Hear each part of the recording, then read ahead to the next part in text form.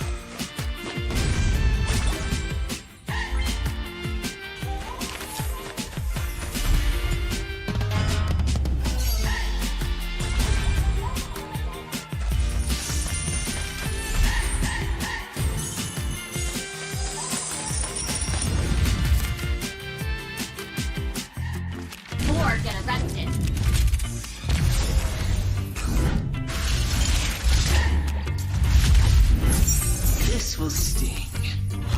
You have my word.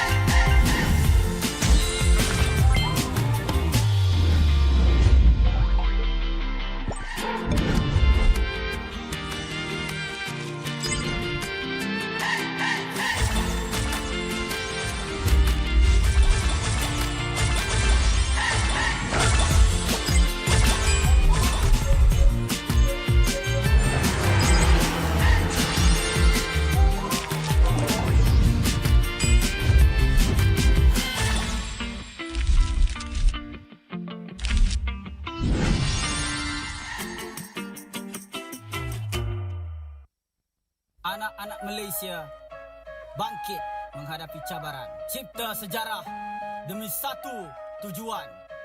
Pertahankan tanah air kita demi kemuncak M6.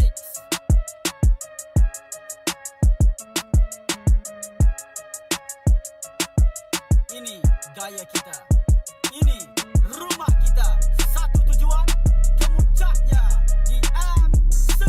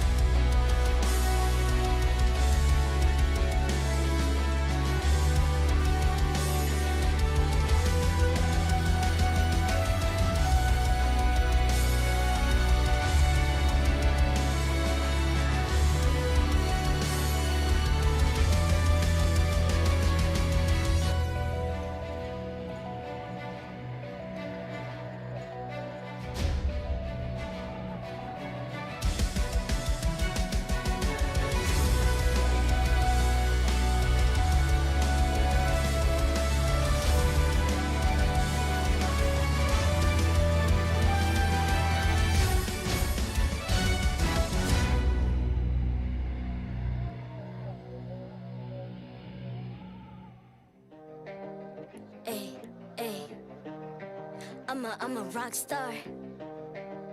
Yeah, rock star. Ay, ay, ay. I'm a rock star, baby. I'm a rock star.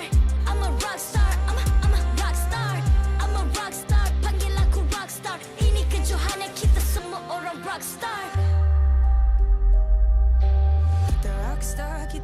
saja gaya kita.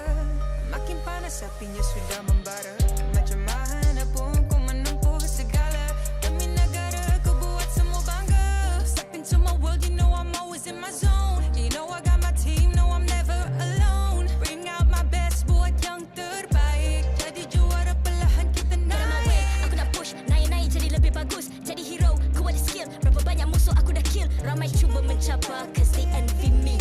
Tiap game aku pasti jadi MVP. Easy. I'm a rockstar, baby, I'm a rockstar. I'm a rockstar, I'm a rockstar.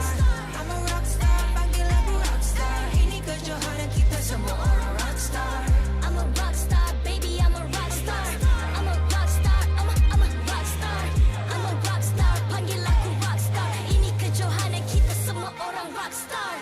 Tengok nanti siapa yang juara. Ni peluang kita bawa pulang piala. This is my game, this is my time. Menang semua, everything will be mine. Kalau jatuh kau pasti kembali. Bangun balik ku tegak berdiri. Kuatkanlah tenaga, ganjaran diperoleh. Ni kejohanan kita, Malaysia memang boleh. Rise up to the top, kita buat bersama. Semangat kita kuat di bawah satu bendera. Ay. I'ma go hard for the win.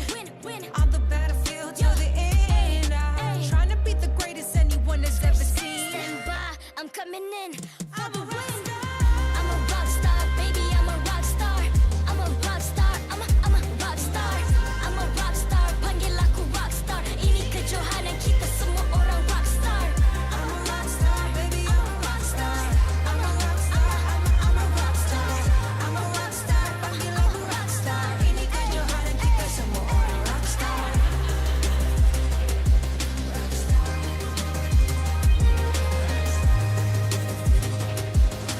Ini kejohanan kita semua orang rockstar.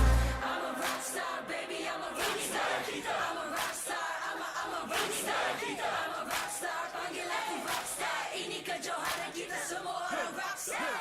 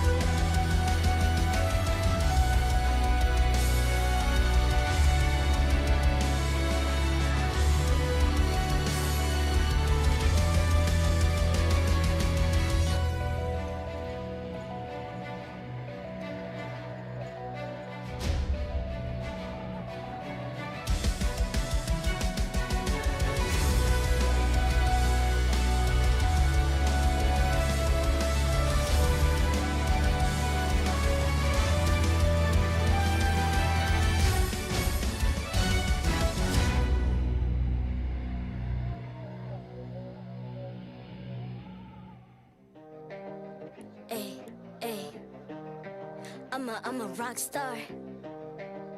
Yeah. Rockstar? Ay. I'm a rock star, baby, I'm a rock star. I'm a rock star, I'm a rock star. I'm a rock star, panggil aku rock star. Ini kejohanan kita semua orang rock star. Kita rockstar, kita buat saja gaya kita. Makin panas apinya sudah membara.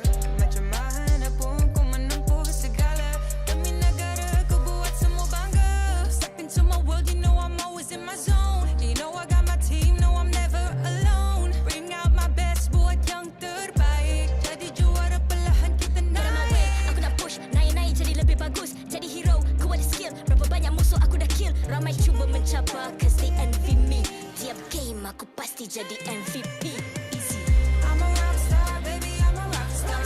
I'm a rockstar, I'm a rockstar. I'm a rockstar, panggil aku rockstar. Ini kejohanan kita semua orang rockstar. I'm a rockstar, baby, I'm a rockstar. I'm a rockstar, I'm a rockstar. I'm a rockstar, panggil aku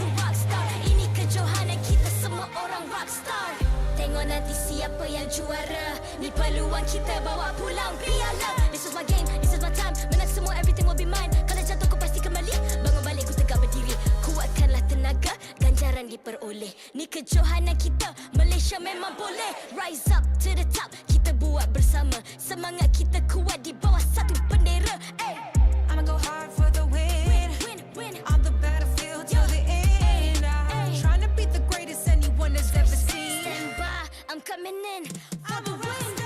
I'm a rock star, baby, I'm a rock star.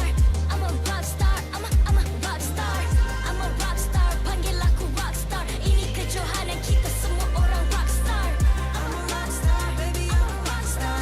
I'm a rock star, I'm a rock star. I'm a rock star, panggil aku rock star. Ini kejohanan kita semua orang rock star.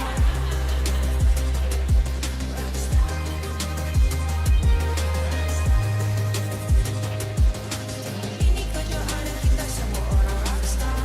I'm a rock star, baby, I'm a rock star. I'm a rock star, I'm a rock star. I'm a rock star, panggil aku rock star. Ini kejohanan kita semua orang rock star.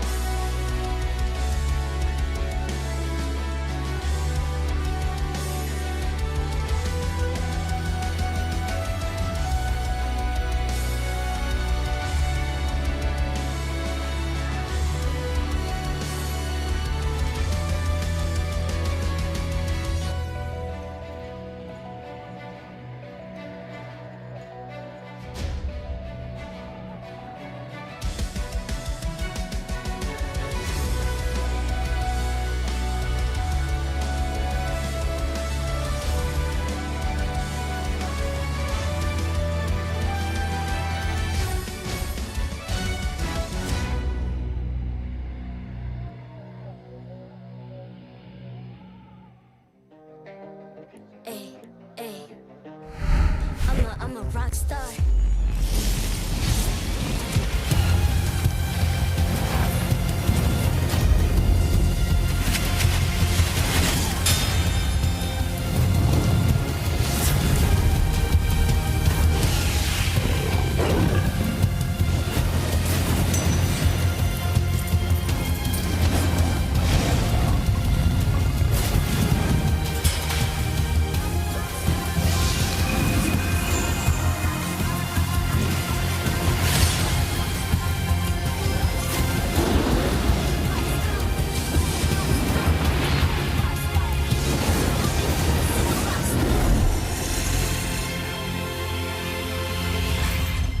MPL Malaysia Season 13 is powered by Muntong.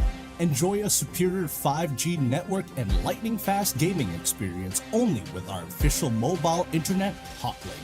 A big shout out to ROG Phone 8, the official gaming phone, for keeping our players at the top of their game. Grind on with Nescafe to keep your gaming spirit going. Thank you to all of our sponsors and partners for your support in MPL Malaysia Season 13. Selamat datang ke Playoffs MPL Malaysia musim ke-13 bersiaran langsung dari Stadium MBSJ Serdang Jaya. Nama saya Rose, host anda sepanjang musim ini, dan hari ini kita sudah masuk di pusingan upper bracket semi-final, which means pasukan-pasukan yang akan kalah di match yang diorang akan main hari ini ada lagi satu nyawa pada hari esok untuk main dekat lower bracket. But I'm pretty sure everybody does not want to play in the lower bracket sebab itu adalah satu jalan yang panjang. Diorang kena menang banyak game and diorang kena risk ada satu nyawa lagi dalam MPL Malaysia. Tapi before I go further into the games today, apa kata kita tengok jadual untuk perlawanan hari ini?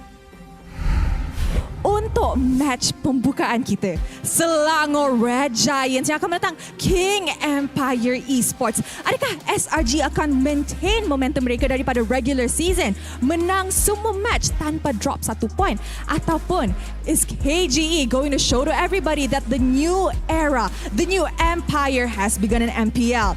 Untuk match terakhir pula, Homebois yang akan menentang RSG MY. Dua-dua pasukan tengah try mendapatkan trofi kedua mereka.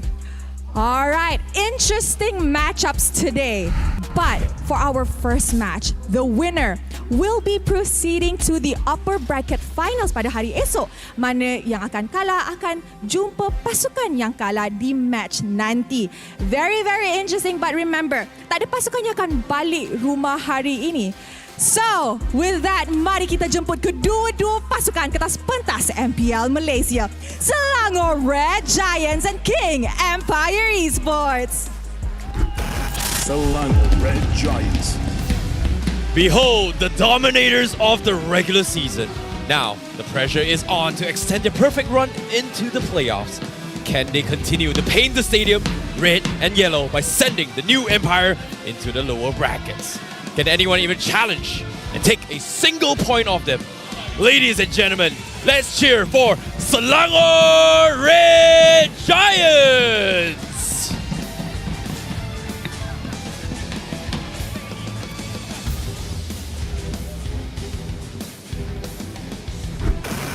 King Empire Esports.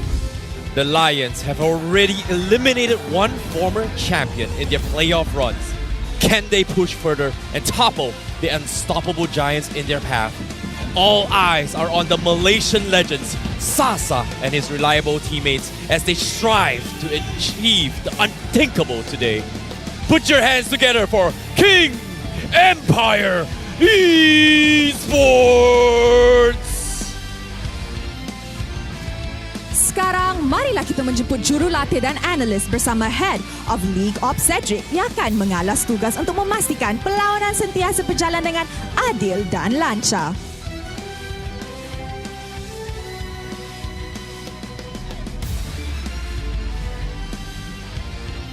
Mari kita teruskan dengan fist bump di antara pasukan sebagai tanda professionalism. Inilah gaya kita. Inilah semangat kesukanan kita. Kawan di luar gelanggang, lawan di Land of Dawn. Wow. Now this will be an interesting matchup to watch. Kita kena ingat Selangor Red Giants still has to drop 1 point as they were the invincible during the regular season. But of course, untuk semua orang dekat rumah, kita mesti ada special something for you guys. So with this join the fight code down below, you guys can get some in-game freebies. So mestilah you guys will also feel the love from your home. And I'm pretty sure everybody dah tak sabar nak start match ni. So let's show it to the casters. And with that, teams, this is your moment. Game on. The atmosphere trembles in anticipation as we welcome all of you back to the MPL Malaysia Season 13 playoffs. You're watching the English stream for day number 2 of the competition here. My name is Mustafa. I'll be one of your commentators for today, and joining me on the desk we have none other than Icy Baby 12 as well as Husky. How do you guys feel about what happened in day 1? I'm feeling great. I think day 1 has already set the bar for the playoffs. You know, King Empire and RSG Malaysia making it through the gauntlet. But today is the true test, right? King Empire, they're taking on SRG, RSG Malaysia taking on Homebois. This is where we see how far can they keep on going. You know, and personally, I feel like yesterday's game was a little bit interesting, right? Who would have thought that all the matches would be this close, considering the fact that anything can happen in the playoffs, and that's the beauty about it. And of course, when it comes to the meta itself, you know, we've got like a hot patch, hot fix in about 3 or 4 days. For teams to adapt is not exactly easy. They need to be fast, man. Yeah, we've had hot patches, we've had hot fixes, but we also have Hot Link right here for all of you guys to check out. Secure lightning fast 5G connection for your MLBB games, as well as enjoy superior 5G network latency and smoother gameplay, all only with Hot Link. Yeah, and what do you know? We have a player called Smooth, who's going to be playing on stage in just a little bit, and definitely that Hot Link package has been helping these teams perform at the top condition, right? We see some very crisp mechanic yesterday, which I personally feel like we have transcended what MPL Malaysia has been for the past few years. You know, that's the thing about how they have been playing over the years, right? Like, people have been growing and pushing. There's so much pressure on as well, especially coming in from the community. Like, we want the best of the best. Like, is this the best that Malaysia has to offer? And every single time playoffs comes in, we think they are the best, but eventually, can they prove themselves? That's going to be my question here, because that's why when it comes to imports here, it's all for the sake of growing the ecosystem here in Malaysia in general. And to see SRG just dominating overwhelmingly here, it's just phenomenal to think about here. But of course, for this guy who's just tuning in as well, coming to stream here, let's take a look at the brackets of the journey so far. From what we saw on day 1, we had quite an upset here with King Empire taking down Todak. And moving on in the competition, they will be going up against Selangor Red Giants to start off today. Besides that, we also got to witness Team Hack ending their journey in the playoffs at the hands of RSG MY, who will be encountering Homebois at the end of the day. I find this very, very exciting because last time Selangor Red Giants met against King Empire, SRG basically 2-0'd them, right? In a pretty insane fashion, but at the same time, KG was also the only team in MPL MY regular season that was able to push SRG to their limit, to their late game stage. And when I say late game, I mean taking one inhibitor from SRG. So if that's the case, perhaps KG can break that record today. Maybe. I do feel that out of all the teams that are left, it is going to be KGE or Homebois who have the biggest chance of maybe stopping SRG's unstoppable streak. But what do you think, Terrence? You know, to be honest, I feel like Selangor Red Giants have proven themselves to be a staple name here in Malaysia. But in between screens as well, here's a little snippet as well. A lot of the pro teams, tier 1 teams from other region, has said that SRG is a top contender because of the fact that during streams, they have this running tradition, 4-0 all the way. But so far, not and single team has ever 4-0'd Selangor Red Giants on unofficial streams. And there are a lot of praises coming in from the other regions, especially coming from V and Vice, who formerly were world champions as well, on their broadcasts. Yeah, I think the Filipino region has definitely shifted their perspective about SRG as a team, right? And not just a team, but also individual players like Innocent, who has been in the spotlight for so long. But we also got to look at the Sasa, which is on the other side of the aisle, because yesterday Sasa was a beast. This guy came online and put KG on his shoulders.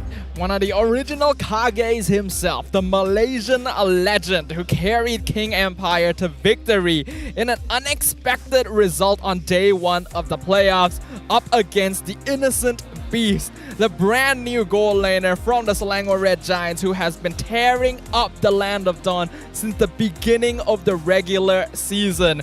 It's going to be a goal lane matchup for the ages. You know, to be honest, we've seen Innocent just performing out of his mind. Like, he's set the record and the bar so high that it's crazy. But I really want to talk about our legend himself. Sasa, he has been playing for the longest of the time, and he's also announced that this might be his last season. Well, he actually confirmed it, saying that it might be his last season to retire. But after a game like yesterday, it's just insane. Like, he just popped off and hard carry all the way through, and it's just ridiculous to see him just retire like that. Yeah, it's always going to be a question whether or not it's truly the case. I mean, we already see the situation with Zorn as well. But speaking of Zorn, I want to know about other roamers too. Zorn, kalau diberi pilihan untuk ideal roamer, boleh tak pilih 3 roamer dalam 3 kategori ni? Okey, boleh. Okay, yang pertama, rotation. Nak pilih siapa? Rotation saya akan letak Yums. Tak dinafikan lah, sekarang dia nombor 1 kan. Rotation dia sangat mantap. I think I will give this to Zorn lah. Sebab dia agresif. Dan enemy macam takut-takut sikit bila lawangan dia. Tapi saya tak. Rotation Yums. Noah. Setup, kemungkinan besar saya akan letak Red Malaysia. Sebab Red Malaysia banyak pakai hero support. Tapi sebenarnya korang tak tahu dia sebenarnya the king of setup dekat MPL PH. Setup Zorn juga. Mungkin Zorn. For setup, it would be Zorn because I think in any situation he is able to catch any hero that he wants. Short call, untuk short call macam susah sikit. Short call, saya lah. I will give this to the roamer KGE. Who the roamer KGE? X-Win kot, sebab saya nampak macam X-Win banyak buatkan playmaker King Empire itu bergerak. Aswin. Maybe Yums because right now SRG dominating because of his shot call. Yums. Impossible! Okay, one more. Let's retake. This is joke, guys. Don't take it seriously. The job of a roamer is a very important responsibility, and we do certainly have some interesting personalities among the roamers here in MPL MY. I do agree with them. I think the names that popped up a lot, Yums and Zorn, are definitely the players to keep an eye on going into these playoffs, and we're gonna get to watch both of them today as well. Yeah, I think eventually we'll get to see those two be pitted against each other at their maximum power, right? Disregarding day one of regular season, I think the Homebois were not on form. But in the playoffs, I feel like we are just one step away from reaching that matchup. You know, when it comes to this playoffs here, expect the unexpected. And personally, I feel like Selangor Red Giants is one of those teams that are not afraid to be comfortable by being uncomfortable. And multiple times now, they have picked off very, very ridiculous drafts that should not work, but somehow makes it work. And that's the beauty about being young. Just not afraid to just try anything they want. And in this case, without further ado, let us introduce the team here. It is going to be Selangor Red Giants up on screen. Alright, we got Selangor Red Giants, the dominators, the win streak. The team that has not dropped even a single game throughout the regular season. We got Stormy, we got Cram, along with Innocent Skies, as well as Yums as the in-game leader. So far, they look unstoppable. Yeah, they look unstoppable. They are currently unstoppable. They are the unstoppable force and the immovable object all in one. But I want to specifically talk about Sekais, right? He is now holding one of the highest KDA ratios in the entire league by playing mostly tank junglers, and coincidentally also the only remaining SRG member from last season. And last season he has some crazy hero picks as well. We've seen Hanzo being picked up against Todak. I think SRG right now are in tip-top form. Now, let's talk a little bit more on the opponents here. King Empire Esports is going to be up on screen here. They played a very, very long game yesterday, but today they are back to showcase us some new things. But in case you're wondering here, they're not going to be having X-Wing in the roster. They're going to have Vitter, and yesterday he was doing really well. Sasa, Dato, Smooth, Reader, Suzuki looks so comfortable in yesterday's games. King Empire ran into a bit of an issue later on in the regular season where it seemed obvious that the way you play around this team is by banning out the pocket picks. The Benedetta from Smooth, the Novaria from Dato, Grok away from X-Win. But I think with the introduction of Vitter, as well as a little bit more practice under the hood, they definitely look a lot cleaner. It seems like they're able to play more aggressive early on, which is another weakness that they had during the regular season too. So perhaps they are in a much better spot now to potentially take a game away from the Red Giants. And to expand on that point, Staffa, I think one of the biggest difference between having X-Win and Vita for KG was the fact that X-Win, even if you give him heroes that can set up fights like Arlet, Edith for example, there's this, it feels like you are still lacking that aggression, right? That initiative that doesn't exist in X-Win. Perhaps that comes down to the shot calling, but Vita changed that around. I think when it comes to the play styles here, it was very apparent after watching Vitter's gameplay yesterday is that he prioritized on the macro aspect of the game, whereas X-Win is looking to disrupt a little bit more and be offensive. And because of the most recent patch, where the first 2 minutes are going to be very difficult to invade, it feels like X-Wing would not be able to utilize that potential. But again, you can see up on screen as well, we've got the MPL Benedetta skin going to be showing you some very cool overlays, or what do you say, graphics or animation, because we are going to be jumping into the drafts right here, right now. It is going to be SRG on the red side, sorry, on the blue side, and King Empire on the blue side. Forgive me, you know, like they're wearing got confused because they're wearing red and you know what? he's wearing blue. I like this a lot. I like this from Coach Arcadia because Benedetta, that one's a no-brainer, right? We can put that aside. We're never going to see Smooth play Benedetta ever in the playoffs. But Edith and Arlet, those were the two picks I just brought up, right? Something that allow KG to be proactive. SRG, they want to eliminate Vita's potential to set up these fights. Yep, and the fact is, they've actually allowed the Novaria through as well. This has been like 100% ban against Detto specifically. So perhaps Detto will finally get to pick it up himself as King Empire ban out the chip. Red Giants going for the Moscow first pick. Okay, this is going to be a comfort pick coming from Selangor Red Giants, and at the same time as well, you know what's really surprising for me is that when we talk about this meta hero chips, right, it was buffed really hard, and a lot of the Roamers hasn't been able to adapt to this hero itself, because when it comes to the new hero, who is comfortable using it as of now? And so far, the only two players that really stand out throughout the entire regular season is Zorn as well as Viter. No one else has played Chips to its full potential. And on top of it all, and there were times where SRG had the Chips open up in their favor, Yums didn't even pick it. Yeah, I think they are just very comfortable with what they have, right? I was looking at the Yuzhong first phase from KG. That was a focus that they really emphasized in that last game against Todak, where they realized that, man, we need Smooth to have a good game, and when he gets a good game, we get a good game. This Yuzhong first pick is something that I think would be more exclusive to KGE, but also you put Baksa in the equation with the recent changes to the jungle, it makes KG's early game a bit more robust. And it's a hero that worked very well for them, considering that Sunsujin did end up going all 5 games with the Baxia. Yeah. So, hey, he's got a lot of practice with it on this stage. Why not bring it to bear? It should be quite effective as well, since we know that Red Giants as a team tends to snowball throughout the early game. So by picking up fighting heroes, King Empire have a better chance.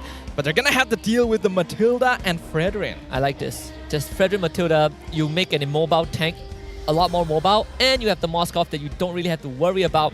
We've seen iterations, right? The Guiding Wind, the Praesos Wrath, Guiding Wind into Energy Eruption, something that SRG is very great with. And you even pointed out in one of the games that Yums is one of the premier Matilda players. Yeah, and speaking of Premier as well, to be honest, I'm a little bit surprised that SRG is deciding to put him on the Matilda this time, considering that he has a track record to become very, very impressive, right? From time to time we hear the Cho, but something is happening here, because I'm hearing a little bit of a breaking noise, because I think KGE has decided to go for the Claude instead of the Natan. Wait a minute, this is not what I was expecting coming from King Empire. And you know what's really surprising about this? They did not prioritize on Dato's heroes as well. I'm surprised they went for the Claude, I agree. I was expecting a Natan for Sasa. That felt like the more direct choice for Ryzen. But, of course, there's a fun fact for SRG. The Selangor Red Giants have only lost 2 Lords in the regular season. What? That's an insane number. Only losing 2 Lords. Like, we knew that they had won every single game in the regular season up until this point, but only losing 2 Lords on top of that is a crazy statistic and shows how dominating they have been overall. Let's emphasize on the statistics, right? So they played 9 teams, so 9, and they 2-0 all of them. So a total of 18 matches, and they've only lost 2 Lords. Some matches have more than 1 Lord, right? If you put it in perspective. So that's kind of insane. But I mean, Smooth also has a great stat, currently the highest first blood in MPL MY Season 13, with 7 to his name. That is crazy. You give him Yuzhong, that amps up the potential of him achieving that, You don't hate these stats. You hate the stats? Yeah, I hate the stats because of the fact that, for a person who have never watched how Smooth has been playing, okay, King Empire might be the ones that actually emphasize on just ganking on the XP lane. But no, most of this time, Smooth is solo killing on his own. Yeah, he is getting those first bloods through 1v1 duels overall. I mean, he used to be called Lord Smooth a long time ago. SRG's only lost 2 Lords. Maybe this time they lose to a Lord. But they've only lost an average of 1.94 turrets on top of that as well. So, yeah, the numbers on SRG are just crazy. I'll do one better. I think they only lost 1 inhibitor in the entire regular season. They did. Let that sink in. Let's talk about this here. What about Lord Dato? Because think about this, he's never made it past the first stage of playoffs.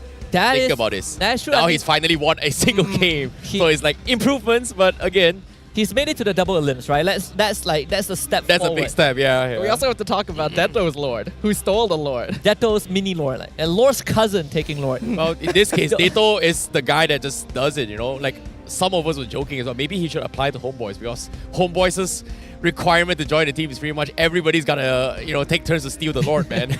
Every single row has done it, but he has done it on a different level. He's played it on the mage, he stole the entire series, and guess what? He stole a Lord while being dead.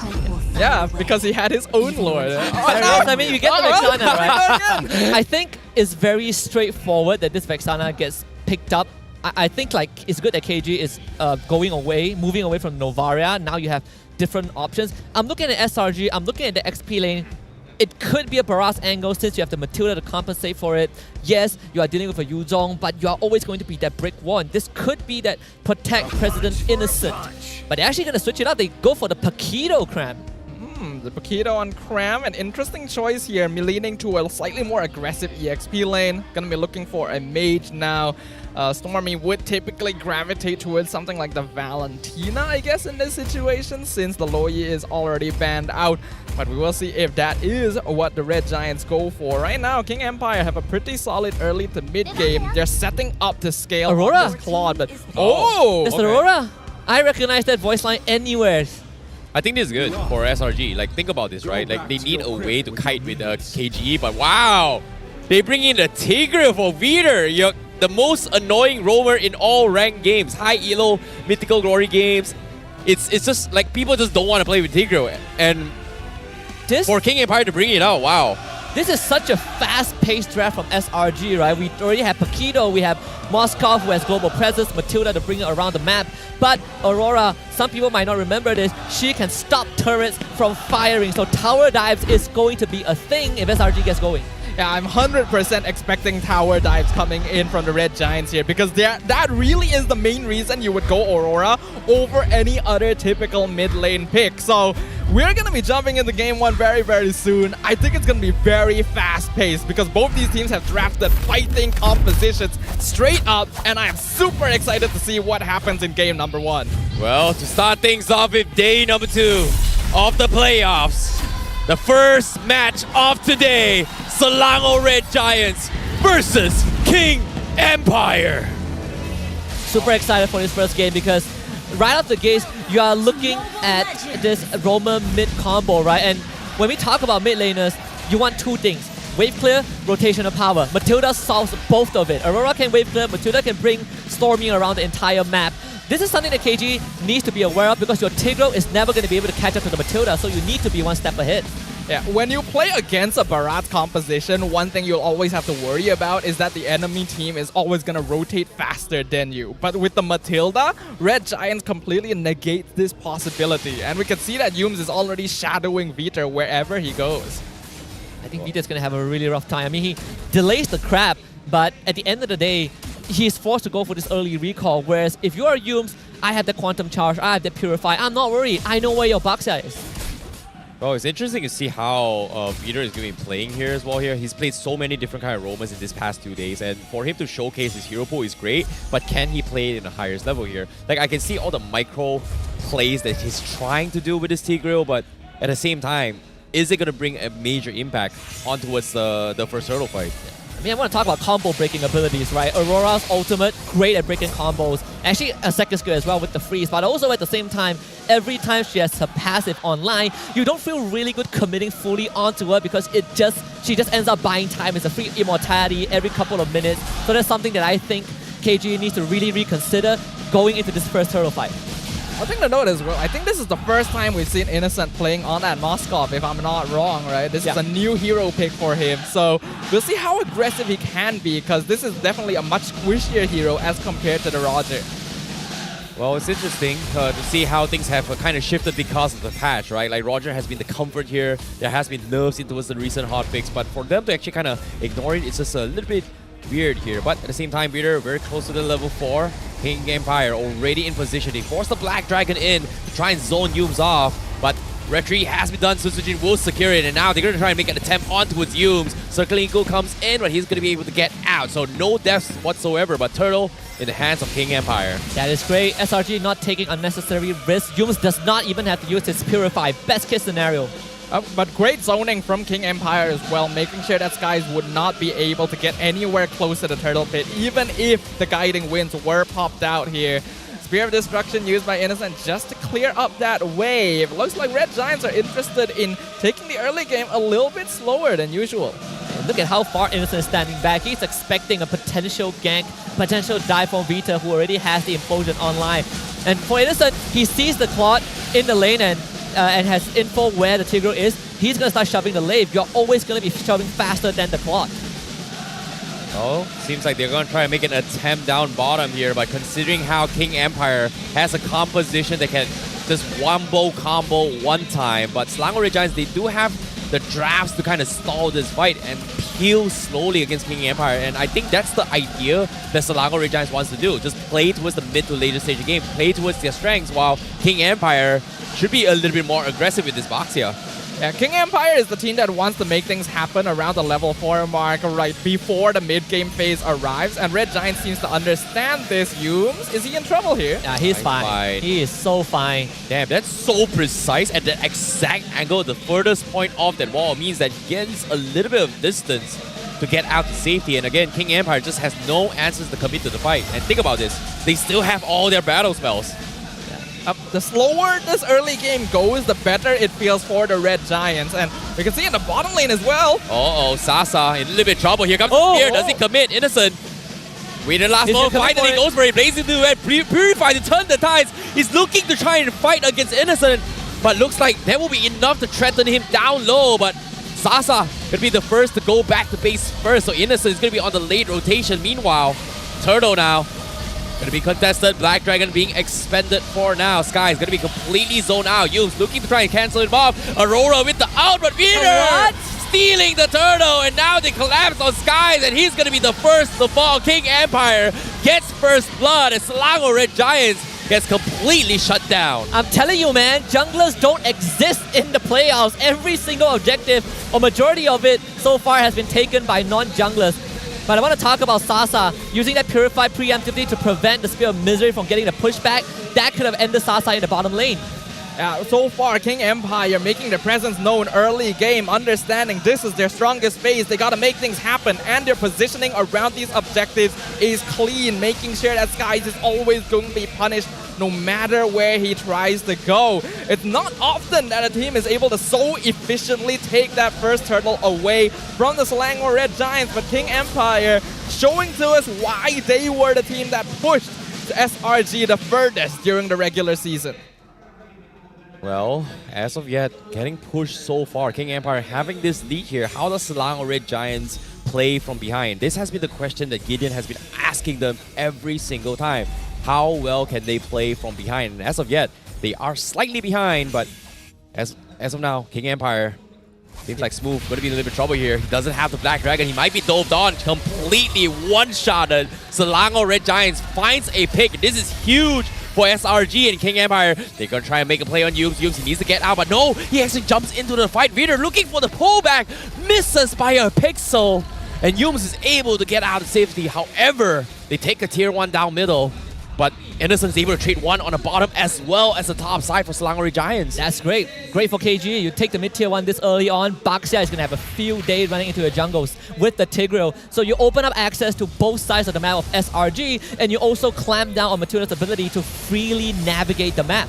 You definitely usually wouldn't want to give the tier 1 away to a team that has a Baxia, but I do feel like having that Matilda allows Red Giants to play just a little bit more comfortably even without this map control. As of now though, they're contesting the Turtle. Turtle half HP. Feeder getting completely zoned out. No implosion. He's going to be the base, but no! At the last thing, he pulls them away from Smooth's combo. King Empire, they need to get out. They made a small mistake, and now SRG will be able to retreat. Sasa with the Blazing Duet chips away at the first passive coming from the Aurora, but he's also going to be able to get out. King Empire losing only 1. Turtle now dropping in the hands of Sutsujin. SRG late to respond, but still King Empire, they sacrifice 1 Smooth. However, on the sides, almost gets one-shotted. But the disengage comes in. King Empire still in the lead. King Empire playing such a good game right now. Very calm, controlled, collected, getting all 3 turtles. But of course, good response from Selangor Red Giants following the protocol. We shut down this Tigreal. We know that he's going to have a big problem getting close to our backlines without the flicker. And even with the flicker, with Matilda, with Aurora, we shut him down. And the fact that no one died on SRG, that's the best case scenario. Red Giants still looking to play for that late game. We can see that even though they've lost basically every turtle in the game so far, the net worth difference is actually nothing. And that is very beneficial for them because it means that they have actually been farming and scaling to match with King Empire, who are spending a lot of time rotating across the map.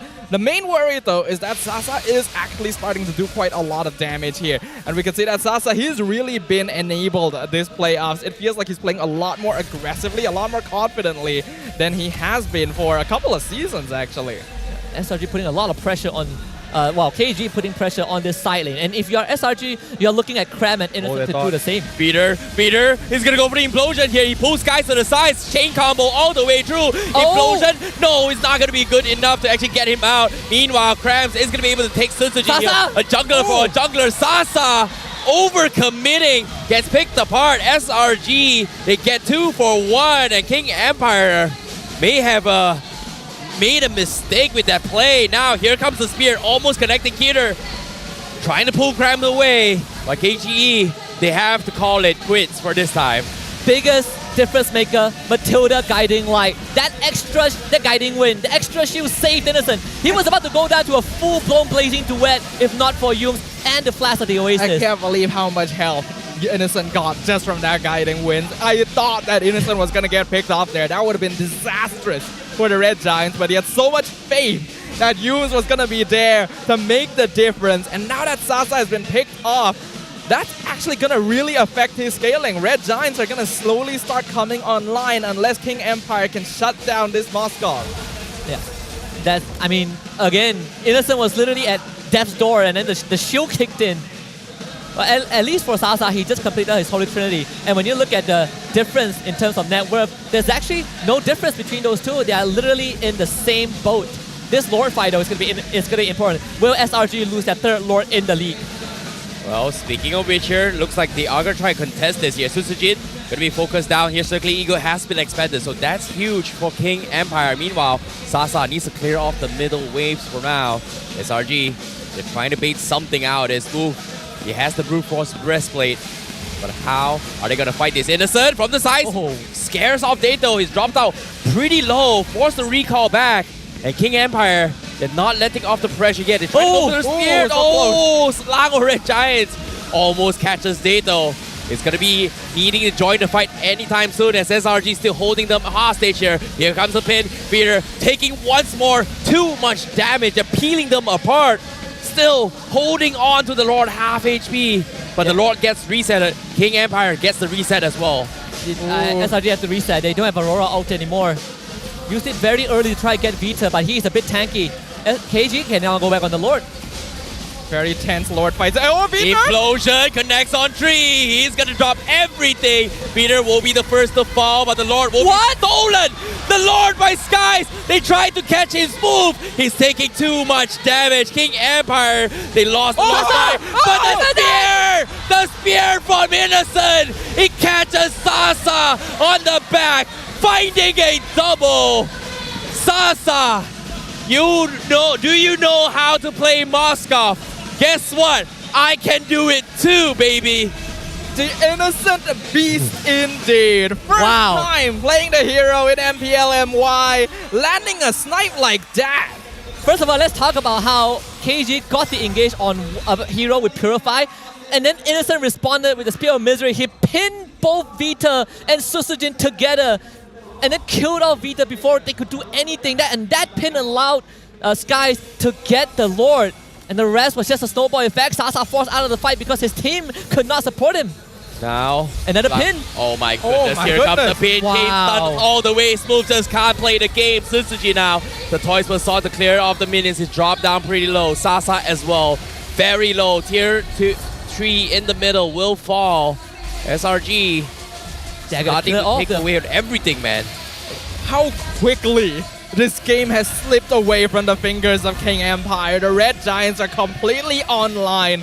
From a game that had been even for 10 full minutes, there's now a 6k gold lead just from a single series of engagement. The Red Giants know exactly what they're doing. Perhaps the biggest difference maker is Sasa, who just got that Winds of Nature. Previously, he was not able to power through Innocent, but then again, Innocent is 5-0. Even the AI prediction is saying that SRG has a 70% chance of winning this.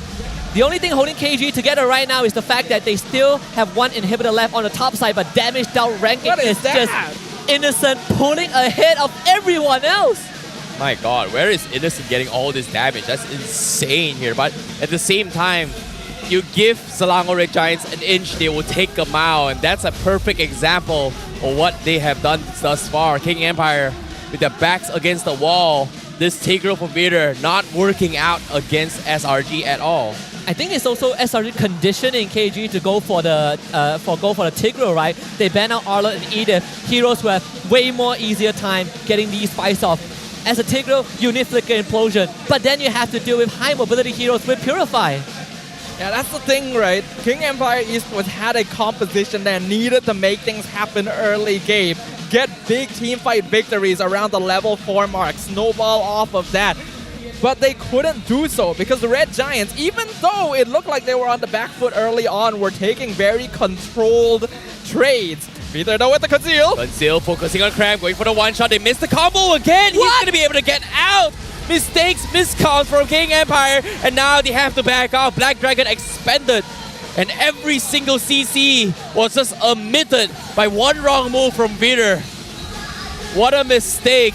And now forced to pick a play, half HP on the Lord Peter, giving the information. Sun Sujin, he needs to run in, but Skies is just zoning him off. And King Empire, they have to just let it through. They have no ults.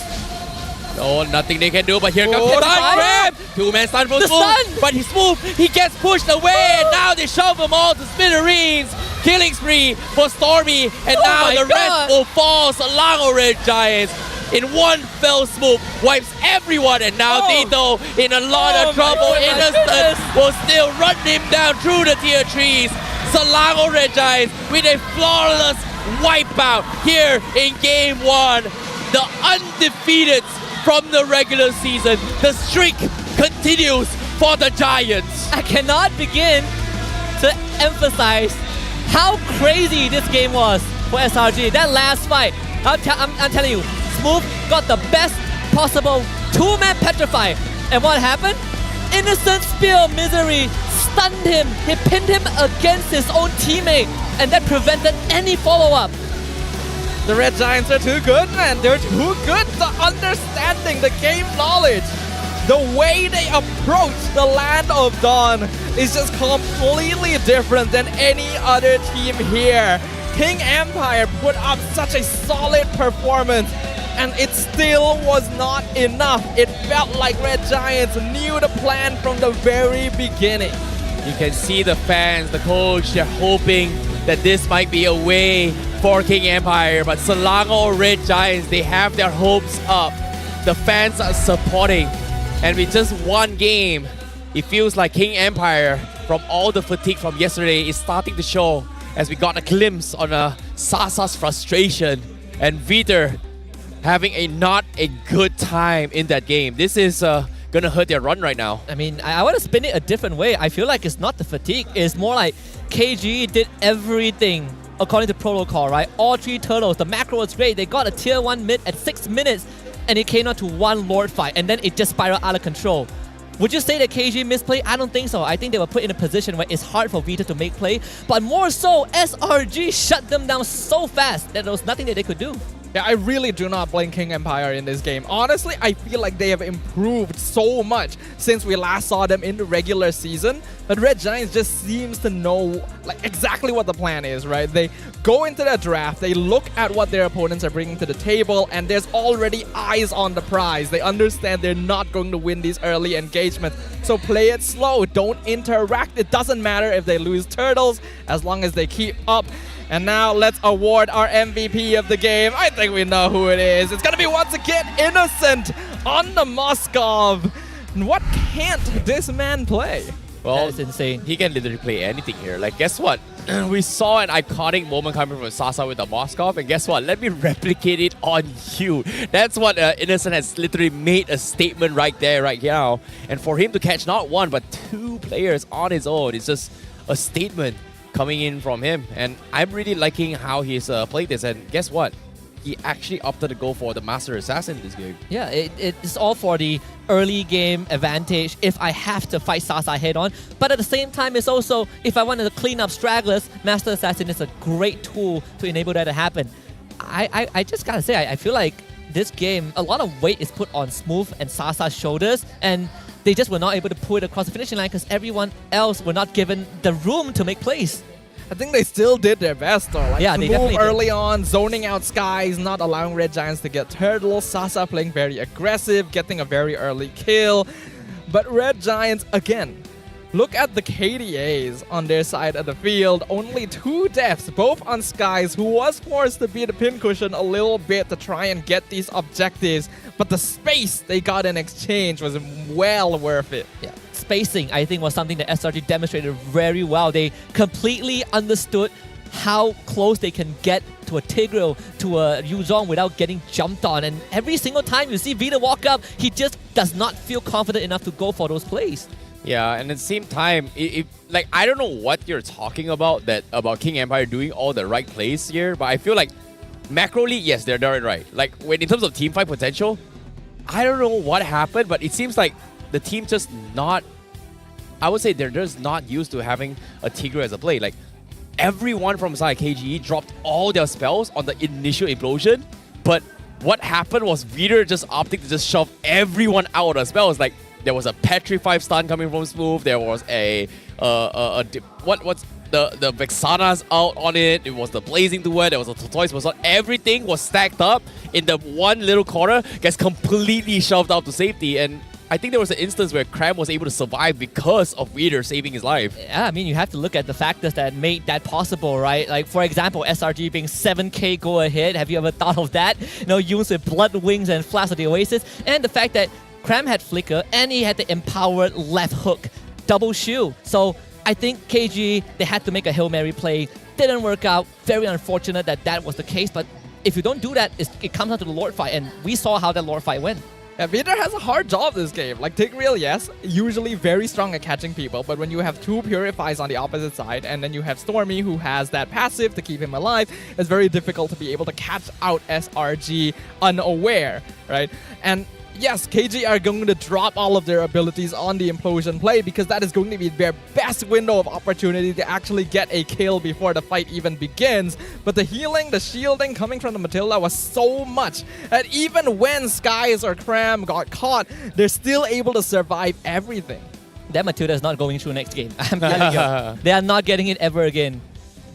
Yeah, it's surprising to see how SRG has kind of adapted in a way where whatever that suits the composition would help them a lot. In this case, normally you don't really see an Aurora in this game, right? Like, it's rare to see SRG kind of play a meta composition, but when they picked this Aurora, it's so good in a sense where, think about this, they needed a way to buy time because of the fact that if KGE drops everything implosion, wombo combo, what's next, right? They can't peel more than like 15 seconds, 30 seconds. They can't really prolong the fight as long compared to how SRG, which in this case, think about this. Aurora has low CDs, Fredrin has low CDs, Paquito has low CDs, which you can kind of peel very, very slowly throughout the fight. Whereas KGE, once they drop everything, very long ultimates on Black Dragon, very long ultimates on the Eternal God, very long ultimates on Implosion, very long ultimates on Blazing Duet, which I think getting this Aurora helped them in so many scenarios for SRG. Yeah, I think Aurora is also one of those unsung combo breakers, right? Everyone talks about Vexana having a Terrify as a great mechanic to disengage, but Aurora, although not having a Terrify, has 2 ways of freezing you, and it includes turrets, and that, I think, makes him so much scarier. And at the same time, compared to a Vexana, this is the only mage, aside from Nana, that has a quote-unquote second life. That second life going to be very useful because, like what you guys mentioned already, the goal of the Red Giants was to delay fights, was to slow them down because they know that King Empire are going to be very cooldown based when they're playing around the Yuzong as well as the Tigreal. So having the Aurora is a stroke of genius because it not only prolongs fights through CC, it also provides a form of zone denial, right? It basically makes it so that you cannot enter a certain part of the battlefield safely, and that's going to really affect King Empire because they have a front-to-back lineup that wants to really dive on the enemy. Yeah, and the only downside of having an Aurora is pretty much like, if you think about previous match prior to this, right, it's always been Nana versus Aurora, Nana versus Vexana to a certain degree because of how much damage output it brings to the table. But I feel like Aurora has taken a huge nerf in a way where if somebody gets right in your face, it's hard to actually save yourself because of the cone shape of the second skill, where if right in front of you, you're not going to get the freeze effect. But if you're far away, you get the freeze effect, which is very difficult to actually anticipate. But with Yumes, maybe he can set himself up to actually make a counterplay instead. Yeah, that's why you saw, like, even when this Matilda being in a composition just enables so many things, right? Like, your bulky heroes are suddenly the most mobile heroes on Earth. Your mage, who already has good wave clear, but is compensated for the fact that, oh, I don't have mobility, is now given that mobility. I think certain line stars have to align for this Aurora pick to come out, but the fact that SRG were getting comfort picks for Yumes, for Cram, for Innocent, for Sakai's, that's more than enough. I think the big question is, what isn't a comfort pick for the Red Giants, right? It feels like their roster is massive. I got one. Layla. Honestly, I would not be surprised if it just suddenly got pulled out, right? Considering Innocent, he really wrecked shop in that game. 826 GPM, 75,000 damage dealt to heroes overall. Suchidin forced to beat a sandbag for his team. And then Yumes having 12 total assists. This game went exactly according to plan. And I think SRG lulled the KGA a little bit into a false sense of security in those early minutes. Now, let's talk a little bit more on the KDAA map and where Innocent is able to find pickoffs every single time, right? He was able to find individual kills here and there, but ideally, most of these kills that he's gotten has always been crowded places where he can take advantage of two things. One, the passive ability, and two, next to walls where he can take advantage of those spears. Yeah, I think the most important kill was actually the second kill you saw on the Claude, where Sasa at that point was at his peak. He had a good lane. He's about to tear out despite the fight. He's about to kill it, and then Innocent doesn't die, and Sasa ends up getting traded out. That point onwards, it was just straight up a steamroll for the Moscow. And it was very unfortunate, right? Came down to that one moment where Sasa really could have pulled ahead of the competition. And you can't even really blame him as well. Going into that fight, anyone would have thought that Sasa was going to win that 1v1, but then the shield from Guiding Winds comes out and just reverses the entire thing. We can relive the moments here in the highlights brought to you by our official gaming phone, ROG, where first blood being secured on Skies was huge for King Empire, but then Red Giants started doing their thing. Yeah, and it's all about playing it slow. If we can't get the turtle, it's fine, right? We cut our losses. So guys going down, that one is more of a necessary sacrifice, but overall, they also put some attention to Smooth. Like, man, we can shut down Smooth. We take him down. We take the sideline turrets. This is the biggest moment of them all. Look at that shield. Look at that shield at the last second. Innocent was one hit away from going down.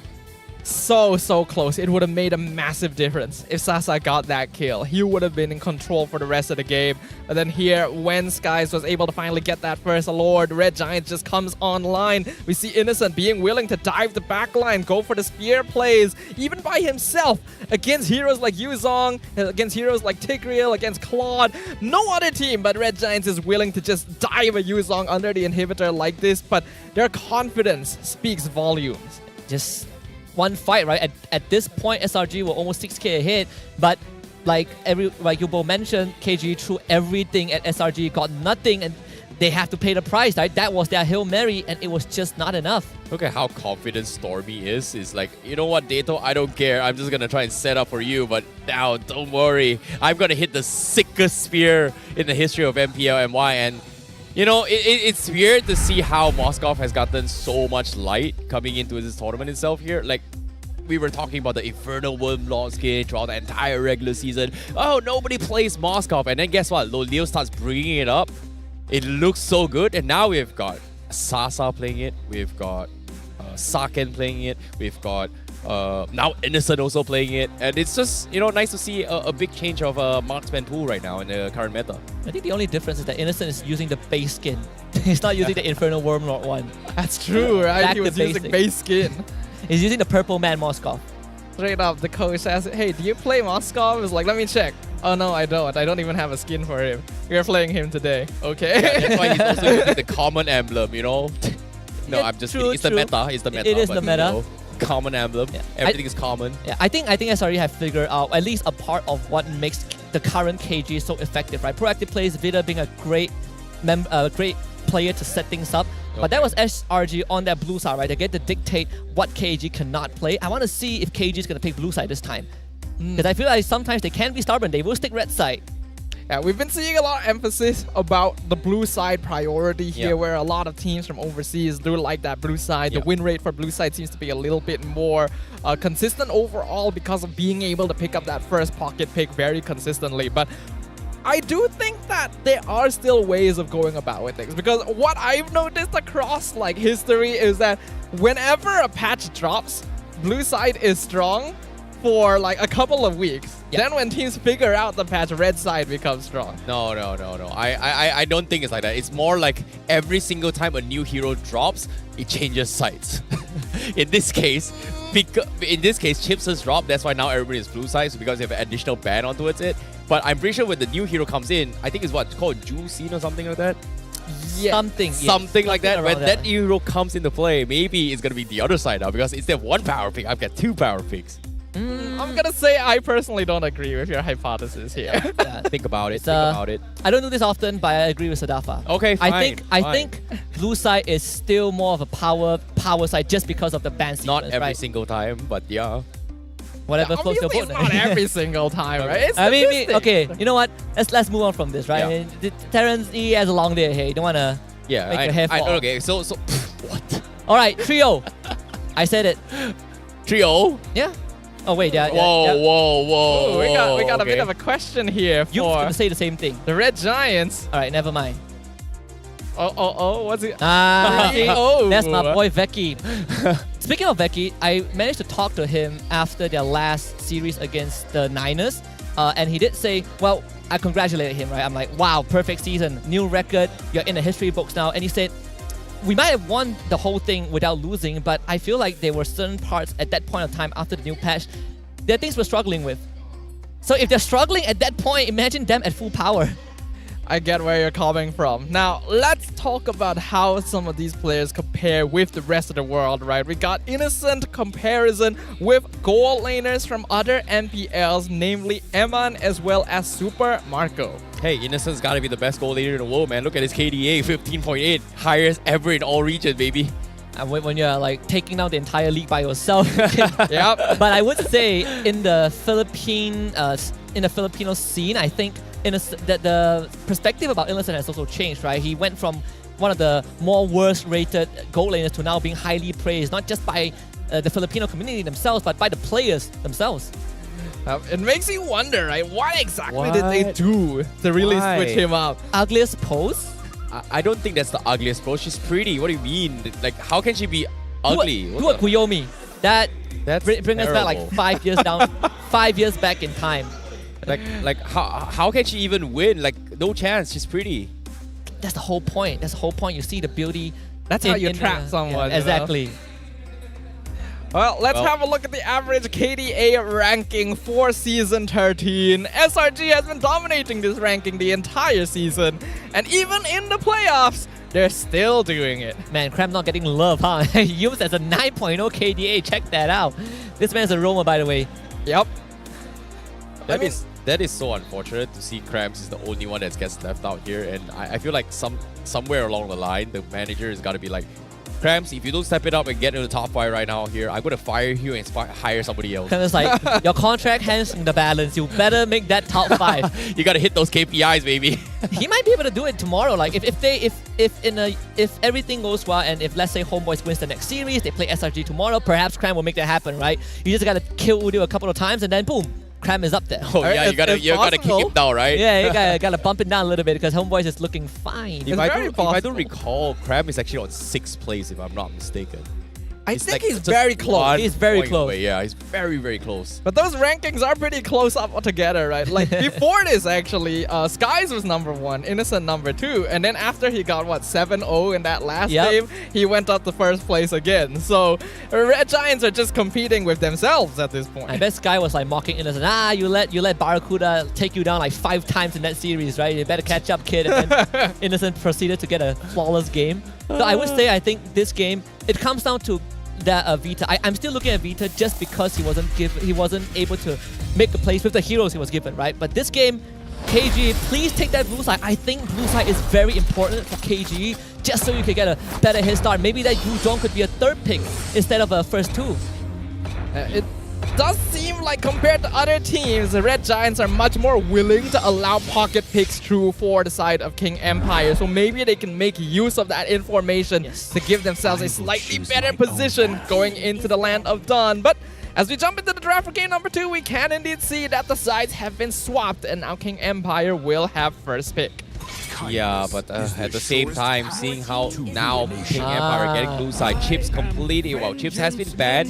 King Empire will get the priority on Moskov this time, so teams have been prioritizing the gold lane this time here, especially the second lane playoffs, rather than the majors or even the Luo Yi, which in this case also been banned out from King Empire. Yeah, some extra layer of pressure, right? Sasa getting a bit pumped up because yesterday he was on fire, but this also means that the Frederick Matilda gets let through again by KGE, and we saw how that happened. I think KGE at this point, you gotta pick your poison, right? You can't constantly be banning Matilda every single game. You just have to admit the fact that, okay, SRG are getting comfort picks, but how do we play against it?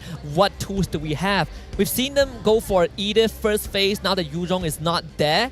I wonder if KGE would kind of fall back to that plan, get Vita a good start. It's a good question here. Like, King Empire are definitely in a position where they can switch things up and dictate the tempo of this draft a little bit. Now that they have the Moskov, now that they know that Red Giants may go for a similar style as what they did in game number 1, now is the time to switch things up. Yes. Looks like they're gonna go for that Edith. It was actually banned out by Red Giants previously, and they'll also grab the Barats. Huh, okay. To see that the Matilda was not banned at all. It seems like King Empire, they're looking to try and extend this, but it's weird to see how, you know, SRG is just getting away with this, considering how annoying the Matilda is in that previous game. And for them to prioritize Ireland over Matilda, I'm really surprised by this choice coming from King Empire. The easiest explanation is that SRG is confident that KG is not going to take Matilda, and KG have too many things to worry about. Would you rather deal with the Matilda or the permaban Harith or the Luo Yi? I think Matilda probably is a more manageable hero in a certain sense, but I like this Barras, right? You have so much single target crowd control. Barras, Edith, Moskov, and Stormy gets his Valentina first phase. I like how Stormy sees the Barats and instantly is like, give me Valentina, give it to me. I want to eat people this game. You see this Valentina come out early, specifically when Red Giants sees that there are good ultimates to be taken away. And in this case, having that Daytona's welcome is going to be very valuable, since it effectively gives Red Giants the Flying Dinosaur combination without needing the hero itself. I think this is actually a flex pick coming from King Empire, because think about it, during the first week of regular season, King Empire, when they first showcased this as well, they prioritized the Barats, which we all assumed Susuji was going to play it, but eventually came down to smooth playing it on the XP lane. So I feel like they're just trying to take advantage of a situation that people may forget that they may play this Barats on XP. Personally, I'm not a big fan of it, but they can still do it. Then KG might need to consider banning Export right now, because SRG, I think there's a high chance to pick it. Yep, Export taken out in the blink of an eye. Last game, KG also banned out the Terizla, so I think, Export remains the same as last game. We'll see the Terizla goes as well. If this Barras has a high chance of getting flexed, which means that KG might be setting up for a potential assassin jungler for Sutsujin, and we might lead into that Fanny, because we haven't seen him play Ling just yet. Fanny might not be so bad here, since Red Giant still hasn't picked up very reliable crowd control, but it's been a very 50-50 hero recently, because she definitely doesn't threaten the early game quite as much as she used to. So we'll see whether they decide to go for that. As Red Giants, will they continue to ban Deto's heroes? Looks like yes, Novaria gonna get gotten rid of. 2 comfort heroes coming in from SRG, from Deto himself, but I've got a weird question here, because I know that the Fredrin has been picked here, and SRG is kind of lean on Sky playing Fredrin. What are the chances they bring in the Nolan this game? Because we haven't seen any Nolan at all. That is correct. I mean, teams are banning Nolan actively. Yeah, they're banning Nolan actively against SRG. But I feel like that's probably not going to happen. I think we want Cram to be someone that is stable, front, like the Terizla is now left open. I'm looking at KG, and I think this Novaria ban is genius, because whatever heroes that I can think of that KG might pick would have good ultimates for Stormwind to steal. Faramis, Lilia, Farsa, Yif, I don't know if we even go down to a Nana even, right? Yeah, they brought the Nana for Deto yesterday. Yeah. So far on track record that Deto has kind of won of it, it has always been the Novaria, and now recently with the Vex. And yesterday, one game with the Nana, so I think they might lean on him just picking the Nana instead.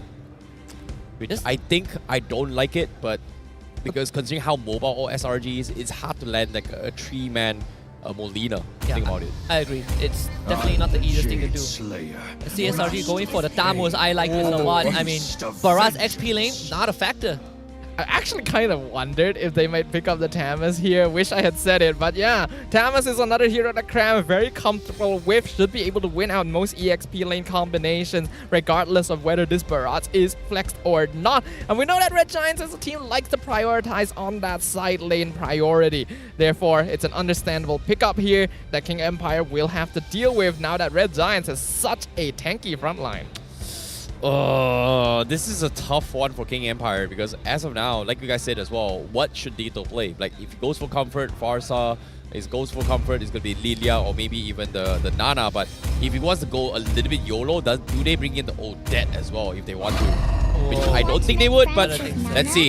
It is going to be the Nana, comfort, Terisla as well for King Empire. So this is a jungle Barat for King Empire. I think you just want the Barat to have a good time, right? Into the Tamus, you're going to suffer a little bit.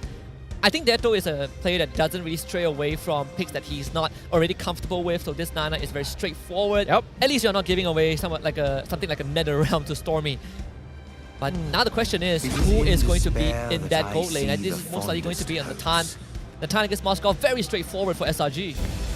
I actually wondered if they might go for the Roger, considering its innocent signature, and it has been left open, but no, looks like they will prioritize the Natan so that they can match the Moskov in scaling, just in case that early game doesn't go according to plan. Looking like a very solid draft from both teams here, but will King Empire be able to take one back against the Giants? Well, it is going to be difficult, but we shall see as the Giants have a very strong roster here, looking to remain undefeated.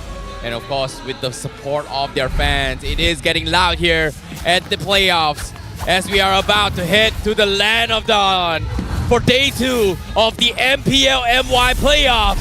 Ladies and gentlemen, game 2, King Empire versus Selangor Red Giants. All right, let's jump right in. KGE this game having 4 flickers on all their heroes except for the jungler, of course. And that means that they are looking to get priority, they are looking to get proactive, they are looking to be the one that forces an issue with SRG. And that has been the case for KGE this playoff so far. But will it actually be successful this time? SRG is still maintaining their undefeated streak for the entire Season 13. And Yumes even forcing the Retri out from Sutsujin already. Like the coverage from Vita and Deto, so even if there's a potential invade, they get to stop it. And Yumes is getting so much info. And that is good for Stormy as well, right? Because you are forcing Vita back, not getting a flicker, which is fine, but Stormy is gonna cash in on some extra experience just because of the passive. Man, did you see the speed at which Yumes and Stormy split apart for that Earth Shatter? Like instantly, the moment they see it, they're just gone. They're out, and they're able to force Vita back. The micro level of these players continues to impress. And as we can see from the emblems, nothing too unusual here, but I am seeing some movement speed and damage from the mid-roam combo of King Empire. They want to make things happen early. Well, seeing how Sutsujin is starting to make a little bit invade here, but it's barely even 2 minutes yet, so there is still the penalty of just taking a little bit more damage invading. So this puts Barat in a very awkward situation. Wow. And because of this, he is actually a minute behind Skies right now. And on the top side, Smooth, he's getting completely zoned out by both Stormy and Cram, and even stealing the Crab for Cram. Yeah, because of Cram's early gameplay, Smooth actually missed out on experience. That's why Stormy is able to go to the top wave so fast to hit that level 40. Stormy probably doesn't even need this wave to begin with, and Yumes is going to be able to cash in on this mid wave, hit that 4 before the turtle. And note that Yumes is gonna hit level 4 when Vita only just hit level 3 as well. Red Giants are battle ready for this first turtle, and we'll see whether King Empire decides they want to contest this or not. Well, let's see, because as of yet, Turtle Dance comes in. Vita, not even 4 yet, but they need to set up a play somewhere soon. And because of Vita not having the Prime Wrath, it is going to be a little bit awkward here. And look at Yumes, he's so confident just bullying them out. And SRG, they're just taking advantage of this EXP lead right now. every time they see Vita use that Earth Shadow to try to catch Stormy, that's a window for SRG to press the envelope. And they're not even in a rush. Rumors is getting all this info. Stormy. Oh no, Gato getting dropped in pretty low. He needs to get out. The Molina comes in the counterplay as well. Will he get the play? And yes, he gets out. Stormy, what a save from Humes. Peter forcing the flicker as well, but he just can't catch him.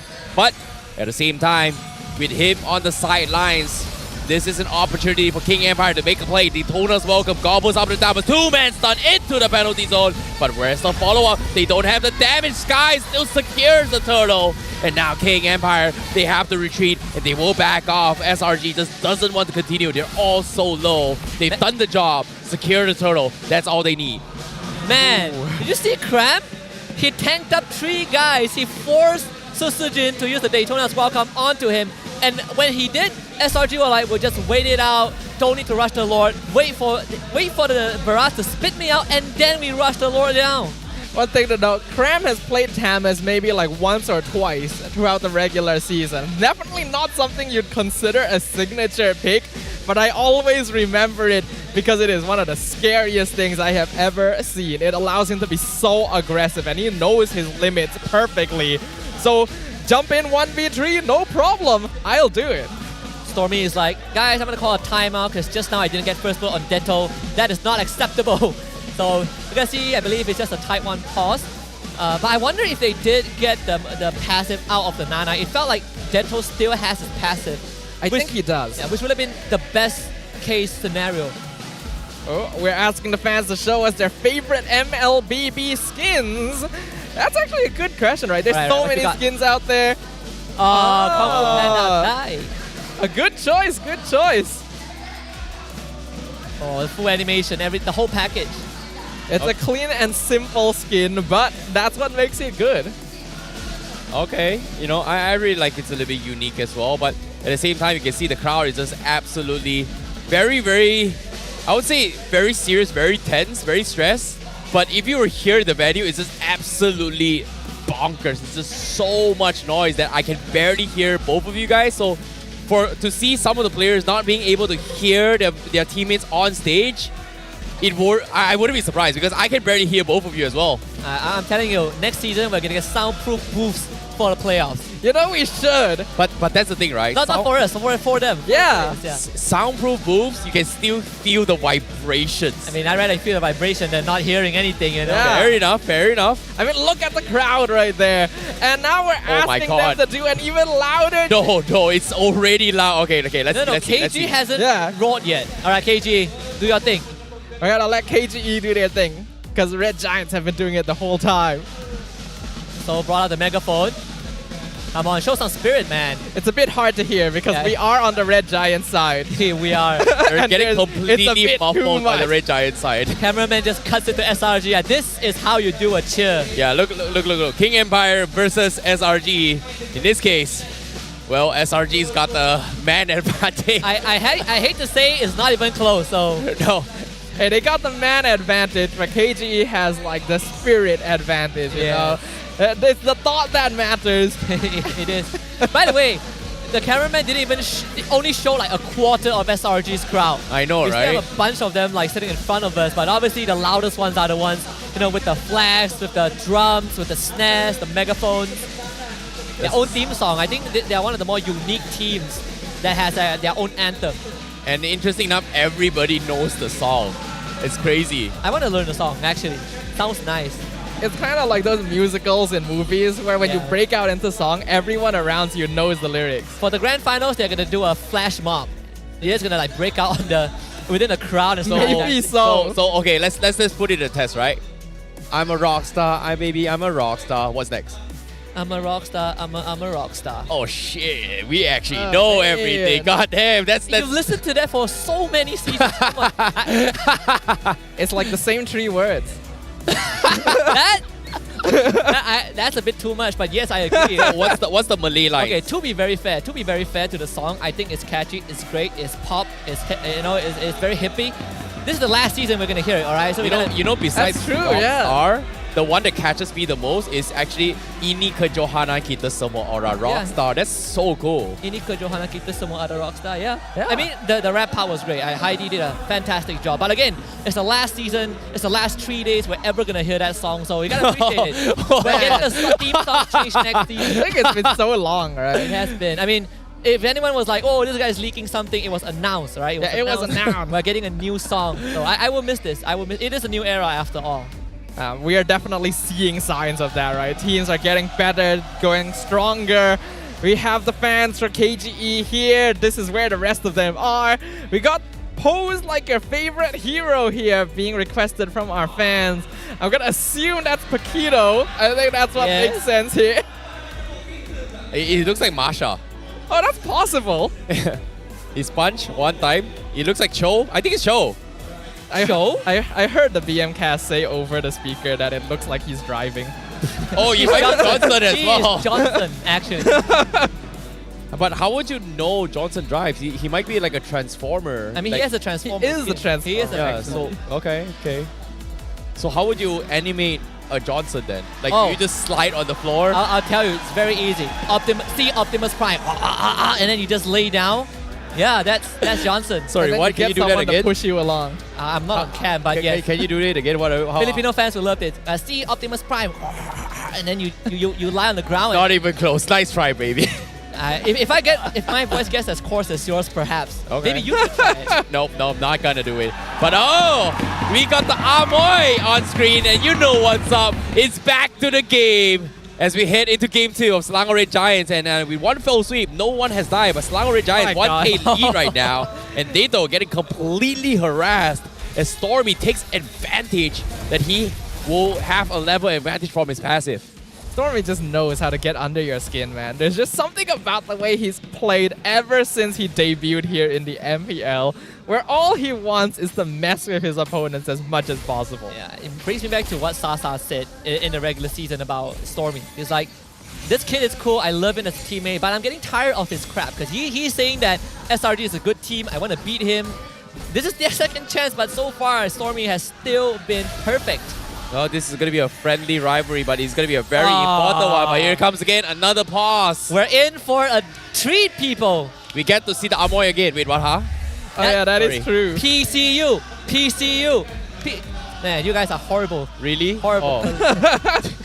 You gotta give us some heads up. All right. I say P, you say... No, that sounds worse. We'll just see you later, bro. We will see you later. You gotta walk out there. We see P and then we say see you.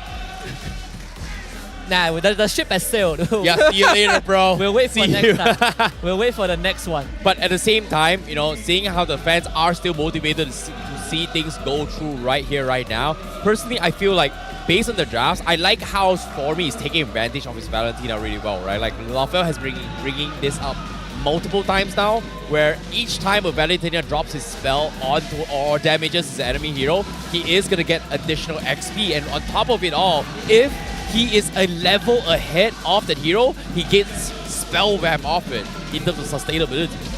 Yeah, it is interesting to see how early on Stormy rotated over the EXP lane. He actually went over one whole wave earlier than they would normally rotate to hit that level 4 mark.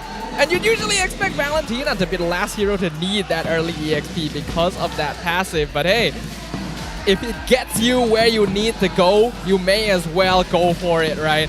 All right, so new KG jersey, how do we feel about it? The previous one, I kind of liked it, but over time, I gave it a pretty low rating. This one, a slightly higher rating. I like it. I think the color is great. I love it. Who is your best friend? Nice, yeah. He ends up finding someone without a friend. That would be hilarious. All right, you better point to that lady beside you. All right, because that's your best friend. You all came to MPL together. Oh, is that? What?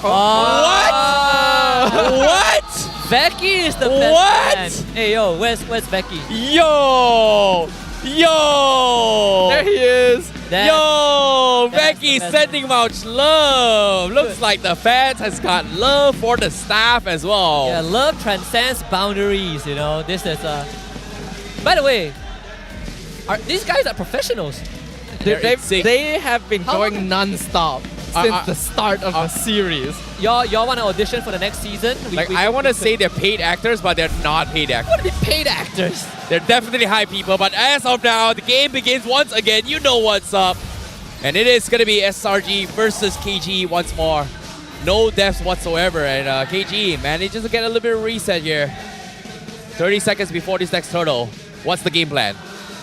Well, looking at the stage of the game right now, only a 500 goal lead roughly for the Red Giants, so basically even as we approach that 5-minute mark. Turtle is going to be coming up in another 15 seconds. And we know that both these teams do have a solid amount of early to mid-game fighting potential, so it is still anyone's game. Cram though. Oh no, Cram getting chain stun all the way through. Beater drops the Prime Morale, but the pokes coming from sides hurts a little bit more. Penalties will come in. Cram drops the Inferno. He might actually survive this, but eventually Smooth goes in for the kill. Finds the opening, and this is huge, but at the same time, they have to go in for the reset here. Turtle is on the bottom side, and Stormy looking to try to harass this, and Dado takes a full shot combo, forces him to recall as well, but he has to decide what does he do. Clear the minions or recall, but this is good for SRG and KG, but KG still gets a pick. Man, it took forever to take Cram down. He'll be back for the turtle, no vengeance, so this is, I suppose, a minor plus point. Stormy won't just got his ult back. I don't think you can contest this as KG. Oh, they're jumping onto Peter once again, just zoning out King Empire Esports. Oh no, Peter now drops Prime Raft. They want to try and focus on Cram once more. Sky secures the turtle. A little bit late with the spear, but now penalties on defensively to get out, but he's going to get pinned away. Wow. It's the stolen one. No, not even a stolen penalty zone. He actually got shut down completely. The chase was so extended. Sasa had no way into that fight, and he knows it. But KGE, you saw that they were just trying their best to peel away from the fight, and SRG would not let them go. And the best part is that Innocent got the kill. Yeah, I think King Empire needed to just back off at a certain point. Once that Daytona's welcome was used and Suchijin realized, oh, I can't spin him back into my team, that would be a bad idea. That's already too many resources being wasted by King Empire without gaining control over the turtle pit. They should have backed it off right there, and they would have been able to get out with no casualties. But that's going to allow Red Giants to slowly build up their lead again. Already 2K just before the 7-minute mark. Yep, now Circling Eagle comes in. They're targeting on Peter. Complete shutdown. Coming in from Selangor Red Giants as they take him out barely a second, man. King Empire. It's just so fast. I know, right? Now, Sutsujin doesn't have stacks. They have to kind of defend against this as Selangor Red Giants starts to kind of cut off all their exit point here, taking so much space of King Empire. I'm starting to get a bit worried right now because SRG, surely you might think that, okay, 2.5, 2.8k goal advantage is not too much, but we've seen Selangor Red Giants work with 0 net worth lead, right? And the fact that they're playing that fast and you see this jungle XP gap is going to be a constant 2 levels until that first Lord, that's something that KG will find it pretty difficult to remedy because what are you going to do as a Baraz? You power farm your jungle, and SRG, they're keeping you away. Susujin, he's like, I need to go into the enemy jungle, but there's nothing there. It's not a good sign because we saw in the previous game, Red Giants knew, oh, our early game is not as strong. We're going to play it slow and scale up, keep our net worth even with the opponents. But in this game, they're playing way faster, right? They're going for that snowball. They're going for the ganks, which leads you to believe that they have a lot more faith in what their team composition can do in game 2. Now, SRG making an attempt here to zone off Ritter. So once again, this turtle going to be left completely untouched by King Empire as they need to figure out where they should be playing around with. But now, Cram taking a little bit of a harassment. But again, this Tam is just super, super aggressive. He's so fast.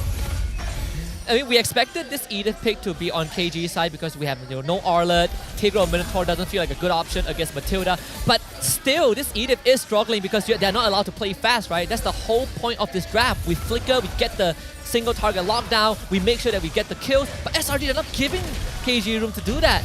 Yeah, even the purple buff as well has been a fight for disaster here. Oh? Penalty zone on the sides, catches Innocent, he's going to be able to get out here. Doesn't even need to purify though, he still has it. And Free comes in, but the collapse comes in as well. Sutsujin taking a lot of damage. SRG still poking their way through. They're trying to force Smooth to join the fight, but wow, seems like they're taking a little bit too long. Cram already used his ultimate, so they are forced to back off. Skies, however, keeping up the pressure. Peter Finding an opportunity, goes for the taunt, looking for a snap, but Vader gets snapped at the last tick. Use will fall as well. A roamer for a roamer. An opening for King Empire for their aggression. Man, Sakai just would not let Vita go. Chases him under the tier 2, slams him with the appraisal scrap. Roamers are trade, but still SRG get priority overall. And that goalie slowly ballooning is now just got past the 3K mark. You could see the way that Red Giants was positioning in that situation. They were really deep in the enemy jungle. They force out the Edith ultimate. They force out a couple of resources. Instantly, they back off. Then they start pushing mid-wave. Once King Empire splits up to go and defend the tower, Red Giants pincers them, collapses onto the backline. Anyone who's left by themselves. Like, the way they execute on these is so quick. So fast. No mobility. Vader with the stun. 3-man into the penalty zone. They have to get out. Smooth now. Doesn't have the backup he needs. Susujin trying his best to kind of set up for a play, but Susujin hasn't been able to do anything despite a beautiful disengage coming from King Empire. So after all that, they only got a flicker from Stormy. Cram did not have to use his vengeance at all. And that's SRG just giving KGE a bit of a taste of what or how much faster they can go. And props to Vita for letting a 3-man Earth Shatter, but that is not enough. It's not going to be sufficient here. King Empire are quite reliant on Smooth's penalty zone to actually get any sort of AoE engage because Edith is very single target focused, and that's what Red Giants are using, right? That's the reason they're just running as 4 or 5 men at King Empire. They understand as long as they know where Smooth is, they can't be punished. Now Cram is going to pop the Inferno. He's going to try staying his way through. Meanwhile, Dawn already secured for SRG. And Cram, despite being dove on, guess what? One small button is all he needs. He flies back to safety. And King Empire, once again, not able to do too much. Sitsujin left completely unaware of what he should be doing. Now Vader with the damage coming in, forces the primer off, narrowly escapes. Can they make the power play here? Again, the Matilda, the gliding wind, just making it so difficult for Sitsujin to get into the fight. Yeah, Fredrin, I've never seen Fredrin that graceful before. Just fly like a butterfly, slam like a bee. That is very correct. These are hit and run strategies from the Red Giants. They're confident, they're comfortable, they're just doing it again. Oh no, Circling comes in, Innocent tries to go in for the entry, goes for the gliding wing, gets out the safety, and King Empire, they're struggling to find a pick. They're losing members, and now Smooth will also fall. A big catch from Innocent. Vader getting kited around here. Tier 2 will fall. Oh my goodness. SRG again, Innocent finds another one. Wow. My God. The Empire is just melting. He entropy forward, purifies, breaks Deto's passive, and entropy came back up before they even broke the tier 2. The Empire is crumbling. The walls are crackling. Are they gonna fall as the crystal dropping half? It is gonna melt. And that is gonna be game 2 in the hands of Selangor Red Giants. Match point for the Giants. If you think game 1 was close, well, if you think game 1 was dominating, game 2 was not even close. It's just too much. The Red Giants, the way that they're playing this is on a different level entirely. Where they were keeping it safe, paying respects in game number 1. In game 2, it was pedal to the metal. All hands on deck, not allowing the pressure to let up for even a single second. We wondered whether or not the Red Giants would be able to keep their momentum going after an undefeated regular season. And it turns out it's not even a question. You know, I mean, they nullified Vita. I think that was a key point in the series so far. You know, I think it's smart that sometimes Selangor Red Giants, they target specific players that just completely shut down from there and here. And in this case, there are some teams they focus on junglers, there's some teams they focus on the XP laners, there's some teams they focus on gold laner. But this game, focusing on a roamer is such a rare thing because most of the time it's right in front here. But for Vader being the first point of entry for Selangor Red Giants and still come up on top, it's just really, really cool here. But at the same time, let's talk about the MVP for this match here. Who is it going to be? It is going to be none other than Innocent once more. You know what? We should just hand him the MVP of the regular season award, the finals MVP award. At this point, it is just way too good. Obviously, it's a team effort, but the fact that he is able to shine when given the opportunity, he takes it above and beyond. That is a skill that really separates you from a normal player and an amazing player. We call him innocent, but he's certainly guilty of stealing every title available here at MPL MY. His score may not look like much, but having a 900 GPM meant that he knew how much he needed to farm and when he needed to join the team fights. And when he's in there, he just shoots you a couple times, all your health is gone.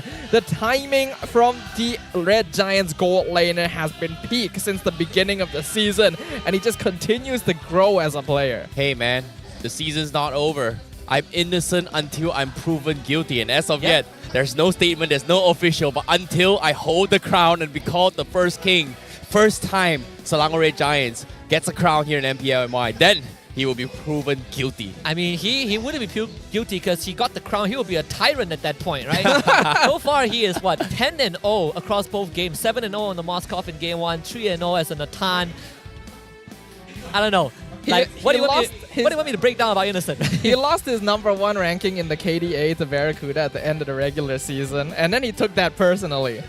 Coming into the playoffs, he's just going for that KDA here. But we gotta give props to the rest of the Red Giants as well. Hume's continuing to save everyone who's out of position. I think Cram especially played a massive role in this game because I want to follow up on what you mentioned earlier, Terrence, about choosing which player to target. In game 1, Viter was focused heavily to make sure he couldn't set up implosions. In this game, Cram was assigned to Smooth. Jump on this Terizla and he can never catch anyone with penalty zone, and then the rest of the members can deal with Viter by themselves. Yeah, and at the same time as well, I really want to talk about the itemizations coming from Skies now as well. He actually opted to go for the tough boots and then going in for the brute force breastplate as well as the Oracle, right? This is a build that I think has been really, really popular in the recent scene, but what really makes it very interesting for me is that he is going to be able to have extra resilience, right? So the reason why junglers kind of get kited around getting focus fire throughout the entire fight is because of the fact that you want them to miss retreat. But because he's got so much resilience that's right from the get-go, especially when he got the brute force breastplate prior to the first turtle, it's so hard to just drop spells on him without him missing the retribution, because it's reduced to about 50 to 60% of all CCs. Yeah, I want to also quickly bring up a point that I discussed with LaFell, I think a week ago, where we were going through Fredrin, right? How Fredrin has evolved as a hero. He's an all-rounder. Sure, sometimes you look at his win rate, you're like, man, this guy is below 50% win rate because everyone's using him, but he's just good all around, right? He never really has a fall-off point compared to like Baxia or Barats, but at the same time, his build has also changed from, I'm going to go Molten Essence into Garden Helmet and straight to Brute Force Breastplate, Oracle, full-on cooldown. The more I spend my energy eruption, the more annoying I can become. Yeah, now for him it's just rushing Brute Force Breastplate to prioritize his resilience, and then Oracle because you've got a Matilda to get more shields, right? So in this case, I think the biggest changes when it hit Fredrin was that he's got increased cooldowns, and Oracle provides a lot of cooldown reduction, which actually helps him a little bit more. And in this case, players like Sutsujin, in this case, I think Barats was one of the heroes that got affected heavily, where we saw like War Access priority into Brute Force Breastplate. And now it's like you can't really do that anymore because you are going to be so squishy. And Barat's not being able to do that means that he's not going to get super ahead in the early stage game. It's an item build that helps out a lot because, like you mentioned, Barats is no longer quite as tanky as he used to be after the recent patch. But Fredrin also got nerfed in the fact that his energy eruption has a slightly longer cooldown than before that make him less sticky, right? So that's why having cooldown reduction on items like that Oracle is a lot more useful because it allows him to retain that sort of presence during team fights as compared to before. It's riskier because he's not going to be as tanky as if he went for Curse Helmet, Dominance Eyes, Guardian Helmet. But when you have that Matilda, when you have this sort of confidence in your micro play, why not? Yeah, I think at the same time it's also how Cram, the damage he took was almost the same as, you know, what Susujin and Vita took in that previous game. And primarily SRG, Cram is more of the tank than Sakai's is, which is pretty ironic. But when you look at the total healing, it gives you a very good indicator of why SRG's draft was such a big threat.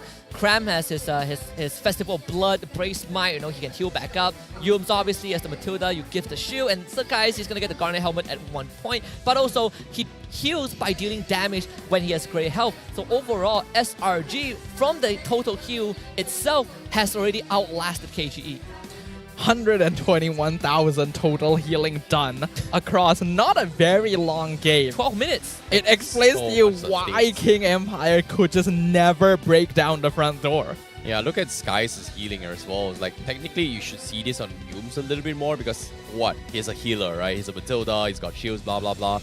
But for Skies to have the Oracle, it just helps him get so much more value from his damage output as well. So I think now it's gotten a stage where it's all about sustainabilities and the meta has kind of shifted into Enchanter style. But who can actually utilize this the best around this Oracle build rather than the usual Brute Force Breastplate, Anti-Kiras, or even the Radiant Armor, which I think it's not as strong as before. Like, even nowadays, like, people have strayed away from Dominance Eyes and rather prefer a Plate Armor just because it's got more physical defense compared to a Dominance Eyes, which I feel like it's kind of expensive for the value it gives compared to the previous patches. Yeah, I mean, Dominance Eyes understandable, but I think Radiant Armor is very conditional, right? People sometimes go Athena because you just block the initial burst. Even when you look at the Hall of Fame, Vita being a sandbag is more of, there's not much choice, right? Like, Smooth wants to be that, but Smooth, someone has to tank the damage and you need to have your teammates start the fight. Problem is, both of them were not given that space. I mean, the one time Smooth got like a 3-man penalty zone was a fight that they barely got out from without a single kill. Yeah. I think KGE might have to actually start considering a Matilda ban. They actually should as well, considering how SRG has been very, very pixel perfect in all their plays, right? Whenever they approach a fight, they're always pixel perfect. They know the exact distance to kind of gauge. And I feel like you brought up that point where KGE was, oh, they got a very, very nice fight from opening from Reader, 3-man penalty zone. But that's the thing. For a Barat, if you're not pixel perfect and you're like a pixel away from that fight, you're not going to be able to join the fight in time. And because of that, it kind of broke the chain of layering that they need to combo against SRG. It just gets completely disrupted and forces KGE in the point where they're just left helpless because he can't do anything.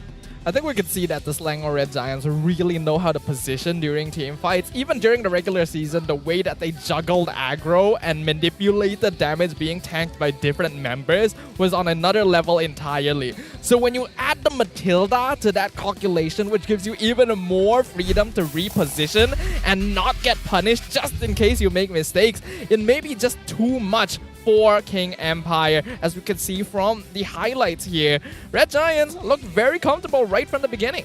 Yeah, this one, look at the commitment that Smooth had to go for. He committed a flicker to take out Cramp because Cramp didn't die due to Yums. And that itself is an indicator of how SRG has already taken the small lead, even though it's not showing in the goal graph. And then they start snowballing. They take objectives, they take fights, they take these extended fights, which is only made possible when you have someone like a Matilda on your team. And KGE, once you run out of cooldowns, you just have to run.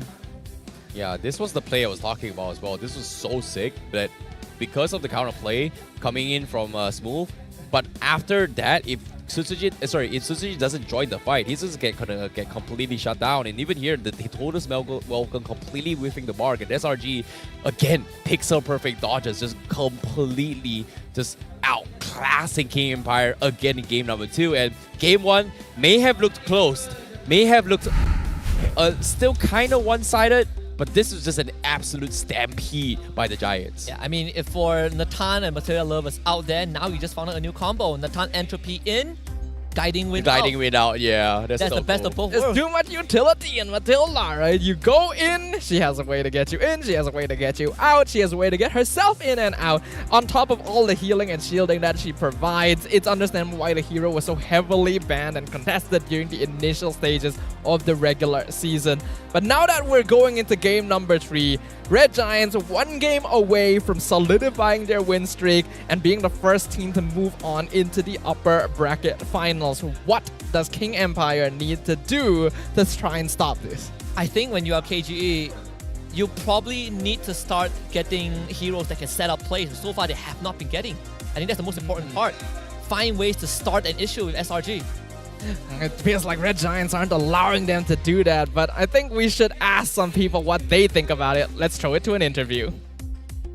Terima kasih kepada caster-caster kita. Hai semua, this is Rose once again. Dan sekarang kita tengah buat sikit interview dengan mewakili ataupun representative dari kedua-dua pasukan ni. So, kita ada daripada side SRG dengan KGE. Let's start with you dulu. Hi, what's your name and can you bagi tahu semua orang apa yang you buat dalam KGE sebenarnya? Okay, nama Yin. Saya brand ambassador untuk KGE. Apa yang saya buat lagi Saya rasa saya buat menyemak je kat sini kot. Oh, kalau you buat macam tu, apa kata kita tengok kat sini pula? SRG, okay.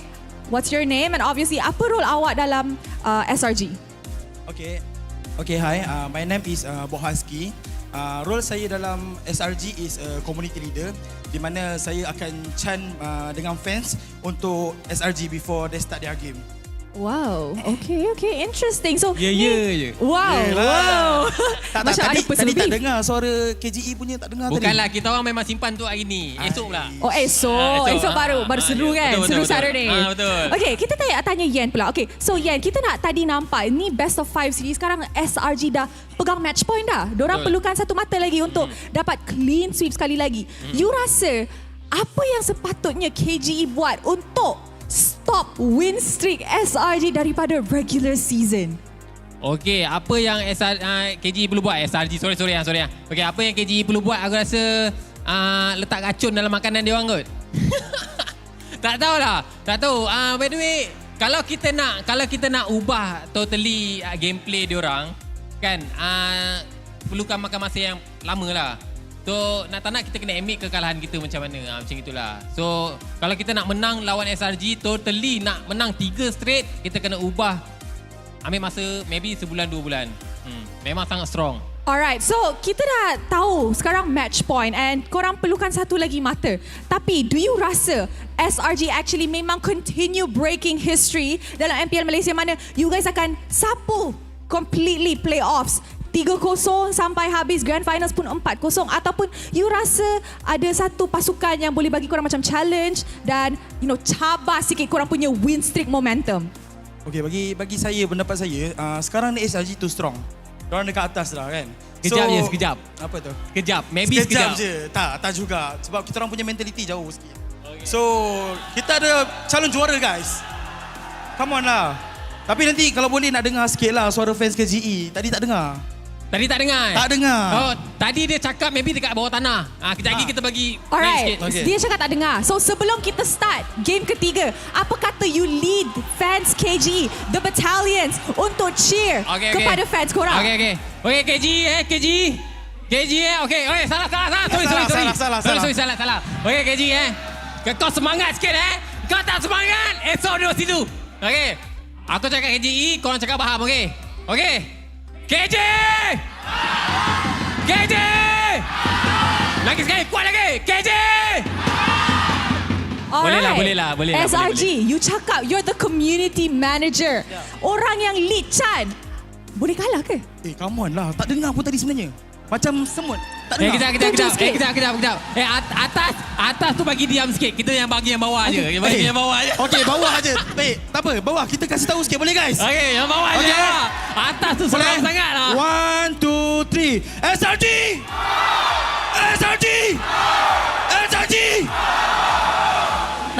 Main tipu. Nak dengar lagi tak? Okay. Lagi sekali Kau kuat-kuat jangan malu aku. Tolong sekali je. Aduh. Okay. KJ!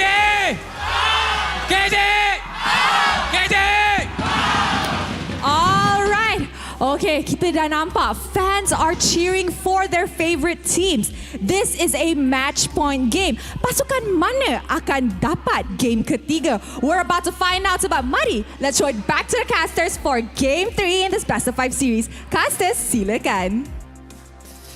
It's heating up in MBSJ Stadium right now, ladies and gentlemen. Fans of both teams are very eager to find out how this match is going to conclude and whether or not King Empire Esports will be able to halt the momentum that has carried the Red Giants throughout the entirety of Season 13. I personally feel like there's a bit of an outclassing going on here. But how about you, Terrence? What do you think? I think King Empire needs to figure out what they should be focusing on as well, right? Like yesterday, they were able to kind of figure out what works and what doesn't work internally.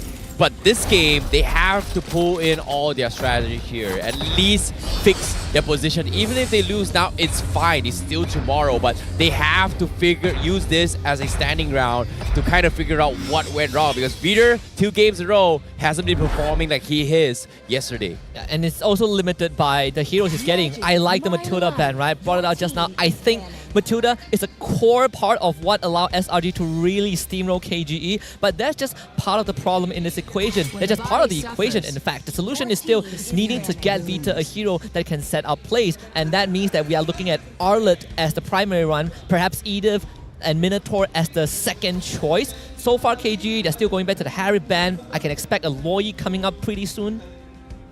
Yeah, Loi should be eliminated here. It's a bit too effective for a team that... What? Ooh, they banned the Minotaur instead, so they're trying to focus down Yumes in this game. But that Loi could be a big problem against a team like Red Giants.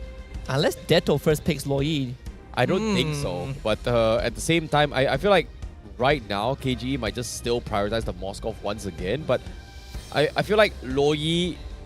I don't think Deto has a good track record with Loi. I know like Stormy, the Mage Prodigy, can play anything here. He's close to becoming the king of Mage in Malaysia. But again, flawless run for him. He's played almost every single Mage he's played so far has had very, very high impact in games. And I feel like SRG has put him in a spot where they like to put him as a flex role in terms of draft, just because of how big his hero pool is. But you have a good call here. Loi being banned out. KGE now, do they still go for the Moskov or Sasa? 2 games now, not having the perfect game as a goal laner. You probably go Arlet here, right? I feel like you need to set Vita up for success first. You need to allow him, you need to give him a hero that can be aggressive early, that has big impact moments, like Arlet with the final slash. And it can be a flex pick, although for KG's case, I don't think Smooth is going to play Arlet anytime soon. But if you first pick the Moskov here, there's a chance that SRG just takes that Arlet away. Yeah, that is the worry, right? I feel like Arlet first pick would not be a bad idea for KGE, but I don't feel like they're the type to do so. They do go for the Fredrin, and we can see someone in the crowd showing us their favorite skin. It's Captain Levi himself. Yeah, I like that skin. That skin is so good. Levi Ackerman. I just wish that... wait, if I'm not mistaken, Levi is a Martis, right? Yeah. Yeah, okay. So I just wish that the Martis has longer animations to show how cool Levi actually is. Actually, the animations are longer. They're just sped up, so they don't take the entire game. Yeah. I wanted to be taking the entire game. That's the thing, right? For me, it's weird to see an Attack on Titan skin not on Fanny. I mean, to be fair, Fanny does have one. Yeah, she has the Mikasa skin. It's more like when we see Fanny getting picked, no one uses that skin. Okay, fair enough. True. Yeah. Fair enough. And I tell you, now that you brought it up, last time we saw, the first time we saw it was actually KG against SRG, game number 1. Sushijin got Fanny, but uses the Aspirant skin instead. Alright, yeah. Yeah, we were there. And we're like, oh, if he used Mikasa instead, he could have been able to take down the Titans. But no, in this case, King Empire do actually get the Arlet along with the Novaria too. So they're pulling out all the stops here, knowing that this could potentially be the last game of the series. They are gonna go down swinging. But when you have a Valentina and Yuzong in the hands of Cram this time, Red Giants are looking to respond in kind. The Valentina pick was already very smart because I feel like Arcada saw this coming from a mile away. We're letting the comfort picks through, so we pick heroes that can utilize what KG is going to come up with.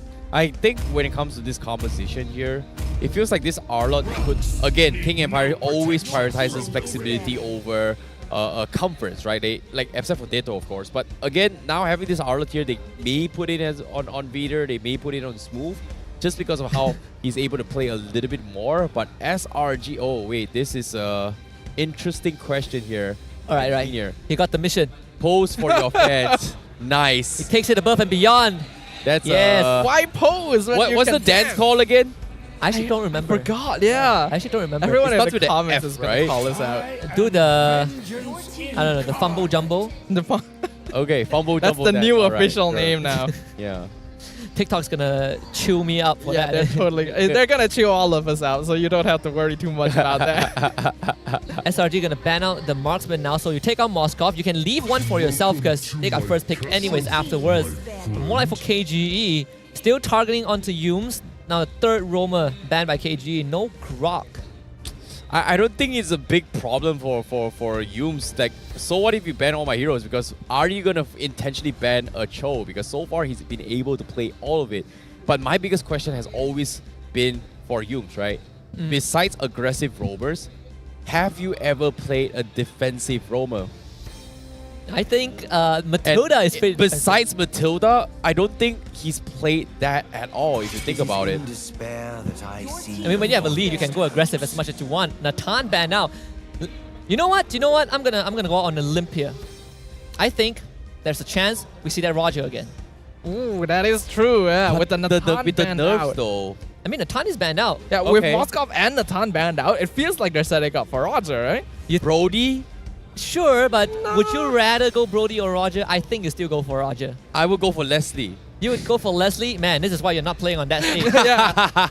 This is No, exactly okay. why we're in this seat. I think Roger is... That's the thing, right? Like, if we were to base off track record yesterday here, Roger has not won a single game since yesterday, based on all the matches. And on top of it all, the nerfs wow, are they do legit, bad. but KGE...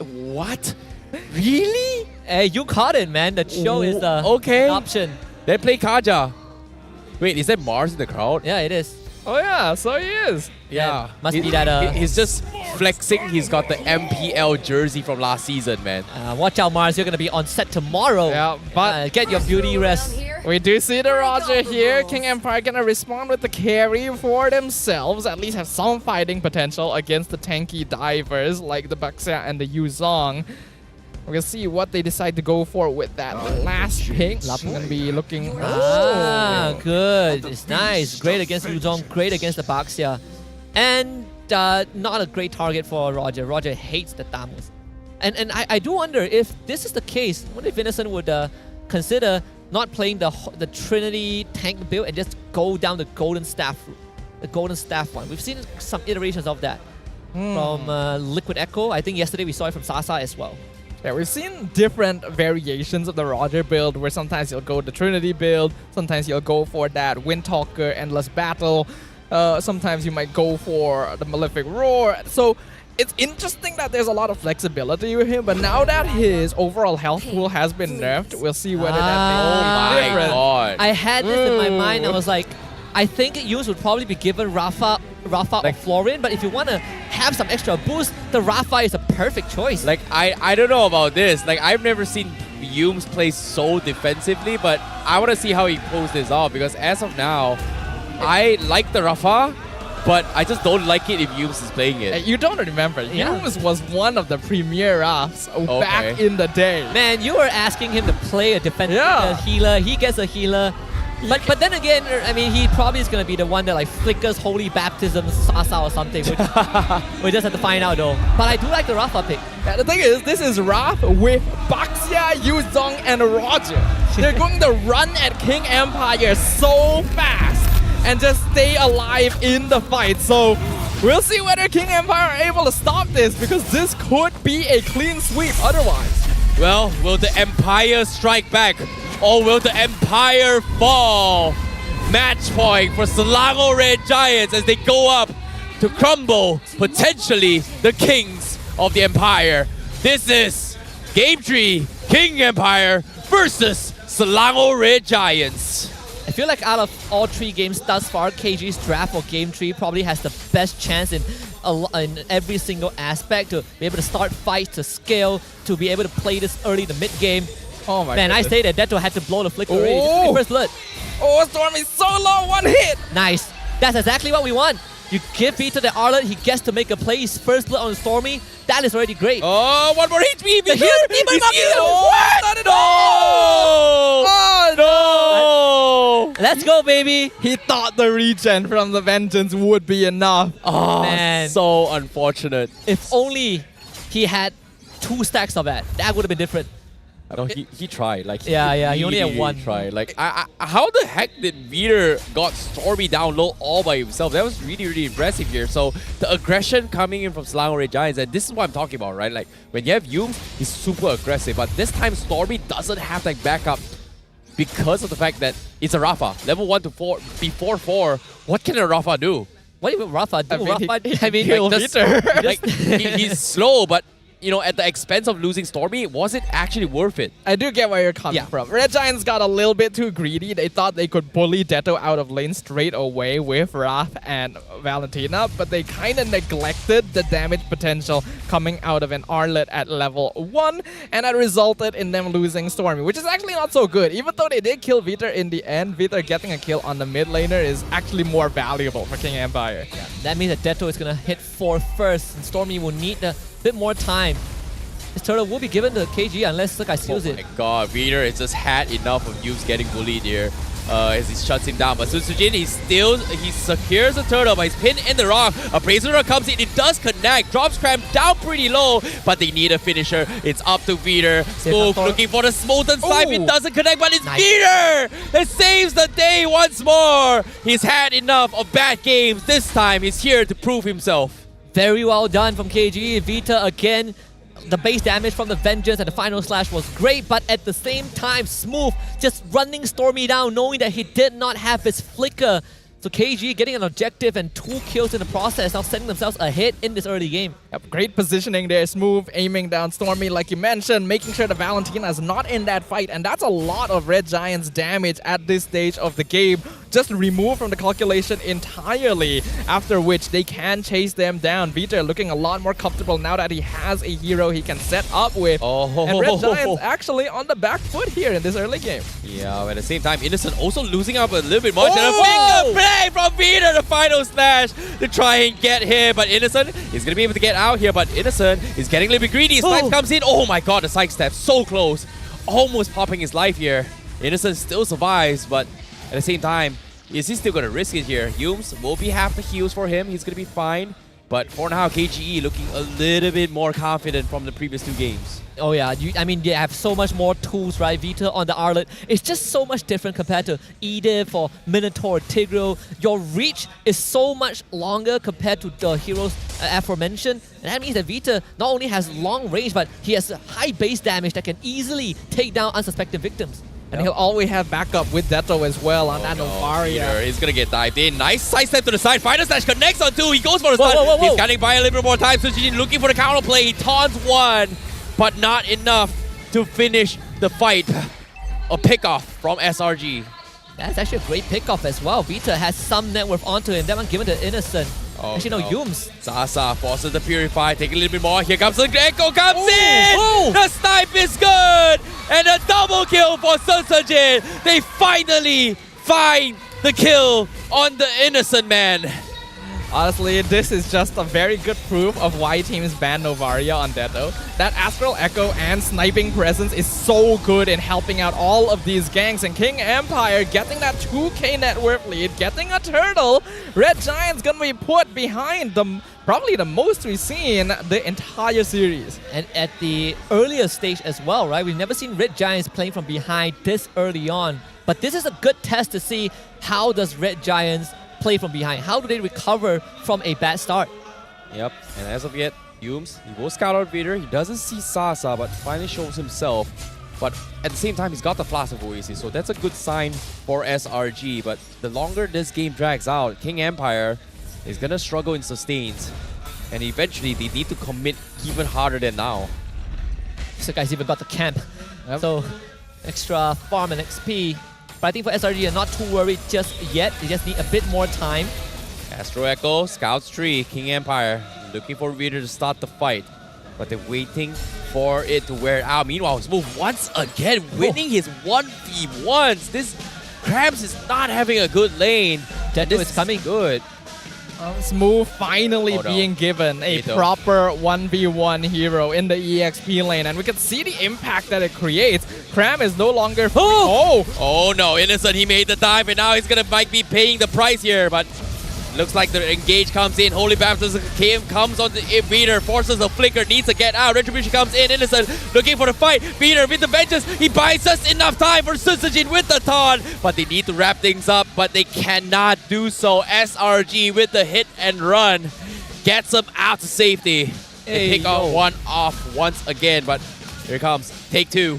Do they want to go again? No, they can't. That was sick from Vita. I don't know if it's intentional, but he timed the final slash with the Lycan Pounce. That could have actually killed Innocent if they have a bit more damage. But the fact that SRG got out there with a kill, I think it's on to Yums again. He has 3 kills on the Raph. Wow, I didn't even notice. 3-1-0 on the Rafaela. He is the carry in this situation, even on an Enchanter support. Regardless though, King Empire are still the ones in control of the map right now. Still a 2.4k net worth lead, 7 minutes in, have control over the turtle pit. Here comes the fight. Well, Astro Echo has been used from both sides. Sky is going to be completely dived on. Smooth trying his best to actually kill this, and he will be able to find a pick. Stormy also going to get picked off as well. Meanwhile, Krams on the back lines for close to Dato. They're losing members left, right, front, and center, but Innocent, look at this. He's solo. He's running for his dear life. He's making a play. He's making the great escape, but it's not good. Sasa will be able to find him, but at the same time, both sides drawing blood, losing 3 each. 2 survives, and SRG, they may have lost a little bit too much. Sasa remains alive throughout it all. Big appraisal round for Susujin. He slammed it onto Stormy and Innocent in that turtle fight. If not, I don't think SRG would have lost that fight in that fashion, but still, Innocent is a wild beast on the loose. Took King Empire almost everything to kill and almost losing Detto in the process. Whoa, look at Innocent's build. It's Hepta CC Halberd. He's going for Assassin style. Final stash, catches and cram. Big new coming from Sasa on this carry. Yums now, Holy Baptism catches Peter, forces a flicker, but a counterplay from behind. Move, going for the collapse. SRG, they need to get out. The healings from Yums will be able to force them out. And here again, reset once more. King Empire once again still in the lead. Man, Innocent with a one-shot build, huh? Malefic Roar should be the 3rd item at this point. Of an interesting choice, but would be very good to just one-shot heroes like Sasa and Detta once we get into the later stages of the game. As of right now, King Empire still in control of these fights as they have such a tanky front line with the Tamas and the Fredrin along with that Echo. So Red Giants not really given a chance to engage, especially Cram. He's just being targeted every single fight. Oh no, Dato. Okay, good call here. Veeder now, he's looking for the play. But Echo comes in. He's gonna slow them down. Here comes Final Stash, catches two. Dato catches Yums. Now they find Skies as well. Black Dragon being expended. King Empire knows where to strike it now. Susujin looking for the 2-man fight. The stop comes in from Dato to try and keep him alive. Susujin makes the mistake. Veeder tries to salvage this, but he overcommitted. But now Cram so low. Dato missing the snipes, but again, Dato very on point on this Novaria for King Empire. Yeah, with Susujin down means no Lord for KGE, so that is still a silver lining for SRG, but this is the best game that we've seen from KGE. Even win rates for both teams, and like Sadafa pointed out, the furthest anyone has pushed SRG from early game onwards. But still, this Lord is going to be a big turning point for both teams. We can see that the way that Red Giants have been changing their approach to team fights, it's all about hit and run. It's just do some damage, do some poke, see if you can set up anyone for Innocent to get a free one-shot and then back up again. That's the way they are forced to take these engagements now that they've been put in this situation. King Empire, they're in a great spot right now. They just need to continue putting this pressure on, giving Sasa the space he needs to dish out DPS during team fights. And as long as they don't let go of the gold lead, this game is firmly in their pockets. Yeah, Sasa is 4-0. He is having the best game thus far. Uncontested, and you have to give credits to Vita, Smooth, and Susujin. The front lines that keeps him safe. The combination of the Astral Echo as well with the Energy Eruption, allowing Susujin to easily engage as a Fredrin, is making a big difference here during these team fights. And this is going to be a little bit tough though, considering the fact that right now SRG, they're playing on tin or ice here. They're level behind Skies. Susujin slowly moving down to his half HP to calm before the storm. How would they play this move? Showing himself on the Lord. Looks like they want to try and go in for the collapses here. Seems like SRG, they're looking to try and catch Sasa off the side. Stormy not going to be able to go do this. Echo connects on 4. That's huge. Holy Baptism disengage. Lord sounds very, very low. Smooth looking to try and show up. He's going to try and zone out Innocent. He manages to scare him off. Black Dragon comes in. Skies, he comes out with a 50-50 trade. But again, Dato does it for KGE. They get Cram. Dato, the inbuilt retribution on this guy, clutches him for the team. But now Veeder making the play. Innocent goes in for collapse. He's gonna get dropped. Mistakes were made. Innocent Not so innocent now. A shutdown by King Empire. They managed to catch him as well. Man, Innocent face planted into the wall, got dragged away by Vita, and then failed his flicker. Almost a 7k goal lead from KGE, firmly controlling this game at this point. This is the furthest behind the Selangor Red Giants have been the entire season. King Empire Esports making their presence known on the map right now. Vita has been microing excellently. Smooth has been forming such a solid front line. And Red Giants are just not finding the space that is necessary. Innocent even being baited in by excellent flicker timings to pull him in using his own Lycan pounce. Only the inhibitors left standing for the Selangor Red Giants. Can the Empire do it? They're trying as well. Sasa hitting his 15, setting up with the orange buff as well. SRG, they've got to throw everything out. His echo, counterplay, everybody is revealed on the map. How would they make the jump? Two-man taunt from Zuzajin. Sky's gonna be focused down. No backup from Yubes. This is done. Inhibitor is cracked open. SRG might take their first L ever in MPL MY history. Can they hold on? Innocent still making work on the Lord, but KGE will respect this and back off. They're looking to crack another inhibitor, half HP, but the minions all cleared out. Take two. SRG, they need to wait for this. Innocent getting taunted up. Here comes the counterplay. Smooth looking to zone them off. Peter with the final slash, expecting the Black Dragon, but the Black Dragon used to buy time. Stormy getting caught out for King Empire. Yubes now dropping low, almost dying. Innocent is back. 4v5. All the inhibitors will fall. King Empire continues with their assault. How will they do this? Smooth, very low. SRG, do they make a jump? Sunsujin with the taunt. They're trying their best to make an outplay, but KGE is got them backed against the wall. They need to buy time. Stormy, 5 seconds before they spawn. Smooth, running his way through, but no, Vita, he made the mistake. Only baptism, he goes for the side step, but no! Skies falls. What a save from Sasa. Peter will survive. King Empire. They shut down the jungler once more. But Innocent is still alive and they cannot push no more. Welcome to the death zone. 11,000 gold lead for KGE. All inhibitors down for SRG. Seemingly impossible scenario for SRG to come back into this game. And yet still, they have earned one last fighting chance. But Lord is not going to be an option, not without Sakai's. KG have now gone so close to breaking the perfect season for SRG. This is a very unexpected result, but I think one that we are all very happy to see. The King Empire, they still have life in them here. Red Giants, look at the AI winning prediction. 87% in favor of King Empire. No tower standing. A 12k net worth lead in favor of the blue side. And the Lord pushing down mid lane with all waves synced. I don't know if they have enough wave clear for this. The undefeated Red Giants may have fallen for once, as now Skies gonna be pinned away. The Lord crashing in. Echo connects on 4. They're dropping them down low. They're trying to throw everything to clear the minions here, but they're all so low. Final slash from the sides to try and pin them off. Appraisal's grab as well. Wait. Crystal still survive, but Sasa is picking them off They got part it. by part. GG, well played. The Giants has finally bled for once. The Kings are back. The Empire strikes back. It's not over yet for King Empire. It's not over yet.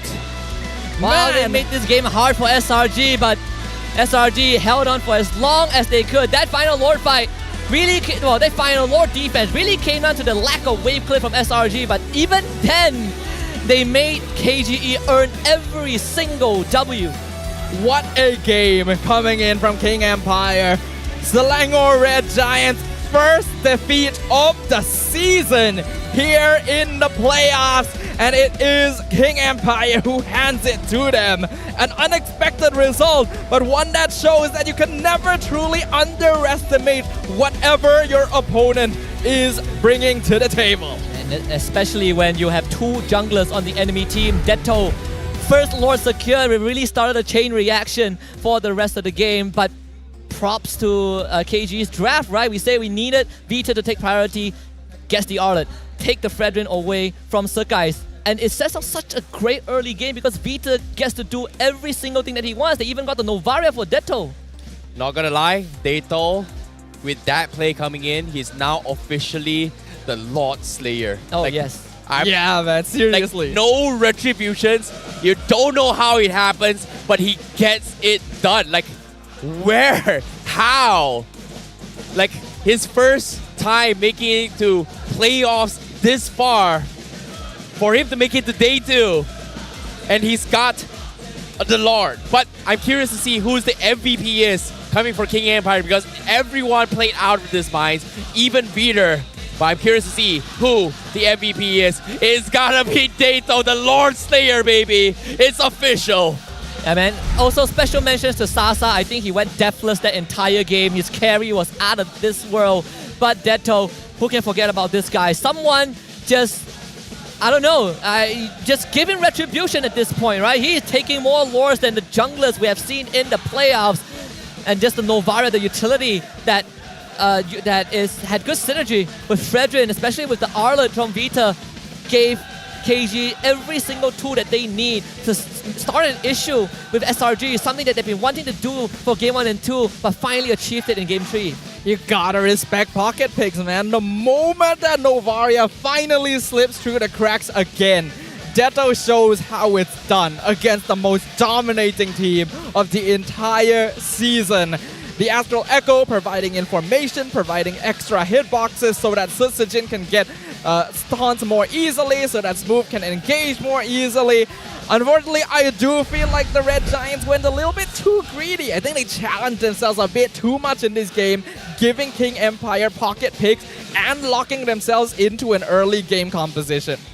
Now, let's talk a little bit more on the itemizations coming from KGE, right? Like, Sutsujin is still going for the traditional build here, Molten Essence, Brute Force Breastplate.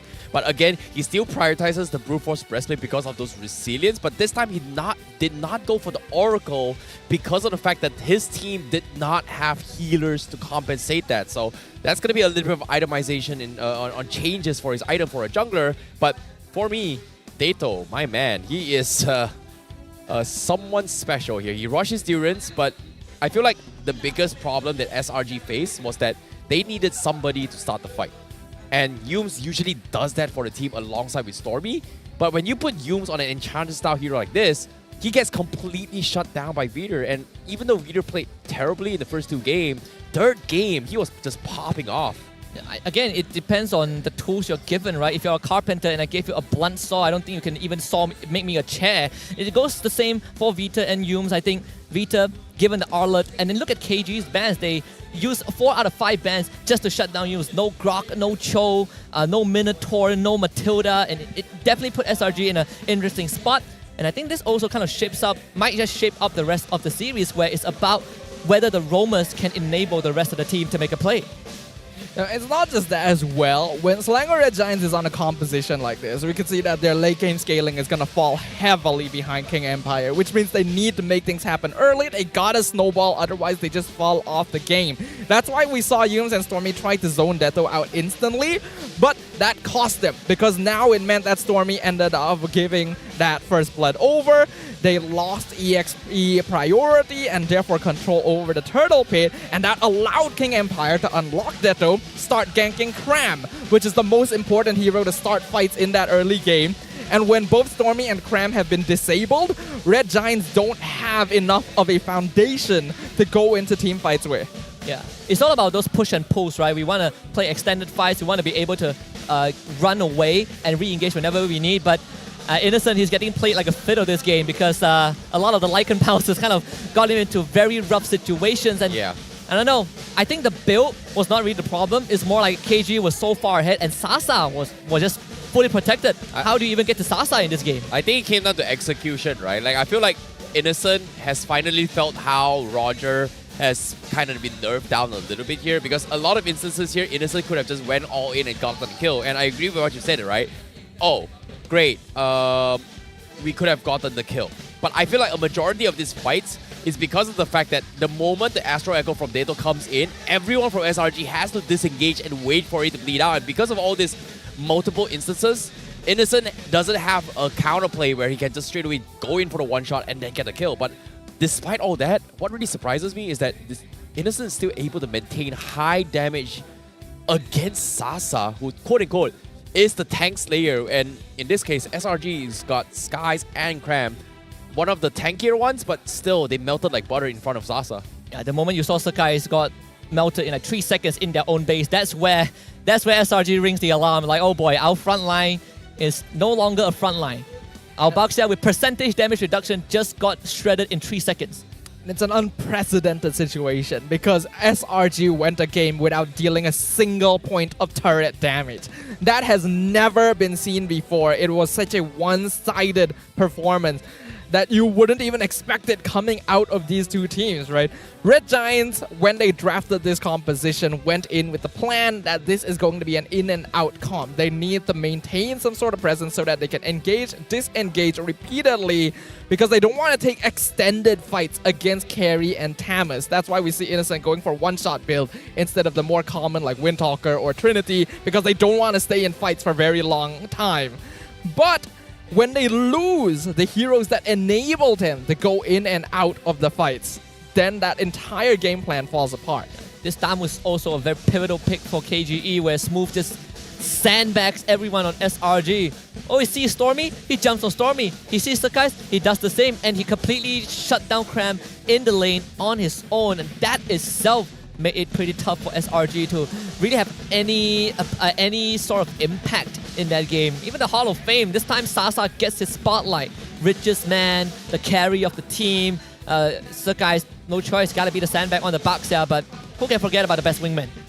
16 assists on Detto out of 19 kills. Yeah, they have been playing a really good game here, and it just shows you to this fact that, you know, sometimes with the right tools they can win the games. So let's give you a little bit more stats here later on. I think Fredrin thus far, as well as I think Fredrin in particular is 100% win rate in this series, and Moskov is also 100% win rate in this. No, sorry, actually Moskov is not 100% win rate. Yeah, it's only the Fredrin that is 100% win rate. And I feel like getting the priority for the Fredrin for Suzujin has helped him a little bit more.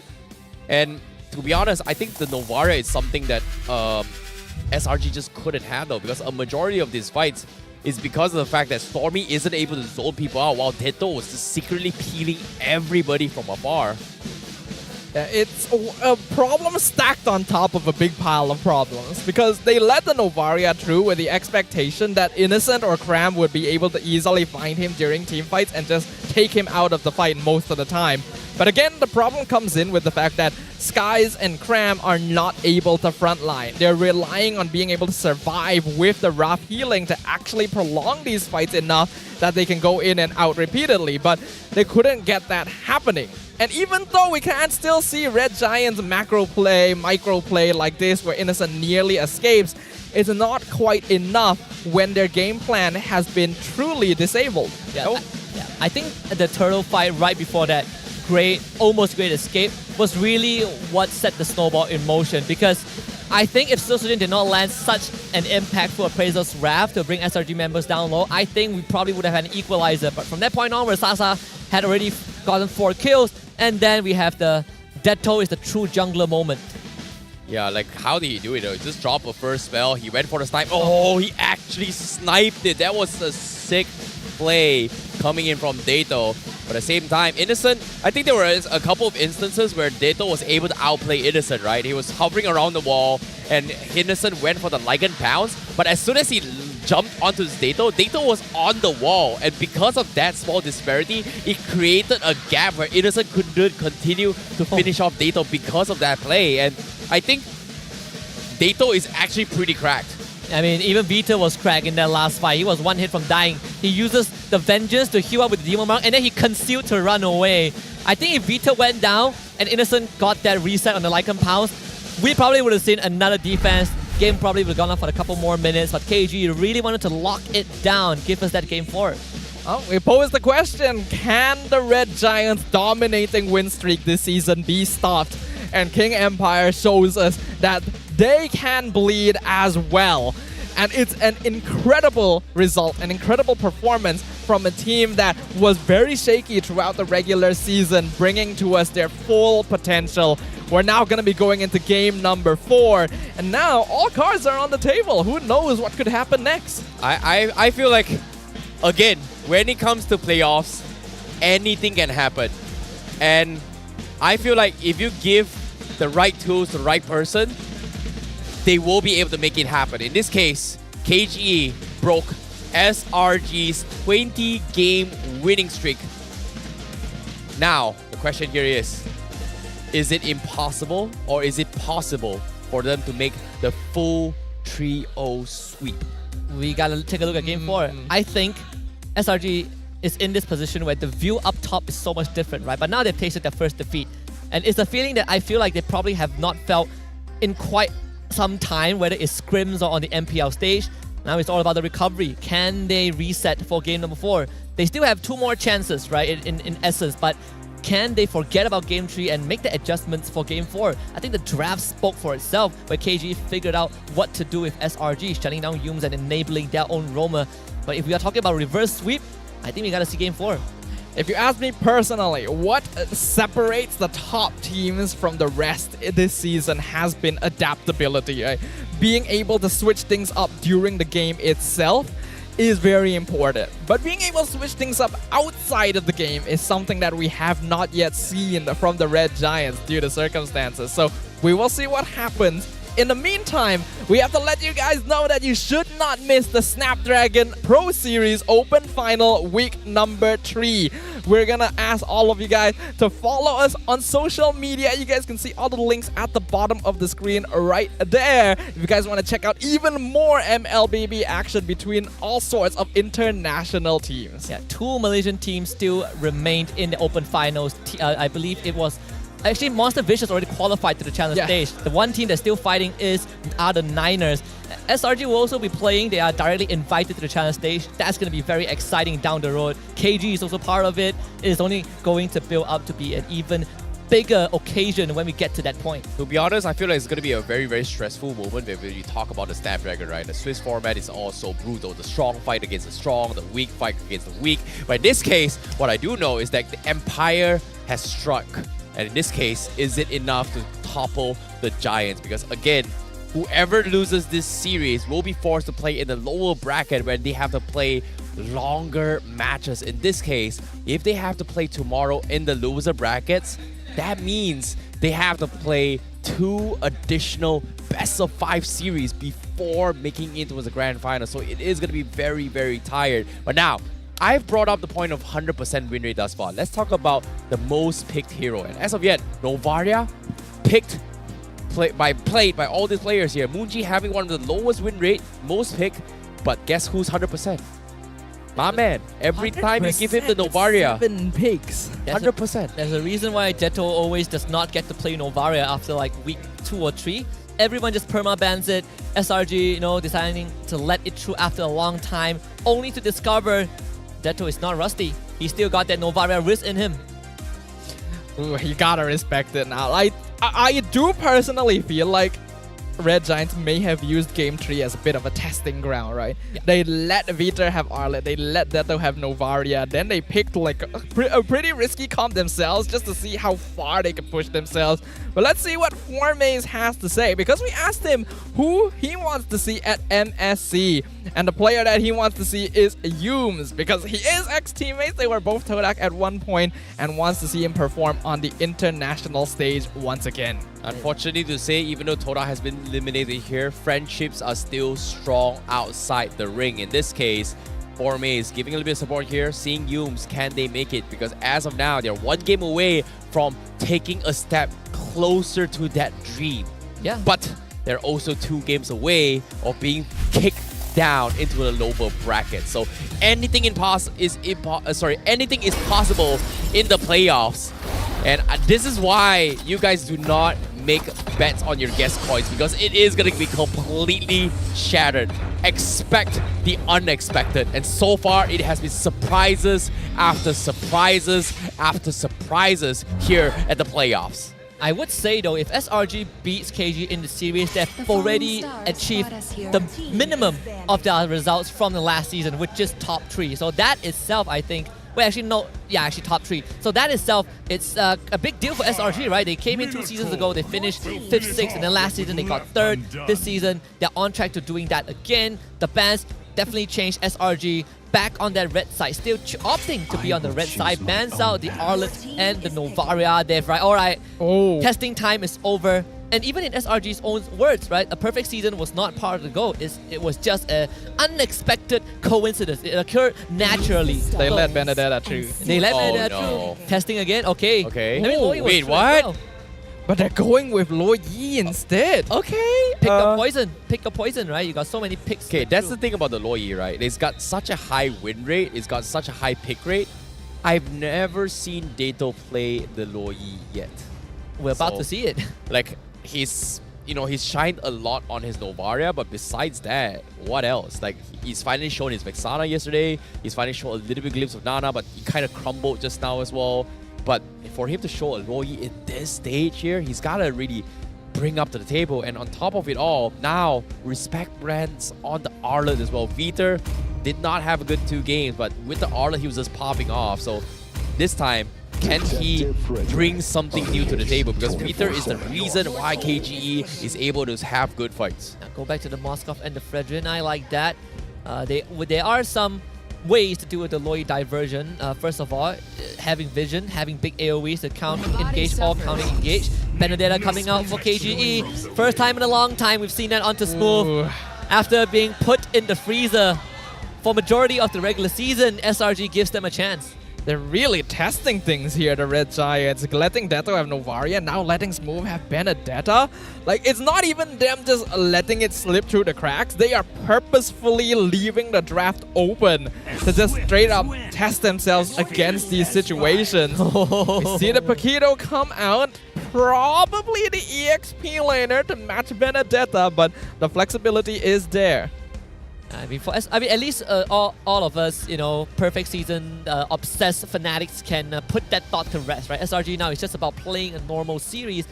Paquito into Benedetta is a very common combo, but I want to see what SRG is going to focus on. We still have the Roamer and the gold laner yet to be picked by KGE. We might go down to the Edith ban again. Yeah, I think they should. They should at least just shut down Viter's hero pool so far. He hasn't been able to deliver it. But again, it came down to a situation on how they outplay each other in the drafts, right? Like game 1, game 2, SRG, tried to test Viter on his as his maximum, and then suddenly out of nowhere, he pulled in the Harlot, which in this case was something that KGE kind of banned in first 2 games. And when they got it, Viter was just popping off. But the way that how KGE drafted with game 3 was that they also limited all of Yoon's hero, like forcing to play Enchanter's heroes, which is something that I feel as a person who's a fan of or a caster who's seen him for so many years, he is known to be very, very aggressive and very, very good at setting up team plays. And you put him in Enchanter style, it just doesn't feel like Yoon's for me. And in this case, look at this, Grok ban. Final ban KGE, Cho again maybe? Probably likely. Probably the ban Cho. If SRG don't want to go for like Rafa, Florin, what else do we have? Kufra? Haven't seen that in a long time. It has been a while. I'm kind of wondering whether we might see Yums on more of an assassin type roamer, right? We see him pull out the Hellcurt, maybe the Fanny from all that time ago. Hey, to be fair, I mean, if you pick up the Hellcurt, Loyi in his vision, right? Just make a blind, turn off the lights whenever Loyi goes for the big ult. So I don't think the Hellcurt is going to be enough here. Wait. Nolan is still in the pool, so that's something that I really want to see it do happen. But again, with the Paquito and Fredrin already secured here, SRG most likely not going to be leaning in on it for Skies. Man, both teams really just locking down the roamers, huh? Yeah, they have to just shut down everything here. So Cho's gone, so only healers are left. But you know what's really surprised? Angela just completely ignored by both sides. What if SRG picks Diggy? I feel like you typically wouldn't go for it yet in this situation. Wow. They go for the Aurora again. Okay. Try to slow down the team fights against KGE. Not sure how effective it will be against a Baxia Benedetta though. Oh boy. Oh no, you can see the fans already taunting King Shah. Ooh, King Empire, not over yet. They're still here. It's like, okay, just smiling. All right, just, okay, great. That's his reaction. Speaking of which, where is the meme book by Becky? I thought he would have something cooked up for the day. Perhaps the post-game interview if they win. That's the thing. He doesn't do it to SRKG, maybe because it's their rivalry, right? Throughout the entire regular season, the only time that SRG has struggled is against King Empire. Yeah, showing some respect. Tigro now already taken out. We really are going down to the very bottom of the list. Who else is left? They're going for the Tigro again? They're forcing double Purifies on SRG, so this feels like a repeat for game 1. I mean, your Romans can't even take Purify, right? I mean, who else? Ruby on Yums? I mean, Yums has played Ruby before. Yeah, he can. There is still an option. He should. Yeah, maybe he should. Ruby, What Kufra, is there? Kufra's not bad. Minzatar, maybe, if you really want to lock down the Benedetta. You bring out the Todak side of Yums, probably was Benny Roam. Hylos? No. Alright, so okay. Edith. I forgot about the Edith. Edith was actually bad in the previous game, so this time not having the Edith on him here, this is a little bit more doable for him. I like the drafts coming for SRG. What do you think? Looking at the draft, I feel like KG's draft definitely it feels a lot more whole, a lot more robust. A lot more robust from start until end, right? You have all the forces that you need.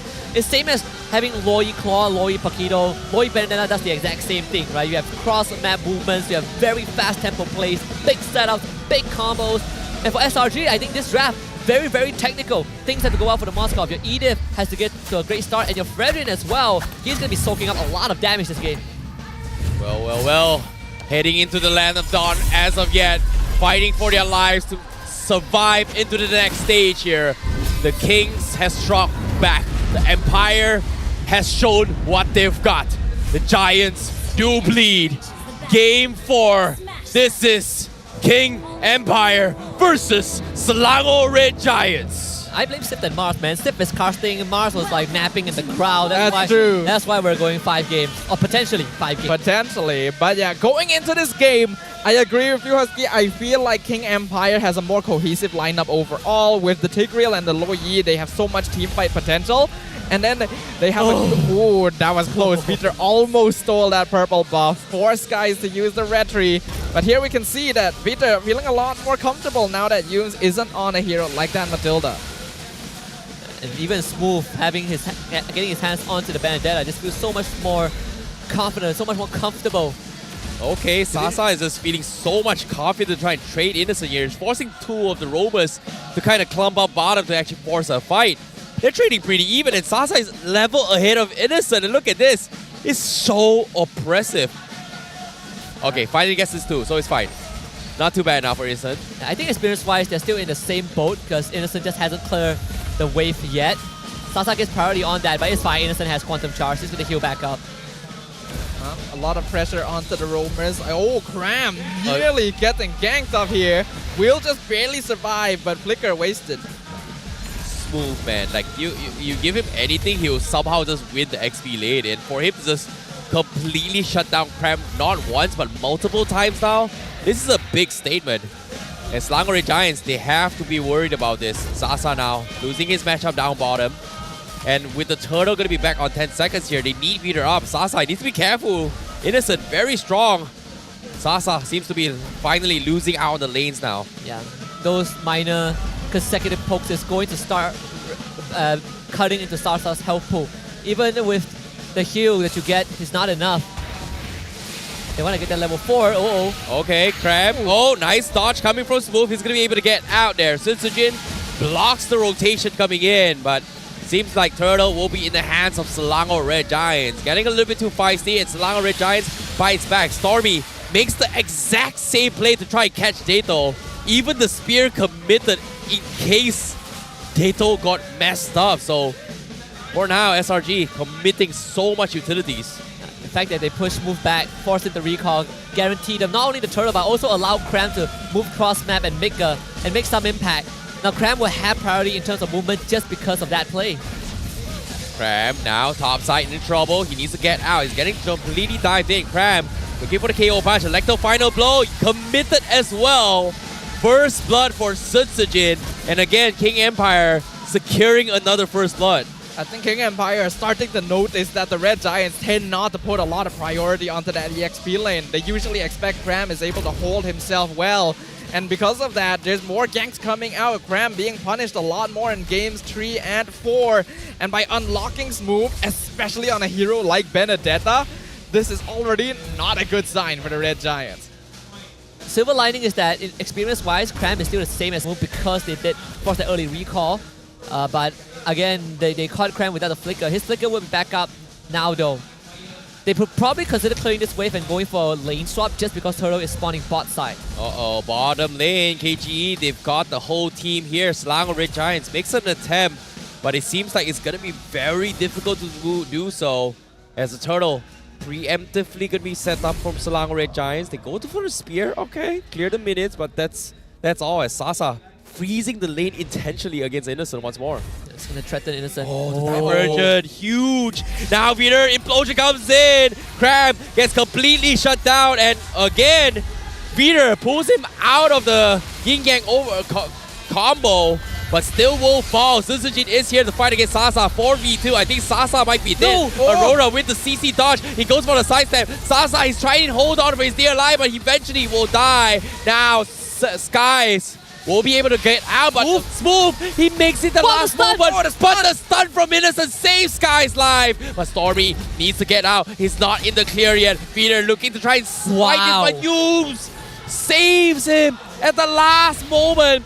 And guess what? Graham finds a kill on the sides. SRG, near-death experiences. That's a win for SRG. That's insane, actually. A huge win for the Red Giants. They're going to try and transition it to a turtle take. King Empire not really in position to contest. Oh boy, Turtle, Skies. Okay, he's got the Reggie. They know they've got this, but King Empire just pouring everything for their play. And now another divergent play is set up top. Bottom lane, Smooth is here. He's getting chain stun. Nice eye for an eye to get a 2-man stun. Electro final blow as well. He's sidestepping everything. He cleared the minions, and SRG, they are threatened. They will back off instead. Man, if that Earth Shatter was a second earlier, or the onwards was a second earlier, Smooth would have straight up died there. But he again absorbed the pressure of the entire SRG team, allowing Sasa to get a top tier 1. Uh-oh. Stormy getting dove on, dropping half HP. Suzujin, he wants to finish him off as well. Winner with the 2-man implosion. They commit 3 guys, but they can't kill him off yet. KGE may have overthink this a little bit here. The King Empire seems to be, again, much more refined in all these fights right now. I feel like we're actually already seeing some Grand Finals level gameplay here. King Empire has come on a line. They don't want to lose this. Smooth, he tried to go for the Electro final blow. He's got caught up, but again, he's able to get out. But top side, Sasa fight Crab once more. XP later, getting shut down by King Empire. Yeah, you can see the pendulum, the scale's really tipping towards Smooth right now. He has escaped 2 ganks. I think he has the tough boost. That's why the combo from Moskov Edith didn't exactly follow up properly. But the fact that they shut down the Paquito 3 times in a row makes it a bit tough for SRG to make any moves. Smooth is holding this bottom lane all of his own, and he's attracting SRG because they want this tier 1. Can they get it though? Seems like they're calling Suzujin to stop this. Innocent going for the play. Divergent already used, but the minions finished off. Very, very good decisions coming from Selangor Red Giants. They need to make a play. They're transitioning up top. But Sasa, he needs to get out. He's hiding here. He finally shows himself. But SRG would not pick him off. So Turtle going to be priority for Selangor Red Giants. Wow. For King Empire is going to be the purple buff.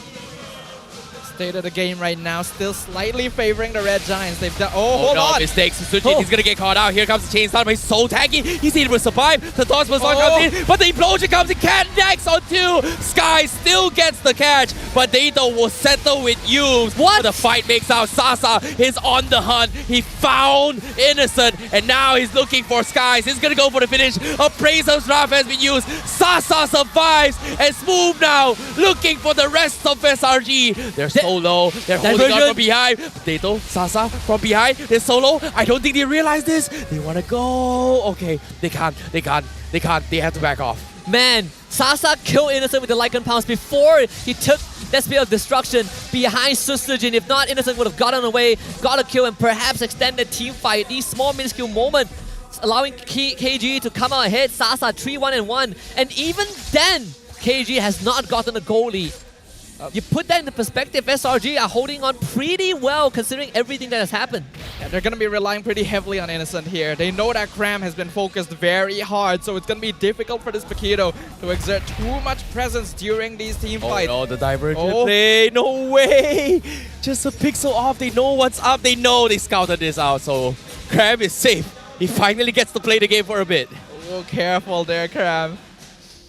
He's testing. No way! Crab, you just saw the Roger! He still walked up. He got caught.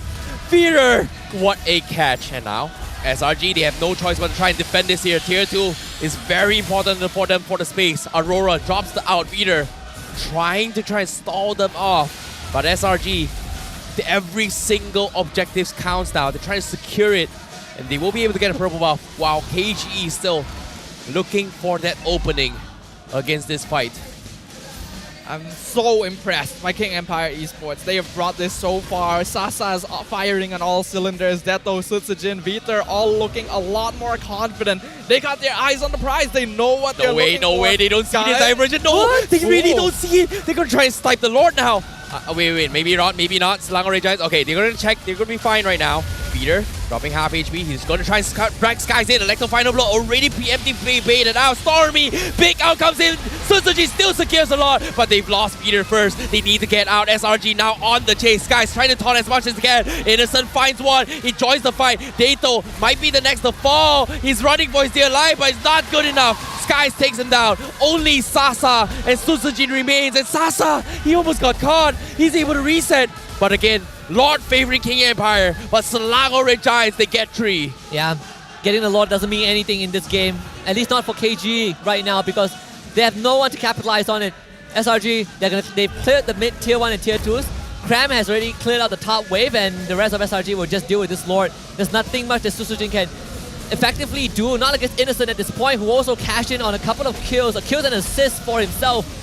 Oh no, Susujin, he's got no mobility, he's in trouble, he needs backup. The Toys Person has been used on Peter! What? 3-man devotion! What a play! Dato comes in, but they still lost the fight. Sky still comes in. SRG, they turned the fight. It's not good enough. Sasa was nowhere to be found. The wombo combo was good, but SRG was prepared first. What a save from Stormy. Man, Vita was good, but Stormy was great. That ultimate completely broke King Empire's momentum. That is the tempo breaker we were looking for. 2 teamfight wins for SRG, knocking on KG's doors. This might be it here. Red Giants, they got the turnaround they were looking for. A 3K net worth lead now. And we've seen in previous games, all it takes is that one fight to reverse the momentum, despite all the pressure they were put under. Every single player of the Red Giants. Oh, no way. Oh. They're going to try again. Do they go for it? They need one more. They're calling his move. Cram is going to be able to get out for now. King Empire playing absolutely out of their minds right now. Yeah, one small mistake is what is going to be costing them. And SRG looking to find that inch to stretch it to a mile. The calm before the storm. They're waiting for the flicker to come back up for Vita. That's the key battle spell that KGE needs. 40 seconds on both Feeder as well as Yubes on that flicker. How will they do this? Because as of that, King Empire, they cannot afford to lose another major fight like this because SRG, they got a huge lead out of it. King Empire cannot afford to be the ones to respond in these team fights. They have to be the ones to start them. Because in the previous 2 fights where Red Giants engaged while they're taking the Lord and then Red Giants catching out Sutsujin, it's all about the Selangor Red Giants initiating and wasting resources from King Empire first. Jin. He sees it, but he's so scared. Everybody knows they're scared. They don't know what to do. Divergent play coming from King Empire. They find one, but no Cram shows up. But as soon as he shows himself, oh no, they're going for it. Here he comes, concealed play, implosion, they get him. No, wait, he survived. The Spirit Feeder comes in as well. SRG, they may turn it, and now the two-man stun from Innocent. They got both of them. It's over. Teto is dead. Feeder is dead. Double kill for Stormy. King Empire, they're crumbling. They need to run. SRG looking to hunt down the Kings and dethrone them from their high horses. Susujin, he is dead, nowhere to run. SRG breaking open the base. 3 down, only Sasa's move remains. Wolf is getting stunned up by Stormy. He needs to run. Sasa holding for his dear life. The minions are crashing. SRG, they will advance to the next stage. They will be the ones to come up on top. They will win this series. Man, Innocent is too damn good. Did you see what he did? Yes, I Spear did. of Destruction, he saw the angle and the pin with the Spear of Misery was what really ended everything. Sure, Cram survived, that's an icing on the cake, but the follow-up from SRG is just magnificent. The micro movements from Innocent continue to solidify him as one of the MVP players of the season. And the Selangor Red Giants officially move on to be the first team to be in the upper bracket finals. One step closer to making it to the finals of the playoffs. But props to King Empire. They have grown so much. And if they can continue this tempo, I feel like they can go far in this competition. Either way, it's time for the interview. So let's throw it up with Rose on the stage. Selangor Red Giants claiming the upper bracket final slot untuk playoff musim 13 kita. First of all, guys, congratulations. You guys are now one step closer from the trophy. Tapi sebelum tu, I'm gonna go straight for it. Apa yang jadi dalam game ketiga? Apa jadi dengan perfect run korang? Kenapa dapat kalah 1 point? Actually, maybe sebab biasalah kan, setiap orang ada mistake. So, this time kita orang ada terbuat mistake sikit lah. Dekat draw, dekat in-game sikit. So, it's okay. Sebab kita orang dah kurang satu pressure, iaitu mengekalkan win streak. So, lepas ni kita orang just fokus champion lah. Alright, I nak tanya tau pasal win streak ni. Since you guys dapat perfect season run in the regular season, adakah satu kekalahan ni tadi buat mental korang ataupun kacau momentum tadi, ataupun memang you guys dah expect playoffs ni is like a fresh start, fresh slate, so korang tak fikir pasal win streak ni? Actually, kekalahan ni satu pelajaran lah untuk kita orang. So lepas ni kalau kalah ke dekat next stage taklah macam mengejut sangat. Kalau kat sekarang ni kalau awal okay. Alright, I like that answer. I really, really do. Okay, can we please pass it to Yums? Alright, Yums. Sekarang, once again, you are, dah dekat dah dengan Grand Finals tu kan? So, I nak tanya Yums, okay? Lepas ni ada lagi satu upper bracket game, mana Homebois dengan RSG akan lawan each other. Siapa menang tu akan jumpa korang esok. In your opinion, Yums, daripada seorang veteran dah main dalam MPL, dah champion berapa kali, you nak jumpa siapa esok dan kenapa? Homebois lah. Kenapa Homebois? You yang nak, tapi kenapa tanya Gorgeous Sebab ada Zorn. Oh. You nak lawan Zorn? Saya nak lawan Zorn. Kenapa nak lawan Zorn? Sebab hari tu dia dah bantai saya. Tapi golden saya tak mau ada. Alright guys, so setiap match, setiap game mesti ada MVP kan? So, I nak tanya Stadium MBSJ, siapa MVP korang? Louder! MVP kita jatuh kepada jeng. Mari kita tengok screen. Adakah Humes? Adakah Skies? Adakah Rose? Adakah Innocent? Cram? Stormy? Innocent! Okay, Innocent, first of all, what an amazing game you guys ran. And You won MVP for the first 2 games and then technically now MVP of the match. But I really want to ask, just now, in the 3rd game, you got locked. And when I mean locked, you died quite a few times. And not only that, Yums KS a lot of your kills. Did you get angry at him? You're like, dude, I need my items. Why are you killing my kills? Or did you guys take it as a, you know what, just give them 1 game. It's just 1 game anyways. We're advancing further anyway. No, it's okay because we're just trying if Rafaela can carry the game. Right? I said we're just trying if Rafaela can carry the game. Oh, you guys were just trying heroes? Lain macam tau ni. Diorang try hero dekat playoff. Siap, upper bracket lagi. So, the Rafa pick was not planned. It was just a try. Oh, I see. And now we know that it doesn't work with their playstyle because they lost. Okay, let's pass it to Cram. Cram, that last game, game 4, they locked you a lot. Did it disturb your mental state? Did it piss you off? Did it trigger you when you were getting locked? Or you're just like, come at me, waste your skills at me because my team can just, start killing you guys later? Wala, parang wala naman. Wala epekto sa akin. Hindi ka napikon? Ano? Hindi ka napikon? Wala lang. Normal lang sa akin. Wow, okay. Sebab I curious kan, tadi game 4 kita nampak ramai orang gang dia dekat lane dia. TP kat sana, Tigreal ulti dekat sana. I tanya, benda ni boleh buat dia koyak tak? Dia cakap actually tak, biasa je. Tembak I, you tak ada skill, nanti kawan I datang, habis semua. Pandai juga dia ni. Okay, last, pass it to Stormy. Stormy, going up against your former teammates, Sasa and Smooth, before you guys would go through macam korang yang satu team lawan dekat playoffs ni, and now you sent them to the lower brackets. Do you still want to meet them potentially dekat grand finals kalau dorang menang game dorang dekat lower bracket? Yeah, I hope so. We want to easy game more. Oi, Yeah. Stormy, jangan macam ni. Okay, Gorgeous?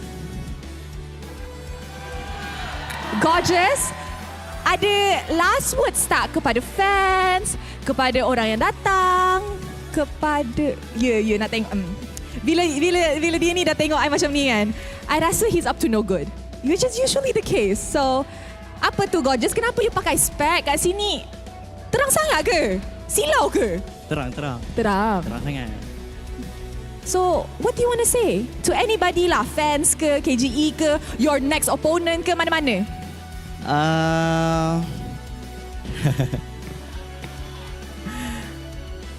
Okay lah, sedilah. Okay lah, untuk KGE, gulak lah untuk low bracket nanti, okay? Sebab, dia macam ni. Sebab, korang pun menang 1 point tu, tapi korang macam menang M6 tu.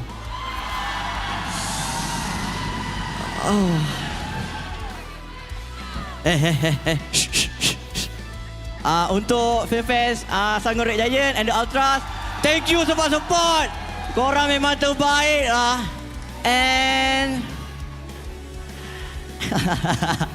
And untuk esok, kita respect, memang kita akan jumpa Homebois. So game Homebois pun memang ramai yang tunggu rematch kita orang. So, may the best team win. Wow, gitu. All right. You guys may now go celebrate your victory. Once again, congratulations on securing the upper bracket finals. Kita akan jumpa Selangor Red Giants pada hari esok. Tapi selepas ni, kita ada satu lagi upper bracket match mana kita akan saksikan perlawanan Homebois menentang RSG MY. Tapi sebelum tu, let's show it back to the casters to wrap up what happened in this best of 5 series. Casters, silakan. It does always impress me how much stage presence Gorgeous has when you consider that he as well has only been in MPL for like 3 seasons and he's matching up the other players that we've seen dominate that stage in the past. But the Selangor Red Giants showing how it's done once again, and Innocent at the forefront of every victory. Well, I just thought of something, right? The one game that SRG lost, that Innocent lost, was with the hero that really made him kind of the face of SRG, was on the Roger. But nonetheless, I'm staying off the internet for a while because I think it's about to blow up after this series. Probably. But yeah, SRG, the entire series, well, aside from Game 3, the games that they won, Innocent only went down once, and I believe it was Game 4 on this Moskov. Yeah, and seeing how Moskov has been really, really popular in this upcoming games as well here, we have been seeing either it's going to be Nathan or Moskov that kind of wins the game so far. But seeing how Innocent, even though he's got 1 kill here, that final catch to save the fight for the team here, like especially Cram surviving that Divergent gang, was so on point. Because think about this, right? 1, it's so difficult to hit a long-range spear. 2, to wait at the right exact moment to teleport over, jump at the exact same angle to pin 2 people. That is a very, very difficult thing to do. And for him to pull it off and get that win against KGE just pretty much shows that SRG is definitely so much more mechanically skilled compared to KGE in this fight. But still, I won't take away that KGE did not play well because both sides played out of their minds that game. They did. I think this is the best version of KGE that we have seen in terms of how they draft, in terms of how they adapt. But in the long run, I think Sadafa brought up this point. What makes a team better than great is how you adapt over time. And I think SRG figured that out, right? They were like, wow, Cram is getting ganked a lot. Smooth is really making life hard. We're going to adapt. We're going to change how we approach these team fights. And at the end, they pushed on the right buttons and it forced KG into this desperation mode. And they punished them. I feel like they started using Cram as bait. Like they realized, like, hey, they keep canking Cram. Let's use him. And when you look at the score as well, Cram was 3-4-3. Yeah, not the best, but considering how much pressure he was under, and you compare to Smooth, he was 0-2-2 on his 100% win rate Benedetta. Red Giants proving that as long as you have the mindset to adapt, as long as you're able to believe and have that confidence and find a way out of any situation, there is always going to be a winning path. Yeah, at the same time, seeing how things is going here coming from KGE as well, I think Dato, he's pretty much solidified himself as a very, very strong mid laner to be actually worried about. But it comes down to execution, right? There were a lot of instances it feels a little bit disconnected from KGE where it looks so good. Like, and there were a couple, like, especially the final fight, right? I think we have to take a little bit of a slow pill to check at the highlights on how Peter actually approached the fight. Like, Suzujin, he made a mistake. He was idling too long with Shield Unity. As soon as he got out, immediately SRG make a jump. Peter went in for the save. Smooth tried to make a save. Dato tried to do something, but Sasa was just so far away. It feels like maybe that play from Suzujin might have just cost KGE, and it just caused a completely big ripple effect from SRG just landslide their way through. Yeah, I think at the same time, it's also Sasa didn't really want to join the fight because he was not with the team, right? I think maybe KG, the rest of them, they felt like they could win that fight. They felt like, okay, SRG, they blew all their spells. They stopped considering external factors like Stormy showing up with an ultimate to break Vita's combo. Because if you remove Stormy from the equation, that was a super good re-engage. Then again, KGE, it's these split-second decisions that really makes SRG such a formidable team to go up against, because it really felt like you can pour your hearts out and SRG finds the way to stop you. Like, it's just because SRG knows how to identify these windows, right? They exploit openings.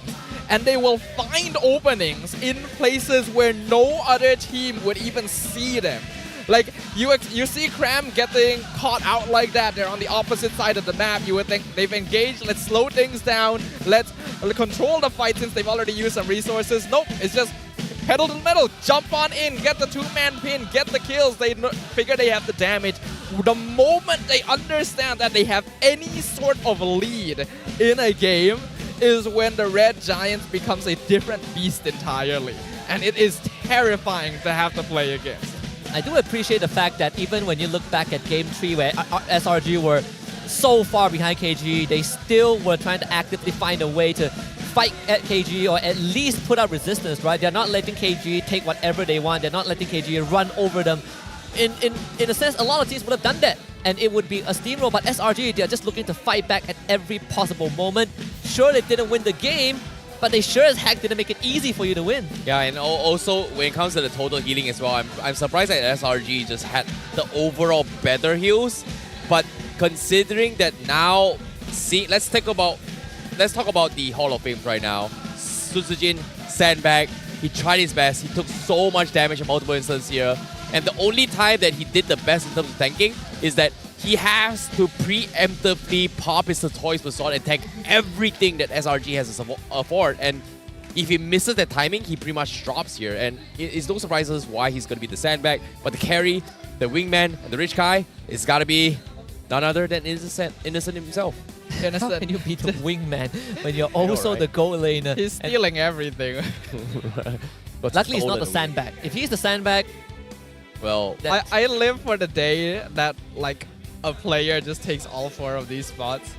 I think the hardest one is probably the sandbag. Yeah. Yeah, we've seen people get sandbag and wingman together. Yep. But having to combine that with rich guy and carry seems like a very unlikely Probably task. like an over-farmed, hyper-farmed Esmeralda can do something like that. Maybe, yeah. Probably. I was thinking of Hylos, but yes, Esmeralda makes a lot more sense. Or maybe an Aldos, but Aldos will be dying so much more. Aldos probably won't even take enough damage to be the sandbag because he just pops. One shots, right? Yeah, fair enough. It's either like an Esmeralda or Uranus. Probably Esmer. I think Esmer makes the most sense. I could see maybe Fredrin doing it too if he's like really far ahead. But regardless, Innocent showing why he is the MVP of the match. And we can once again look at these highlights of game number 4 because King Empire had a very good idea. Unlock smooth on the Benedetta, gank Cram repeatedly over and over and over. It feels bad, honestly. Every single time, man. Like even here as well, because of that play, I think this was the start where King Empire had a very, very good idea. And this is where Sasa as well as Suzujin got a little bit disconnected with the team. They are making a play on the other side of the map, but I feel like Sasa is trying to greed out of the fact that he's still a level ahead of Innocent, and because of that, it kind of caused a disconnect from KG. But again, if they're playing as 5, they're playing absolute very, very fine. There's also a point that I want to bring up right now. Despite Cram being kind of the punching bag this entire game, KG just wanted to really go hard on to him. He was never really far behind Smooth, right? Like in terms of levels, he's almost the same as Smooth. Net worth, probably a bit of difference, but even up to this point, there's not really a net worth lead for either teams.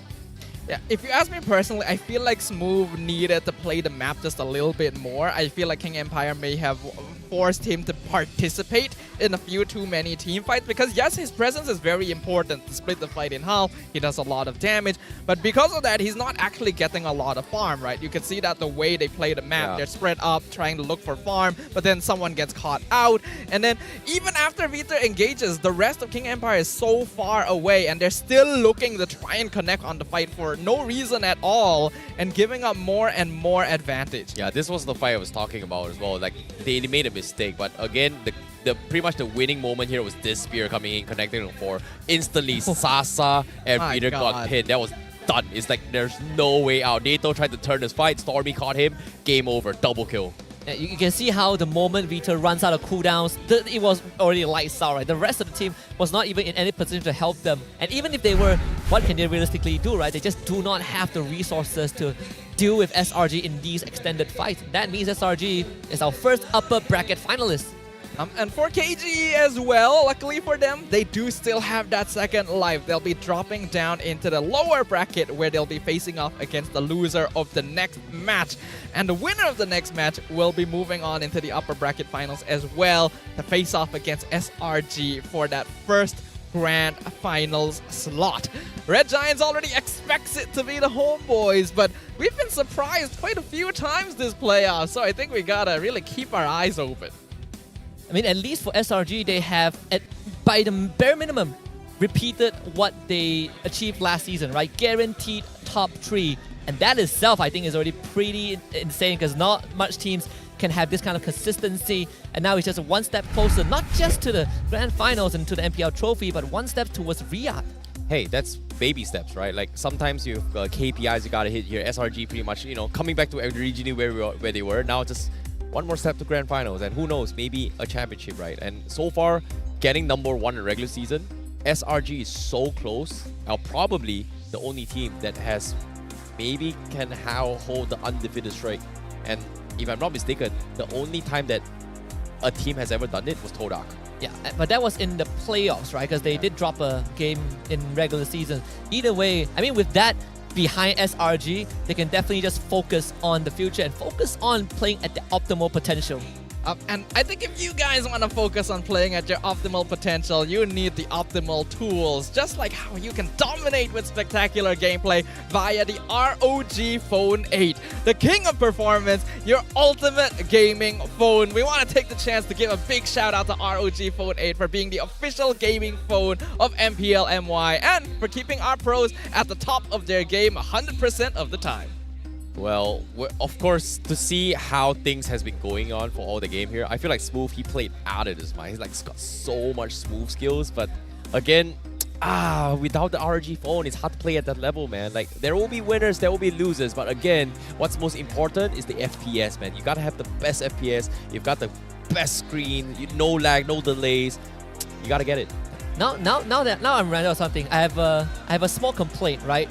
That is the first time in a long time we ever see Benedetta got played. Smooth didn't use the MPL skin. You're right. He used basic Benedetta. Come on, man.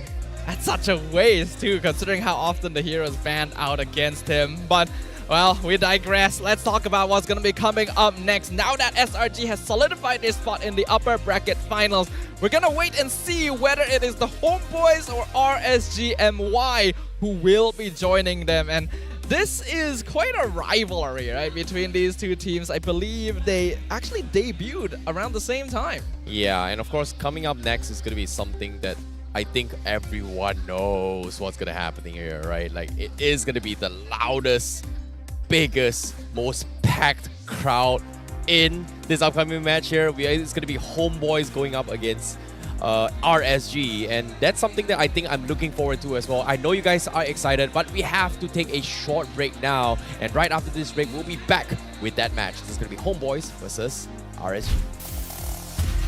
Let's go. Present. Lo. No flicker chop back sana, you want cram? Ya, boleh. Let's go, Sen. Anjing, cok. Aman, Sen. Nice one, Sen. Aman, Sen. Aman. Golok. Watch out. Aman. I got. Nice, dude. I cancel. Push me, can. I start kalat. Baksya! Baksya! Let's go. Tekan, Dik. Tekan. Go. Atau. Let's go. Bobo. Nice. Balik. Boleh. Gak ada bangers. Mati dia. Nice, bos tur. Dah. Tar layar tur tuh. Bisa tur. Oke, guys. Gua aman. Lo banget. Lo semua. Lihat gua kan. Mati. Hijau belakang. Ini. Lihat. Kena dua. Satu doang. Mati. Nice one. Nih, aman. Nice one. Lihat gua. Aurora di biru ya, mouse di mid bisa. Gua ada konsil sih. Mau enggak? Yuk. Gak ada orang di bawah. Ini. Mati dia. Nice one. Benda sini ya. Oh, mama. Outlet. Boom. Let's go. Down. Let's go. Wait. Chill. Have minute. Chill lah. Okay, let's go. Tawa.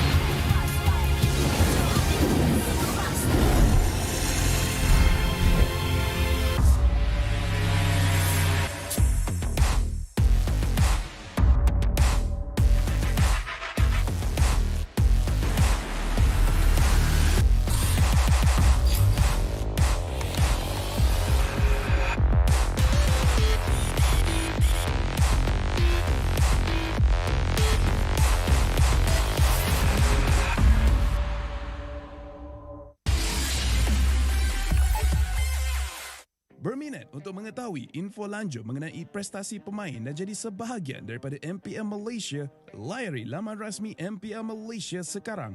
Ayo kita bersama menaikkan mutu MLBB di Malaysia. Jangan terlepas kemaskini Liga Akademi rasmi MLBB Malaysia, MAL Malaysia. Ikuti semua platform rasmi kami. Ayo sokong MAL Malaysia musim pertama. Ikuti semua platform rasmi. Semua peminat dan penyokong dijemput ke arena MPL Malaysia musim ke-13 di Serdang.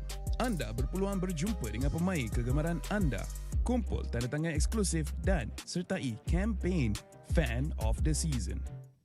Interested in knowing more about player performance and be a part of MPL Malaysia? Visit the website of MPL Malaysia's #1 esports league for the latest news and league updates. Don't miss out on updates from the official MLBB Malaysia Academy League, MAL Malaysia. Follow all our official platforms. All fans are invited to the MPL Malaysia Season 13 Arena in Serdang. You will get a chance to meet your favorite players, get exclusive autographs, and join the Fan of the Season campaign.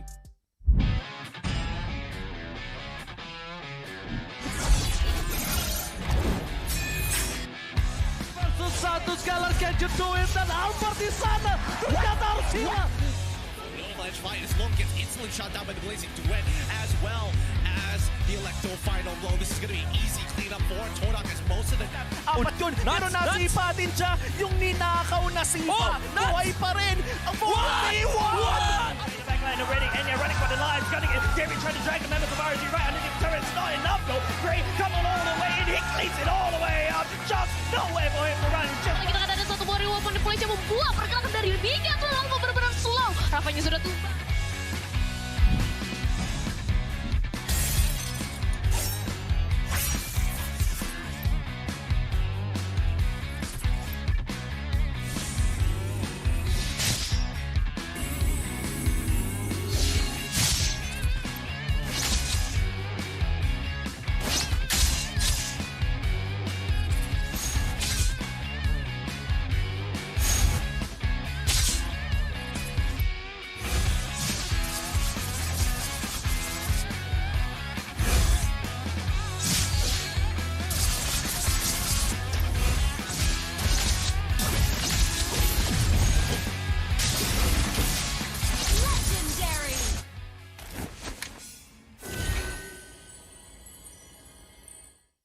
Nikmati jago 5G untuk gaming sepantas kilat dengan Hotlink Prepaid 5G. Internet 5G tanpa had dengan kelajuan 5G tanpa batas untuk layan gaming tanpa gangguan. Nikmati latensi rangkaian 5G terunggul dan gameplay termantap sepanjang malam. Semuanya hanya RM32 sebulan dengan 20% cashback. Dapatkan sekarang.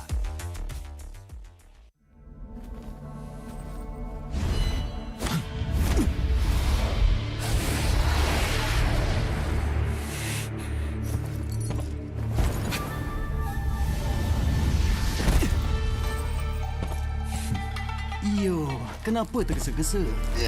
Tak boleh tunggu kejap ke?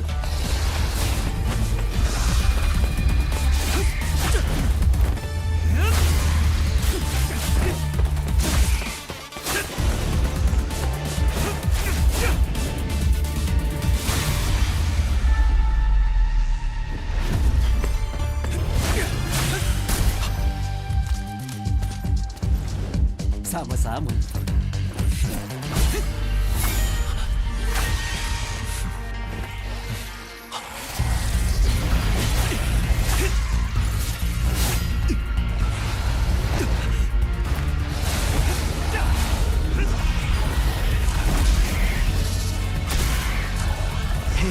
Bertahanlah. Awak nak mati kat sini ke? Kalau saya hilang kawan, bunuh saya tanpa. Itu tugas saya. Mestilah.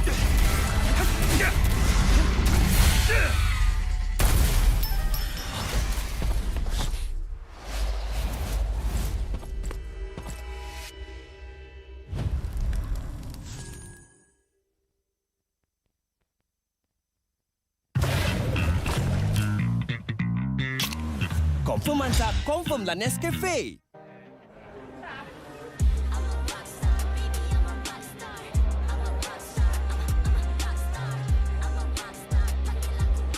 Kami akan bantai Barakuda.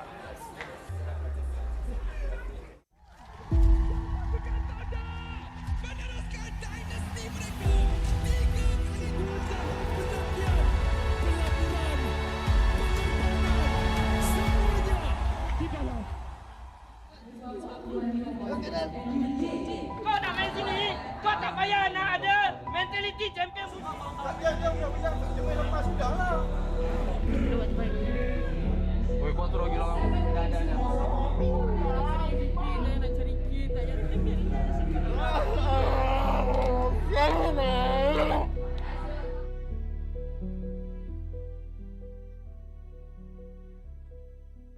Paling tak lupa time minta maaf. I have no idea with that. Maybe Masih ingat banyak lah.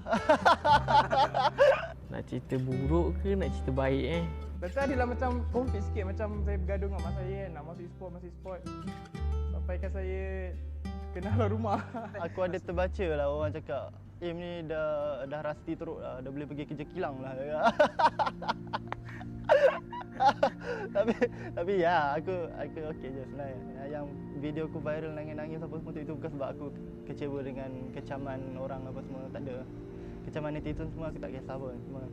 Semua tu like aku disappointed dengan aku punya performance je. Dengan apa yang aku bagi, apa yang hard work yang aku put. Tapi end up performance aku macam tu lah.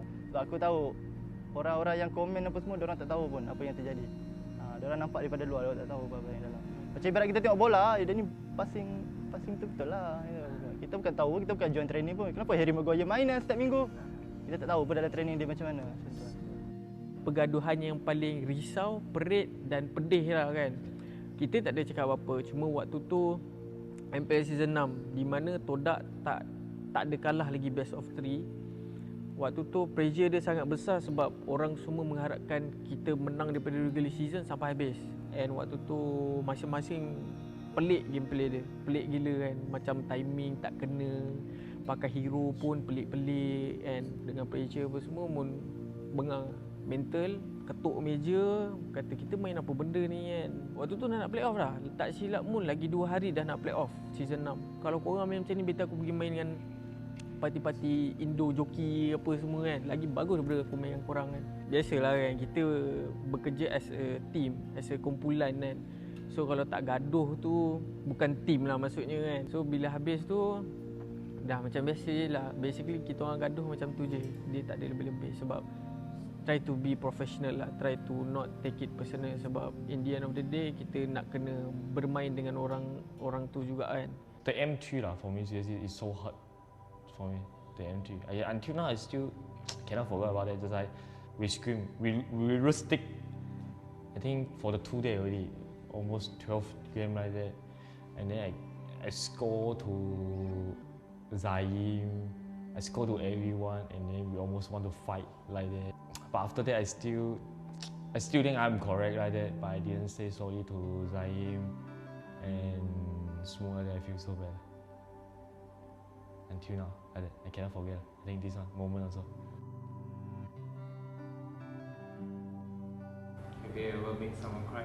I think a lot. This one actually is a lot. I feel that I so bad on this. Every season I think quite because of me lah. Because of pressure, I pressure him a lot to cover me to become a best rider. My bad. Sorry. I tank. Saya adalah minta maaf dengan ibu saya sampai saya melutut. Sampai saya melutut dah saya minta maaf dengan dia sebab ya kan ibu kita kan nak yang terbaik untuk kita kan. Tapi mungkin sebab dia tak nampak lagi lah masa tu game tu macam boleh buat duit. Dia fikir macam masa tu game tu hanya main untuk hiburan, macam buang masa.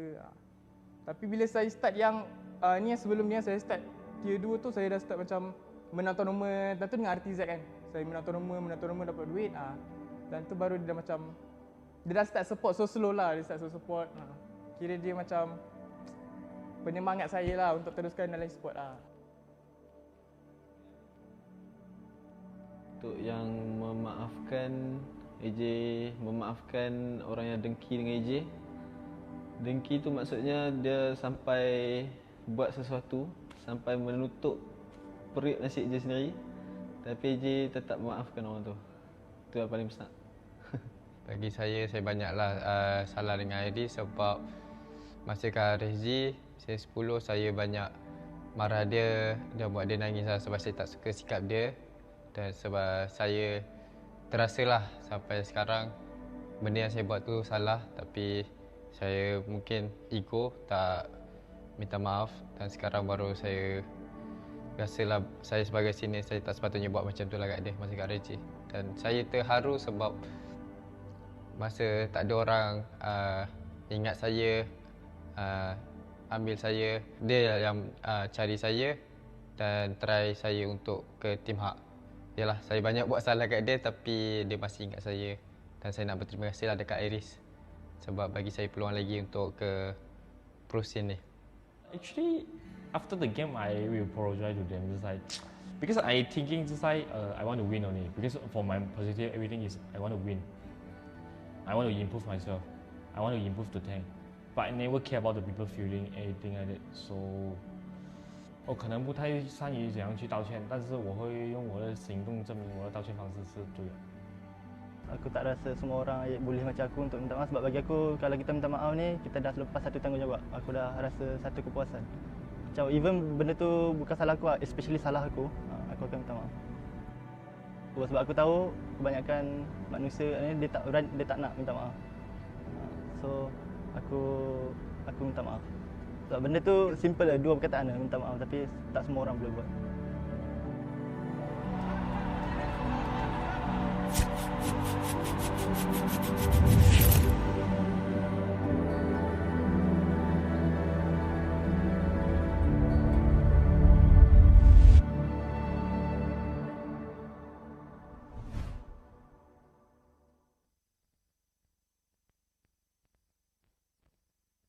I think even Ducky himself is very vocal about this. They wanted to lose, actually. They wanted to eventually lose against a team because... Pro players put in so much time that I've seen videos that Keyboy's hand is shaking and everything like that. Like he's moving his head like very frantically, you know, that kind of motion. You know, like I think sometimes we get very caught up in the, you know, Indonesian pride, Malaysian pride, North America pride, Philippines pride, when the reality is like the org just wants to win.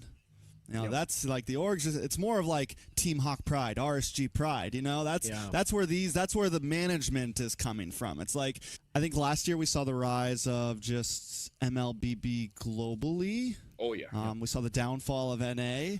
No, don't put it that way. My bad. We're just on equal terms with Malaysia now.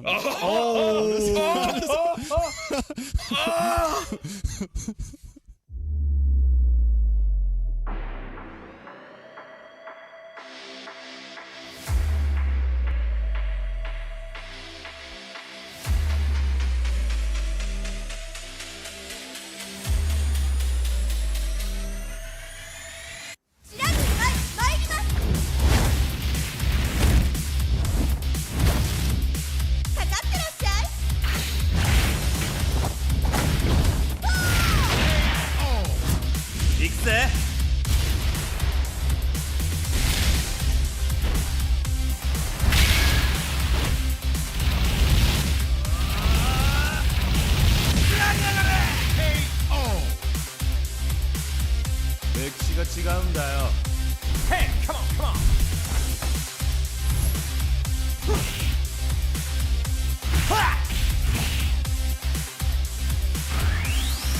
Okay. Power Gazer.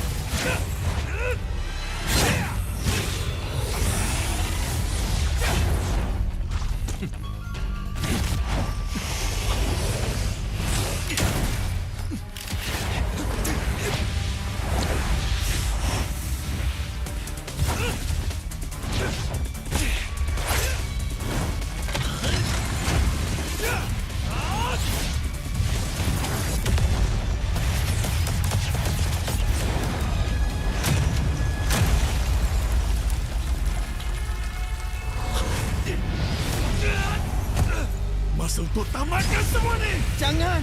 Saya kena. Awak tak mampu melawan. Macam manalah pengakhiran akalnya.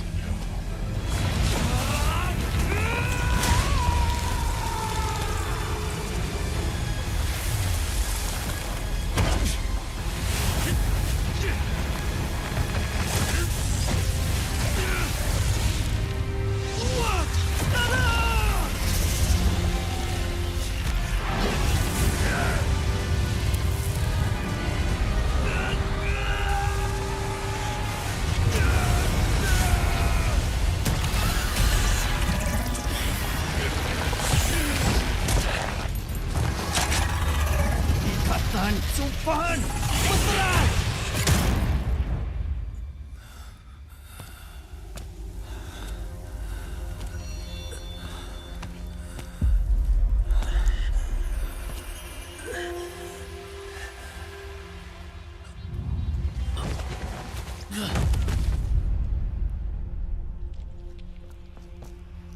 Awak patutnya bunuh saya. Ya, tapi ini hari bertuah awak.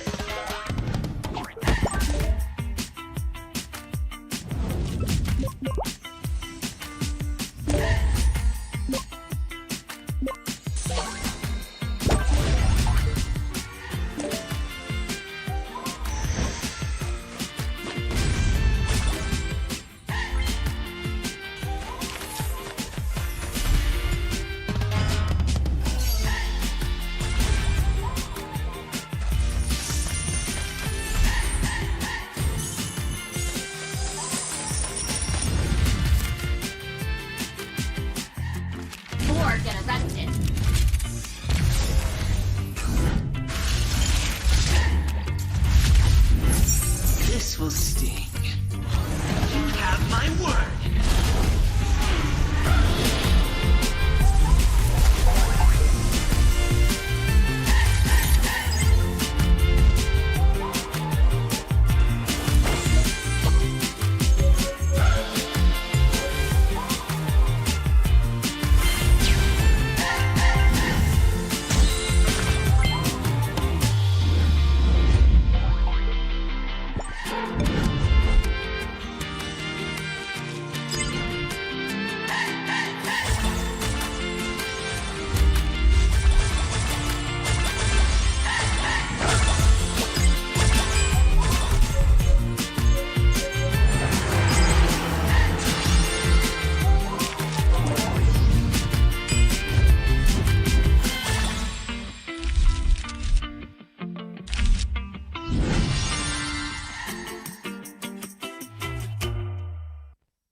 Anak-anak Malaysia bangkit menghadapi cabaran. Cipta sejarah demi satu tujuan.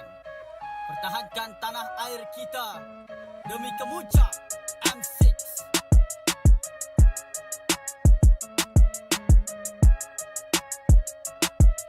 Ini gaya kita.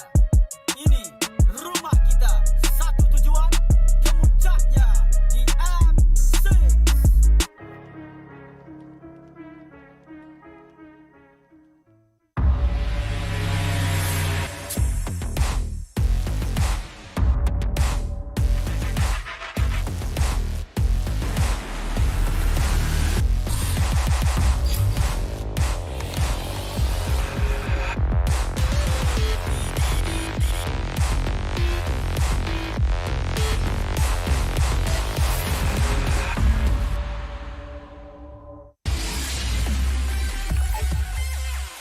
Berminat untuk mengetahui info lanjut mengenai prestasi pemain dan jadi sebahagian daripada MPL Malaysia? Layari laman rasmi MPL Malaysia sekarang. Ayo kita bersama menaikkan mutu MLBB di Malaysia. Jangan terlepas kemas kini Liga Academy rasmi MLBB Malaysia, MAL Malaysia. Ikuti semua platform rasmi kami. Ayo sokong MAL Malaysia musim pertama. Ikuti semua platform rasmi. Semua peminat dan penyokong dijemput ke arena MPL Malaysia musim ke-13 di Serdang. Anda berpeluang berjumpa dengan pemain kegemaran anda, kumpul tanda tangan eksklusif dan sertai kempen Fan of the Season. Interested in knowing more about player performance and be a part of MPL Malaysia? Visit the website of MPL Malaysia's #1 Esports League for the latest news and league updates. Don't miss out on updates from the official MLBB Malaysia Academy League, MAL Malaysia. Follow all our official platforms. All fans are invited to the MPL Malaysia Season 13 Arena in Serdang. You will get a chance to meet your favorite players, get exclusive autographs, and join the Fan of the Season campaign.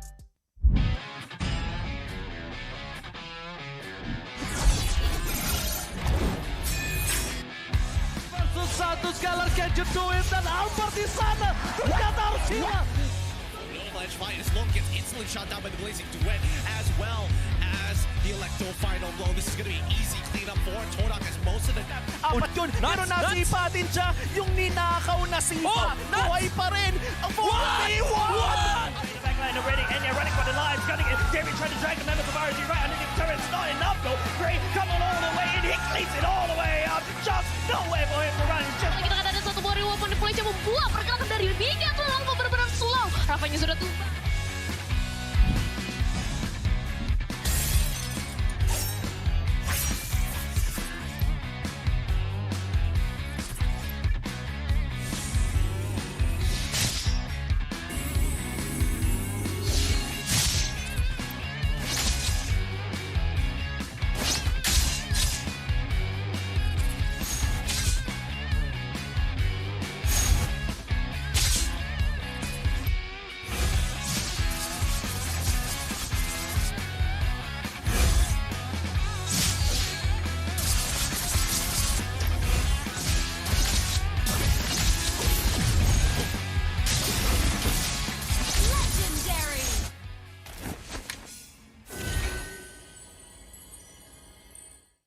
Nikmati jago 5G untuk gaming sepantas kilat dengan Hotlink Prepaid 5G.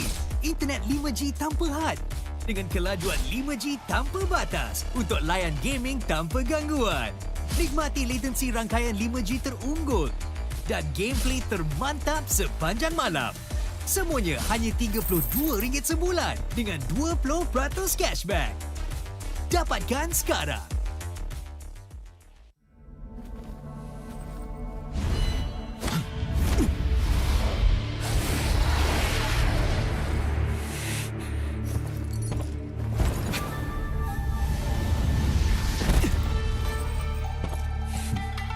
Yo, kenapa tergesa-gesa?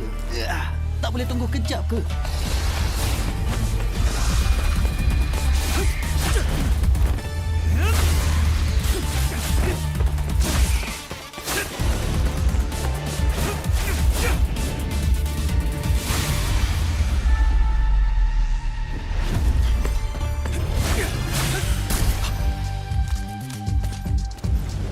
Sama-sama.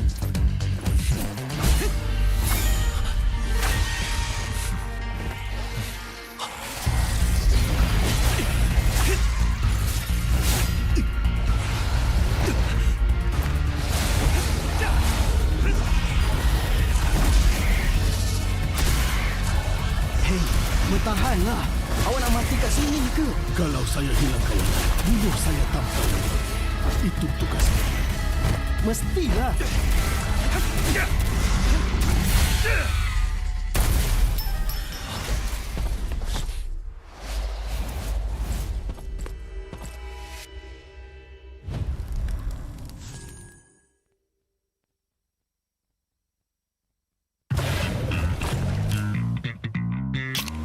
Confirm mantap, confirm lah Nescafe.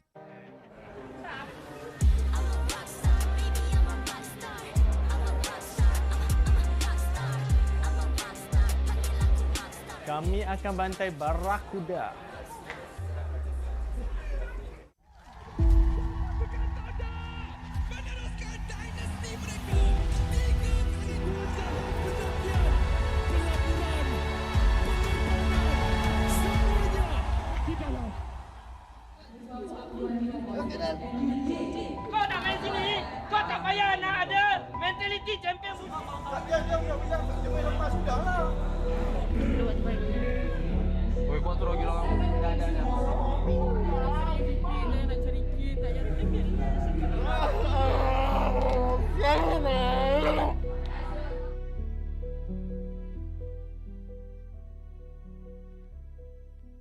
Paling tak lupa time minta maaf. I have no idea with that. Maybe Masih ingat banyak ah.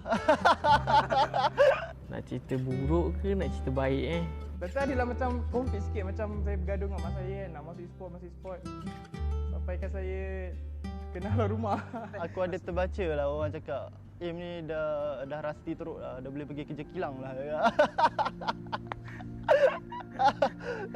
tapi ya, aku okey je sebenarnya.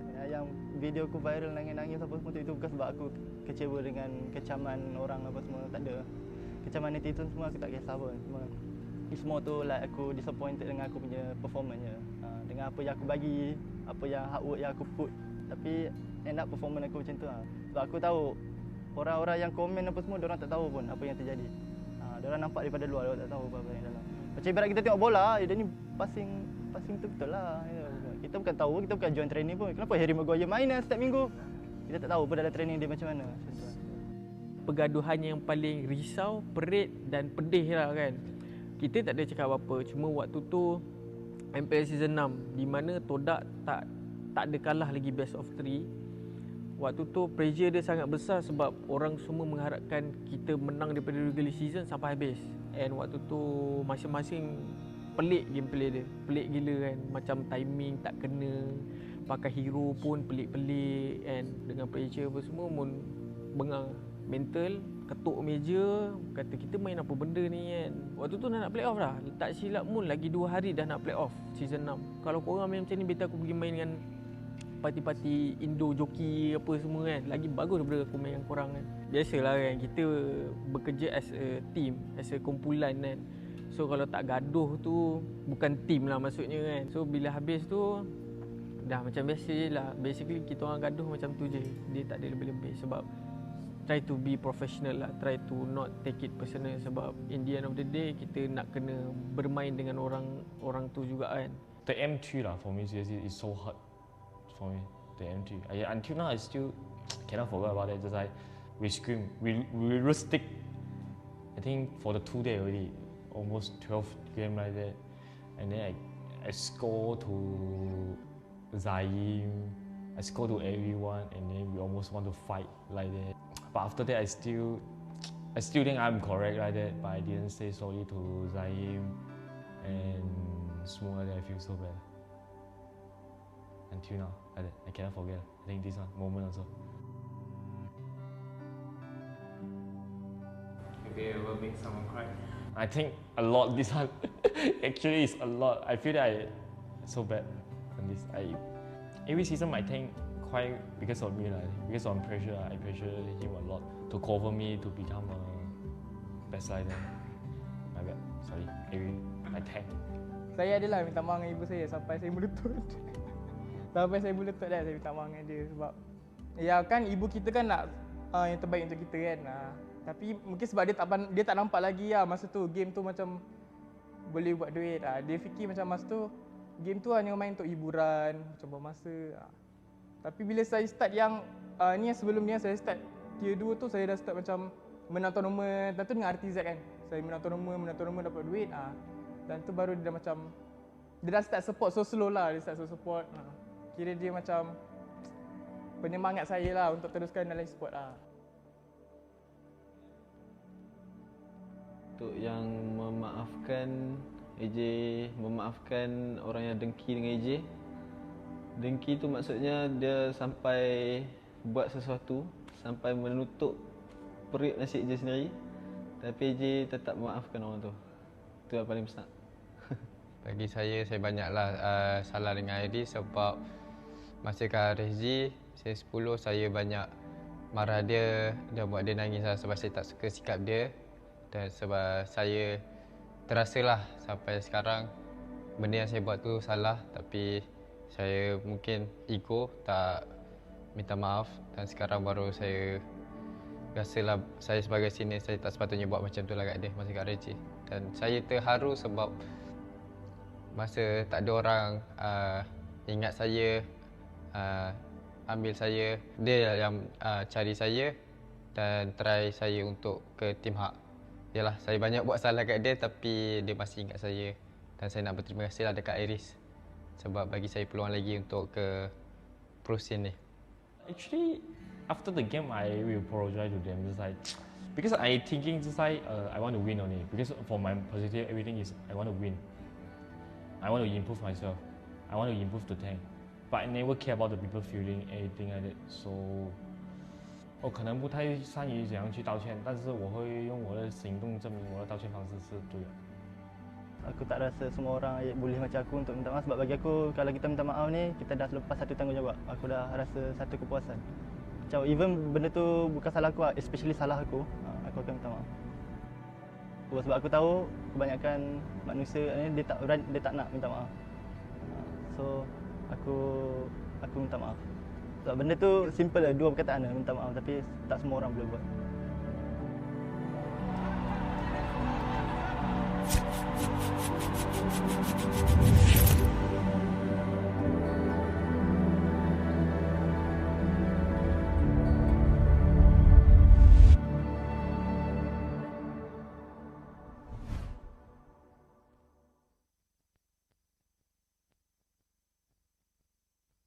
I think even Ducky himself is very vocal about this. They wanted to lose, actually. They wanted to eventually lose against a team because... Pro players put in so much time that I've seen videos that Keyboy's hand is shaking and everything like that. Like he's moving his hand like very frantically, you know, that kind of motion. You know, like I think sometimes we get very caught up in the, you know, Indonesian pride, Malaysian pride, North America pride, Philippines pride, when the reality is like the org just wants to win. You know, that's like the org. It's more of like Team Hawk pride, RSG pride. You know, that's where the management is coming from. It's like I think last year we saw the rise of just MLBB globally. Oh yeah. We saw the downfall of NA. No, don't put it that way. My bad. We're just on equal terms with Malaysia now.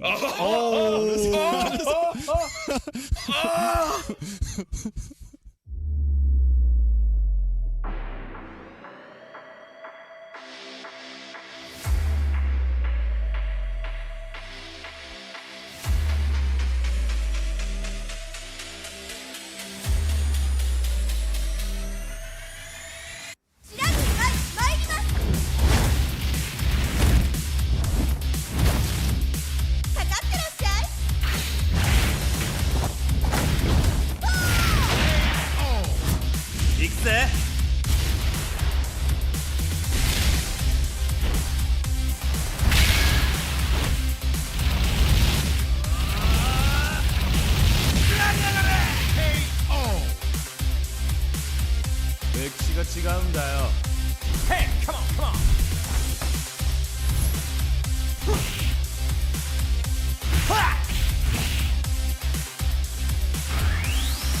Okay.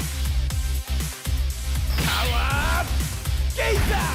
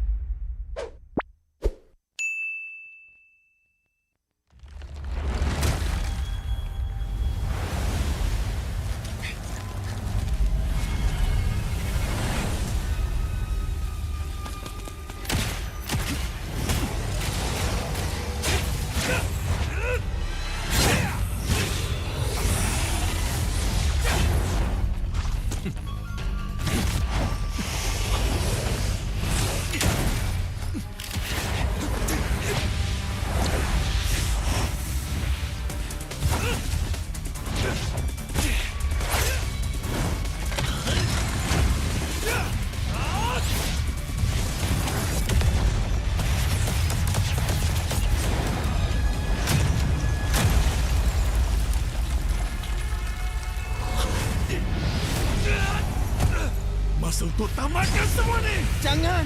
Saya kena. Awak tak mampu melawan. Macam manalah pengakhiran akalnya.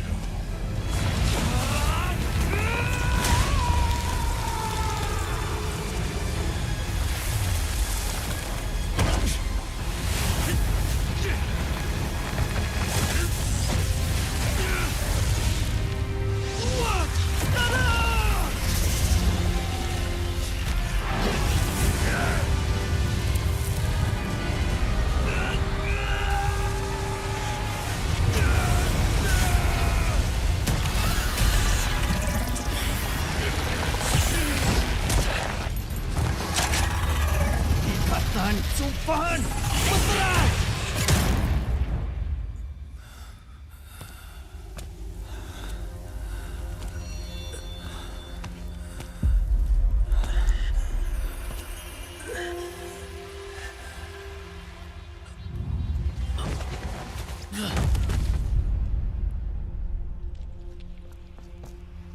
Awak patutnya bunuh saya. Ya, tapi ini hari bertuah awak.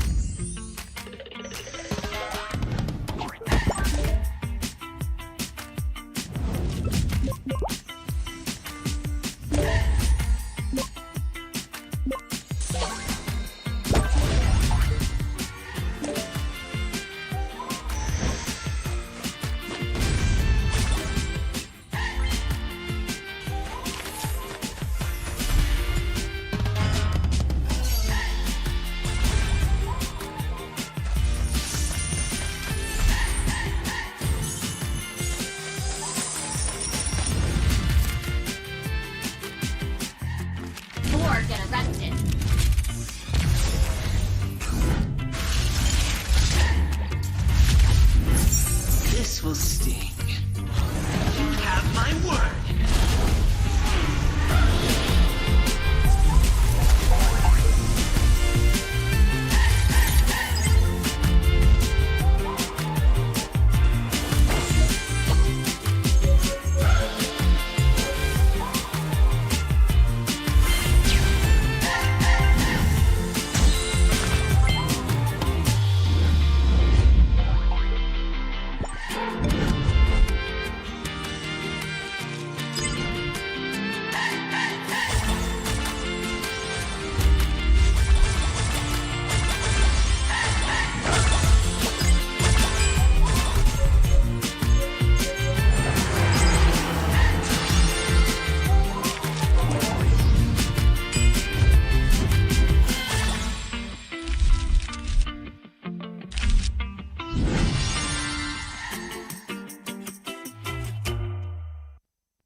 Anak-anak Malaysia bangkit menghadapi cabaran. Cipta sejarah demi satu tujuan.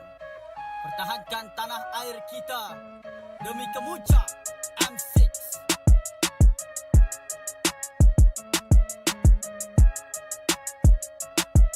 Ini gaya kita. Ini rumah kita.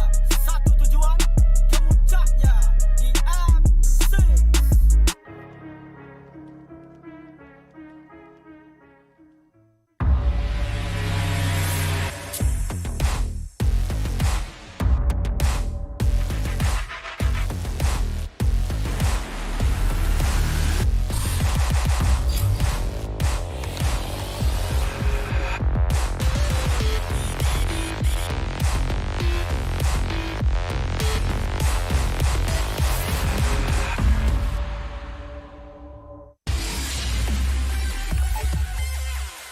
Berminat untuk mengetahui info lanjut mengenai prestasi pemain dan jadi sebahagian daripada MPL Malaysia? Layari laman rasmi MPL Malaysia sekarang. Ayo kita bersama menaikkan mutu MLBB di Malaysia. Jangan terlepas kemaskini Liga Akademi rasmi MLBB Malaysia, MAL Malaysia. Ikuti semua platform rasmi kami. Ayo sokong MAL Malaysia musim pertama. Ikuti semua platform rasmi. Semua peminat dan penyokong dijemput ke arena MPL Malaysia musim ke-13 di Serdang. Anda berpeluang berjumpa dengan pemain kegemaran anda, kumpul tanda tangan eksklusif dan sertai kempen Fan of the Season. Interested in knowing more about player performance and be a part of MPL Malaysia? Visit the website of MPL Malaysia's #1 esports league for the latest news and league updates. Don't miss out on updates from the official MLBB Malaysia Academy League, MAL Malaysia. Follow all our official platforms. All fans are invited to the MPL Malaysia Season 13 Arena in Serdang. You will get a chance to meet your favorite players, get exclusive autographs, and join the Fan of the Season campaign.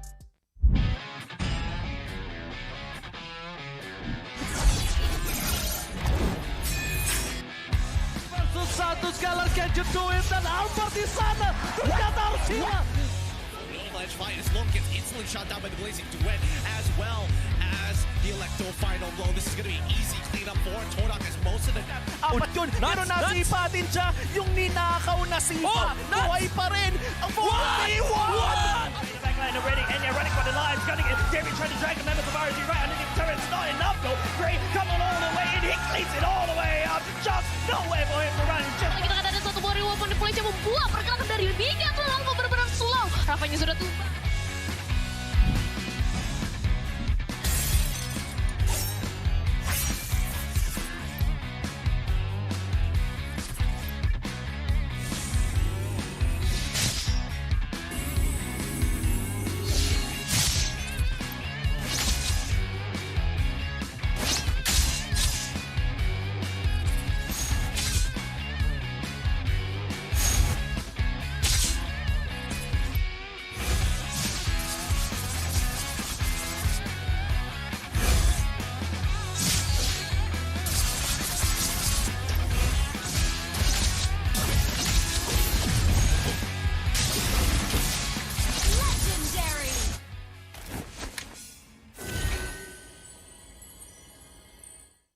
Nikmati jago 5G untuk gaming sepantas kilat dengan Hotlink Prepaid 5G. Internet 5G tanpa had dengan kelajuan 5G tanpa batas untuk layan gaming tanpa gangguan. Nikmati latensi rangkaian 5G terunggul dan gameplay termantap sepanjang malam. Semuanya hanya RM32 sebulan dengan 20% cashback. Dapatkan sekarang.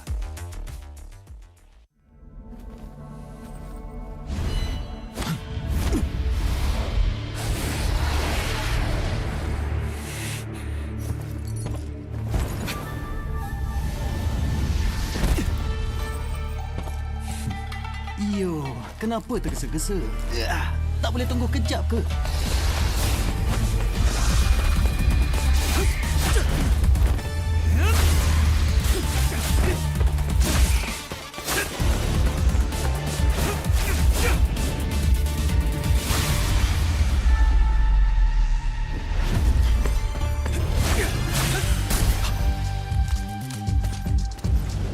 Sama-sama.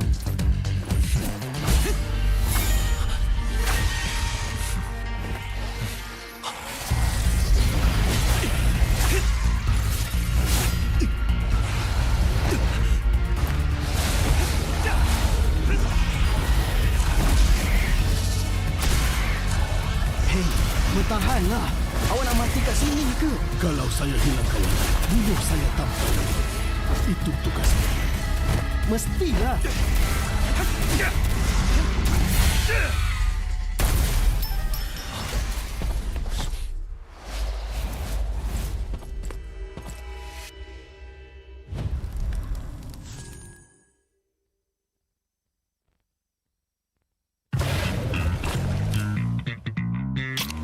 Confirm mantap, confirm lah Nescafe.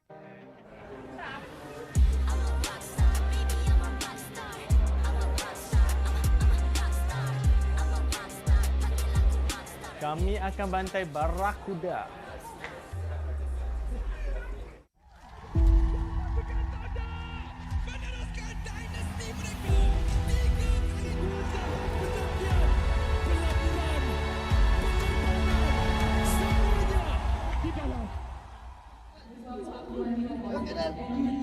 Kau nak main sini, kau tak payah nak ada mentality champion. Dia lepas sudah lah. Oi, kau terus gila orang. Dah.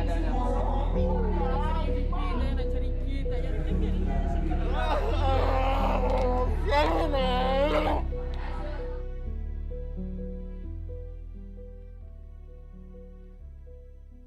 Paling tak lupa time minta maaf. I have no idea with that. Maybe masih ingat banyak lah. Nak cerita buruk ke nak cerita baik Betul adalah macam conflict sikit, macam saya bergaduh dengan mak saya kan, nak masuk e-sport. Sampaikan saya kenal rumah. Aku ada terbaca lah orang cakap, ni dah rusty teruk lah, dah boleh pergi kerja kilang lah. tapi ya aku okey je sebenarnya. Yang video aku viral nangis-nangis apa semua itu bukan sebab aku kecewa dengan kecaman orang apa semua, tak ada. Kecaman netizen semua aku tak kisah pun. Semua tu like aku disappointed dengan aku punya performance je. Dengan apa yang aku bagi, apa yang hard work yang aku put. Tapi end up performance aku macam tu lah. Sebab aku tahu orang-orang yang komen apa semua, diorang tak tahu pun apa yang terjadi. Diorang nampak daripada luar, diorang tak tahu apa yang dalam. Macam ibarat kita tengok bola, dia ni passing betul-betul lah. Kita bukan tahu, kita bukan join training pun. Kenapa Harry Maguire main setiap minggu?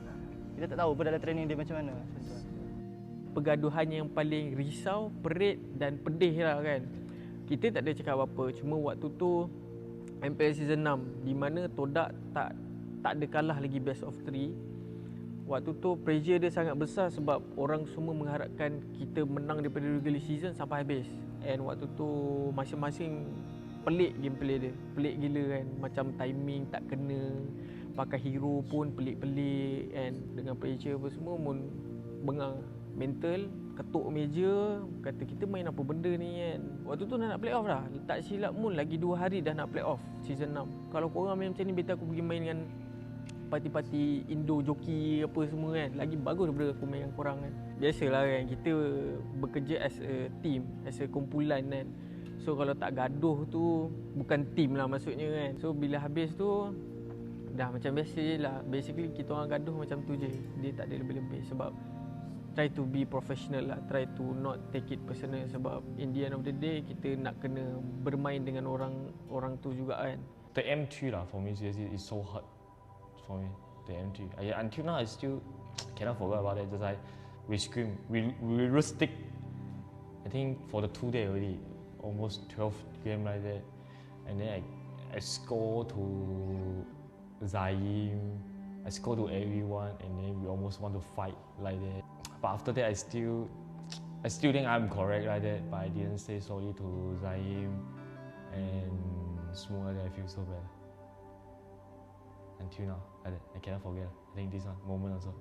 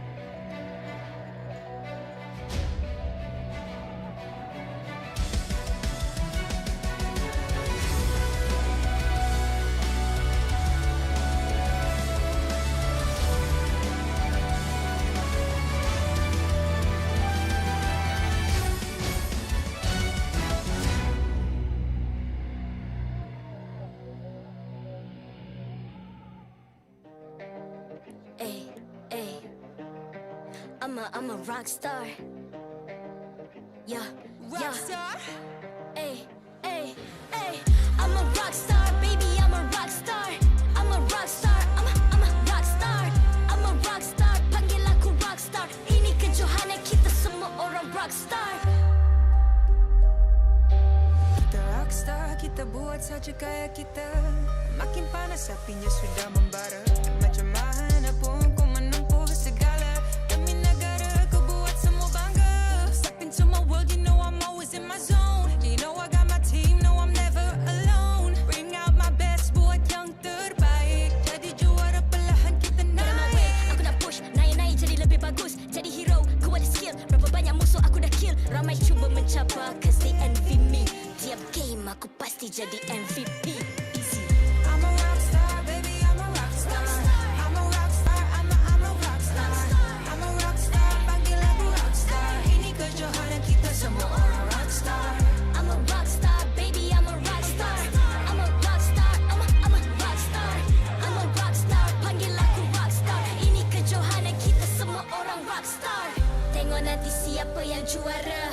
peluang kita bawa pulang piala. This is my game, this is my time. Menang semua, everything will be mine. Kalau jatuh kau pasti kembali.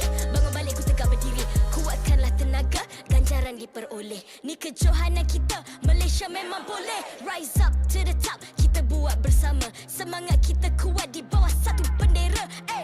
I'ma go hard for the win. On the battlefield till the end. I'm trying to beat the greatest anyone has ever seen. Stand by, I'm coming in for the win. I'm a rock star, baby, I'm a rock star. I'm a rock star, I'm a rock star.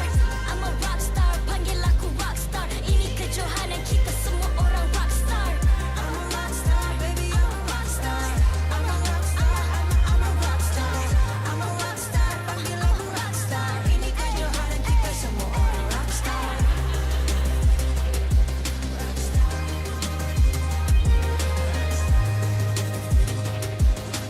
Ini kejohanan kita semua orang rock star.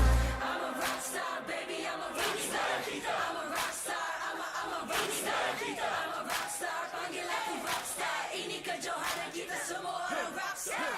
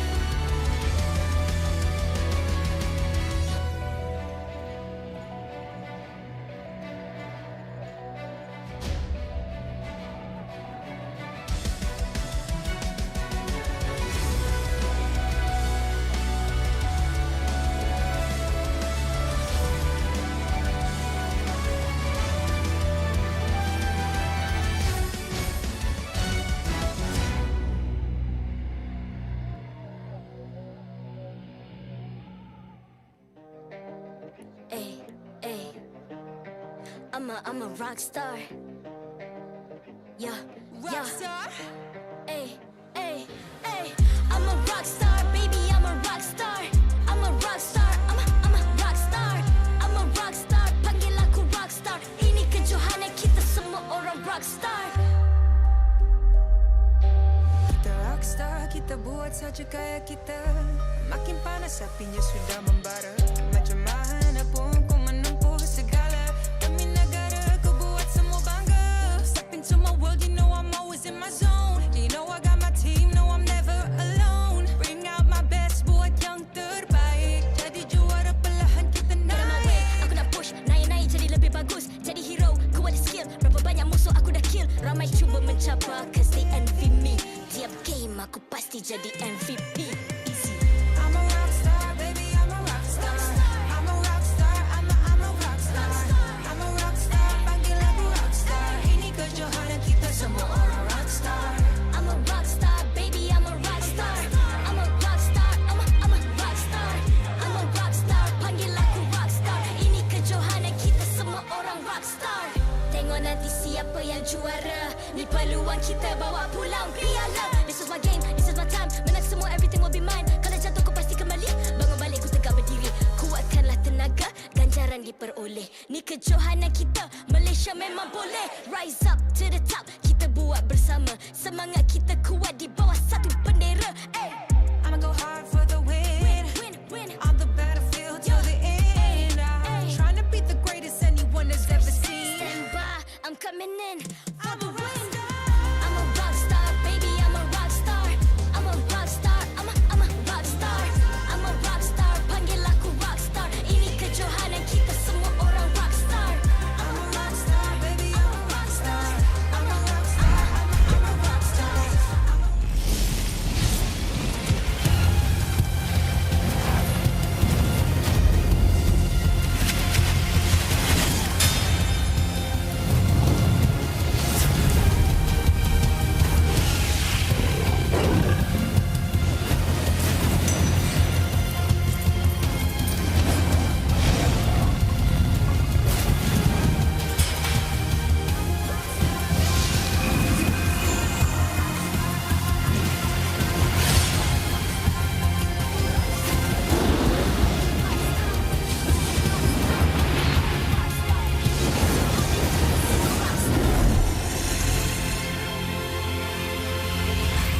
MPL Malaysia Season 13 is powered by Muntar. Enjoy a superior 5G network and lightning-fast gaming experience only with our official mobile internet hotlink. A big shout out to ROG Phone 8, the official gaming phone, for keeping our players at the top of their game. Grind on with Nescafe to keep your gaming spirit going. Thank you to all of our sponsors and partners for your support in MPL Malaysia Season 13. The time has come for festivities to continue here in the MPL Malaysia Season 13 playoffs. Good evening, ladies and gentlemen. Welcome back and thank you for joining us once again on the English stream for our final and second match of the day. My name is Stafa and joining me on the desk today, we've got Husky as well as Icy Baby 1-2. We just came off a really interesting series. What did you think about it? To be honest, I felt like that was a grand final worthy here. And low-key, I'm not gonna lie here, I wanted KGE to actually make a reverse sweep to drag into Game 5 because that was such a close one. It was a little bit slow start for King Empire, but again, we all have those Monday blues. So in this case, warm-up days. But again, this is the playoffs. Anything can happen. Expect the unexpected because they were able to take a game off SRG. Yeah, and I think that takes a lot of weight out of SRG's shoulders, right? No need to maintain a perfect run. They cannot take off the Rock Lee waves and finally put on the second phase that we might see tomorrow. And speaking about tomorrow, this best of 5 decides who go up against Selangor Red Giants in that upper bracket finals. Homebois against RSG MY. To be real honest, I'm just going to come out the gates and say that I have my money on Homebois. They look so much more solid, but I'm ready for RSG MY to surprise me. Yeah, I think a lot of us will have our bets on Homebois overall just based off their performance in the regular season. But like you mentioned, we've already seen some surprises today. So I get the feeling we're going to need to be as energetic as possible to prepare for anything unexpected that'll happen in this match as well. And what better way to do so than by recharging yourself with superior taste and quality Arabica beans by grinding on with Nescafe. Yeah, and of course, I have been high on Nescafe, man. Like legit whole day is just drinking Nescafe, you know. And to be honest, getting super hype is a good thing, considering the amount of games that we have seen thus far in the playoffs. Yesterday we had full best of 5, we had a full 4 games, and now right from the get-go 4 games as well. This final game, Homebois against RSG MY, again, like you said, right, the odds. Homebois is the favorites. Homebois is the ones that everyone expects to win. Imagine this, it goes to a full 5 game. No, I thought it was a continuation from that. I thought you were going to double down and say that RSG MY wins that. It's not impossible. We've already seen some surprising things, but this is going to be a spicy one. We got extra spicy special because on Homebois, we got Util, on RSG, we got Rippo, kings of taunting in their own respective rights. And both players going to be looking to have that chance to taunt, to flex their superiority by coming out victorious. I think for Rippo, this is, there was this whole joke yesterday, right? That Maima told Rippo that he's gonna knock him out of play-ins and then have him rest and focus on, his family. He just got engaged. Congratulations, Rippo. But apparently the journey in MPL playoffs continues for him, at least for now. Well, at the same time as well, guess what? I feel like both of them definitely has some sort of rivalry as well because initially, Udil didn't really want to play as the same team with Rippo in their All-Stars match under, I would say, Dark System as a team. So for Rippo to actually have this integration with him, I think that is going to be a little bit interesting one. But for now, let's take a look at what the fans have to say. So hari ni kita nak predict siapa yang layak pergi sampai ke final. First of all, Todak KG kita tahu. Todak dia lagi kuat sebab tu dia dah bantai. So Todak akan menang dekat sini. Todak akan menang dekat sini. KGE menang ah. KGE menang 3-2. 3-2 ah KGE menang. Sini. Alright. SRG lawan Todak, Homebois RSG. Dekat sini kita tahu. Diorang datang daripada bawah, tempat diorang pergi mana? Tempat diorang pergi bawah balik. SRG KGE pun masih KGE walaupun tak berapa logik. Of course, SRG will win. KGE. Sorry fans Homebois RSG. Sebab kalau KGE tak boleh pergi, Homebois pun tak boleh pergi. Kat sini ada Udil, ada Chibi, dia semua. Tapi kat sini ada Innocent, ada Yums. So Homebois akan kalah. Homebois akan pergi dekat sini dulu. So maksudnya SRG akan tunggu dekat grand final. Homebois KGE. Homebois. Be fair, okay? Homebois dia akan turun menentang Todak Homebois dengan Todak. So permusuhan di antara Homebois dengan Todak ni, antara bos Lan dan juga Daddy Hood. Kat sini Daddy Hood menang sebab Daddy Hood sokong Chelsea. Untuk final, you rasa siapa akan menang night? KGE, of course KGE. Champion KGE lah, tetap champion. Okey, SRG. Sini SRG menang. Menang SRG duduk sini. Dekot. Okay, itu je saya punya prediction. Kenapa Homebois champion? Dia simple saya tunjuk kat korang kenapa Homebois champion. Dekat baju dia dah ada crown untuk champion. Nampak? So, SRG terpaksa pergi dekat wildcard. Apa-apa pun, ini cuma prediction, jangan terlampau percaya, okey? I think it's real fun that every single time we see someone predicting a team. Oh, we even got the Viking clap going on here. The fans are ready. The atmosphere is electric, literally cheering every single time Homebois was mentioned during that prediction video as well. So we got a really fun match coming up ahead of us. Yeah, we get a very, the English desk has always been getting the crazier fans, right? We get SRG, we get a Homeboy, sometimes we get Todak. I think right now, Homeboys, they're at an all-time high. Well, I wouldn't expect any less from our defending champions after all, but a rivalry at RSG is hard to overcome. Let's invite both teams up on stage. Homeboys! The moment has arrived for the defending champions to take the stage and prove they have more than just popularity. They have the power to dominate the league in a back-to-back seasons. Udil, Sword, Sepat, Nats, and Chibi are each game winners on their own.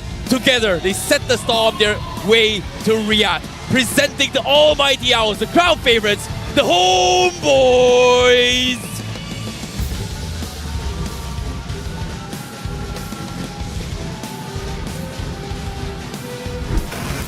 RSG MY!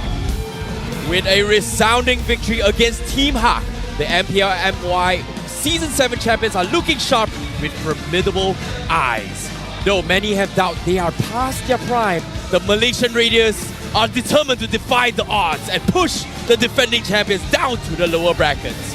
Make some noise for RSG MY!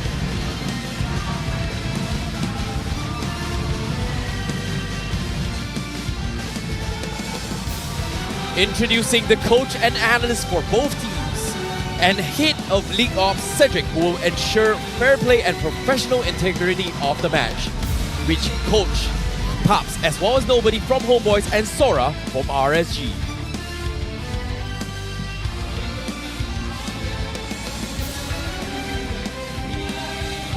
Fist bumps all around for the teams to get it started. It's going to be quite a bout.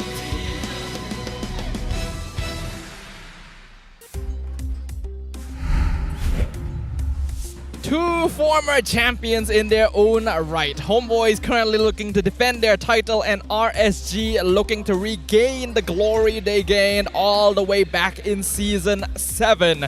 These two teams have had many chances to encounter one another throughout their history here in MPL MY, with both coming up on top in various timings. But right now, RSG definitely having a rivalry, considering that Homeboys did send them down to the lower bracket previously in the playoffs. So we'll see what happens this time. Yeah, I mean, RSG Malaysia has never beaten Homeboys since last season, right? They always come close. In fact, the game that immortalized Homeboys as one of the best teams was actually the very first game they played against RSG MY last season. So this is a year-long, season-long rivalry that I can't wait to see what RSG MY has provided. But we have Homeboys starting lineup. Yeah, when it comes to the roster as well, Udil, Sepat, Nats, Chibi, and Zord here. When they first came in, there was a little bit of a shakiness between the team themselves, the players themselves, maybe communication, but eventually they kind of figured out around how to play around Udil's comfort picks, right? Like, he's going to be the guy that is going to be doing so much work as the main player here, even though he doesn't have the highest GPM in this game, but he has been in all the fights which crucial details actually set up for the team to actually take objectives. However, again, they've lost their game against SRG. That's the only downside, the only team that they have lost to. If SRG as a team is flexible and adaptable, Homeboys as a team is aggressive and bombastic. This is a team that wants to come out the gate swinging. They look for setups, they look for ganks, they want to get kills, they want to get objectives. We know Zorn, as the in-game leader, has been making a lot of strides for the Homebois, but will it be enough when they're going up against RSG MY? Yeah, when we saw a video in the previous series talking about favorite roamers, Zorn has been mentioned countless of times in different roles, such as, being shot caller, being aggressive, playmaker. But I think we are overlooking Storm, right? I think he himself is overlooking himself in this Oroma regard, because I feel like when you look at Storm and its capabilities to take initiatives and make plays and make those necessary calls for RSG MY to get ahead in a pinch, he always finds success with that. Yeah, and of course, Storm going to be the ones that is going to be taking charge in the roamer position here. But generally, after seeing RSG MY's yesterday's performance against Hawk, I'm generally worried about Vinogo, because when we talk about best junglers, right, we immediately think about how Chibi has been consistently winning all the Retributed battles since their debut from Season 7 until now. He is still very, very on par in his mechanics, but Vinogo yesterday didn't seem to be able to get much retry for himself. Honestly, Vinogo himself recognized it when he was in the post-interview, right? He said that he was not performing yesterday, missing all his retry timings, and wants to make up for it today. But when he's up against someone as consistent as Chibi, is that going to be an achievable result? I think this is going to be tough, because people were drawing comparison of Chibi wanting to take out, the Filipino junglers, right? He was issuing challenges to Demon Kai last season, and even Rose asked Vinogo, do you think you can live up to that? And I think for now, Chibi definitely looks a bit better overall, but I'm not putting Vinogo aside. I think if he cleans up yesterday's performance, he can stand a chance, but when push comes to shove, I think Chibi is more on the ball.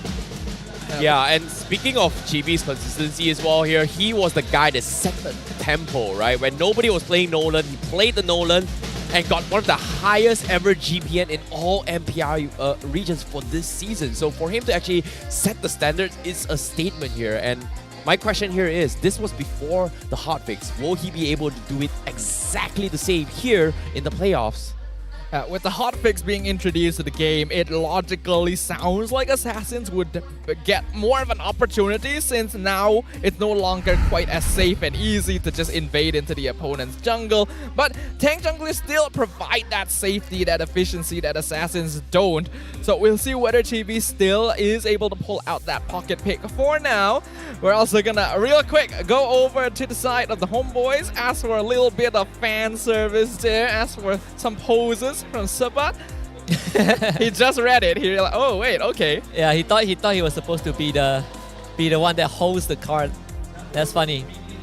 A small pose there for the Homebois fans. And speaking of, we have a lot of Homebois fans here. Hey, I mean, this is not even the grand finals just yet, right? Imagine if we get to that stage. A lot of people were looking at Homebois to be poised to take one of the slots. I'm expecting, if this is only the second day of playoffs, oh boy. Yeah. And of course, now let's talk a little bit more on how Sapat as well as Repo, right? Because these are the two best XP laners. And in this case, who is the better one? Because personally, I feel like Repo, whenever he steps in, he makes ripples for the team. Whereas Sapat, he's there when he's... I don't know. What do you think? Tell me more. Sabat's the type of player that likes to set up a little bit, right? Like, in the past, when Sabat first debuted, he was more of an ego challenger. He wanted to take those 1v1s, he wanted to kind of make plays across the map, but I think he's definitely taken a bit more of a supportive role recently to set things up for the rest of the team, whereas Rippo is still a little bit of that former style.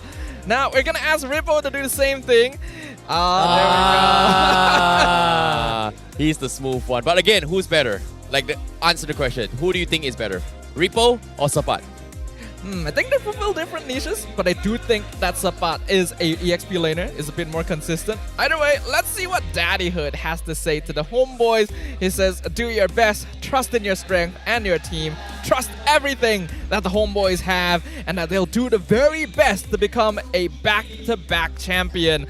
No one has done that yet in MPL MY. Yeah, and especially I think when we are entering kind of a new phase. And speaking about new phase, let's enter the drafting phase for Game 1 between these two teams. And just special shout out to the Homebois Syndicate team, which is Homebois Academy team. They are all in the front seat, just seeing how the big brothers take on the big stage. You know, I like how every team, actually almost every team has got the new jerseys coming to the playoffs here. And I'm not gonna lie, Homebois' jerseys. Ooh, what do you think about this one? Like, do you like last season's one or do you prefer this season's one? Hey man, Daddy who gave me a jersey before, I'm happy. Really? If you give me another one. Yeah. I want a jersey. No way! After so many seasons, I've not received a single one from Daddy here, and you got one just 2 seasons into MPL? No, you're wrong, you're wrong. 1 season, I got it last year. No way, Husky! Thank you, Daddy Hood. Love you a lot. Love you so much. Homeboy's gonna win this for sure. Maybe you can just walk into the room right now. I think I'm out. I'm done. Like I will never get a Homeboy. We're on the Homeboy side, you know. Their room's right there. This is their somebody clip you this. Just walk down there. This is not fair. I've I've been watching your games and casting your games since season 3 until now. It's season 13. Season 3? Yeah. I've not gotten a single one off him, and you got it off 1 season. How is this fair? This is biasness and the fight. I don't know what to say. Like, I'm done. Whatever. No, I mean, whatever. If you look at it from another angle, at least you could walk properly. I could not walk. Life is not fair to everyone. God is fair to everyone. But I want to talk about the draft a little bit. Matilda being led through by RSG MY means Homeboys are going to pick it up instantly. I think if RSG, usually they have the tendency to go for the Valentina first phase for Izanami or any sort of utility hero. In this case, I think Valentina probably is the direct choice. And then you probably couple it up with a jungler. We'll see whether they go for that. RSG has definitely shifted up their style of drafting here and there. Sometimes they'll prioritize Leo's hero first. Sometimes they'll prioritize Venogo or Izanami first. They do usually like to leave Storm and Ripple until a little bit later on, unless they can guarantee a specific hero.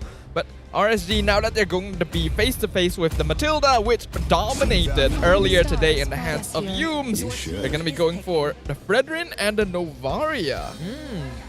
Okay, looks like we are going to see a little bit of comforts here coming from Homeboys. They might get the Barats here for Chibi, but the question here is, does Chibi want to play this, right? Like, we saw how Matilda has made a huge impact in the previous game for SRG, even yesterday's game as well. So, for it to be led through here in the current patch, it's weird to see that now they are prioritizing on other bands over the Matilda. Yeah, I feel like for RSG MY, if you think from their perspective, their hands might be a bit tight in this banning phase, right? You cannot let a Harry through no matter what. But you also have to ban the Chip because Zorn has been tearing up a Storm. And Chip just got buffed. And we now get the Nolan and Natan for Homeboys. Comfort picks. And the crowd goes wild instantly. The Nolan pick in the hands of Chibi, which achieved the highest GPM overall across all MPL regions this season. Going to be making an appearance alongside that Natan. RSG goes for the Roger, but the success rate of this hero today has not been particularly stellar. I think just like, 2 games of Roger, both of them ended in losses. 2 or 3, 2 games, I think. Yes. Yeah. But overall, I think Barbara, this is probably very direct. I don't see too much of an anomaly yet. I know Homeboy Chibi loves his assassin, right? He's probably one of the few junglers that is still actively given that Nolan, despite the minor meta shifts. Wait a minute. Why would they ban the Barats, considering that RSG has Homeboy has pretty much shown Nolan, right? There's no way they're putting Barats jungle. I mean, there's a Barats XP. Yeah, I know, but would they force that on Serpat? Like, Serpat can play a Paquito, he can play Benedetta as well. So I'm very surprised RSG MY just like double down on this Barats ban. But you have to think of the setters, right? Like, they have revealed jungler, gold laner, and roamer. You still don't really have a front line. I think you need someone to set up fights. So Barats is a good choice. You probably have the Terizla, Tamus as well. These two are probably the options. X-Borg, so 3 more premier picks that I think Homeboys can get their hands on.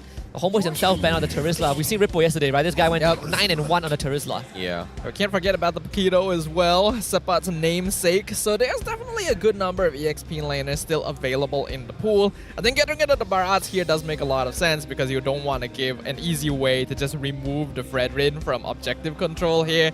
it's still a counter, even if it's not the jungle pickup for the Homebois. So RSG wants to make sure that that won't be a major issue. They'll also ban out the Arlet, so focusing on making sure that their team fight potential is going to be solid.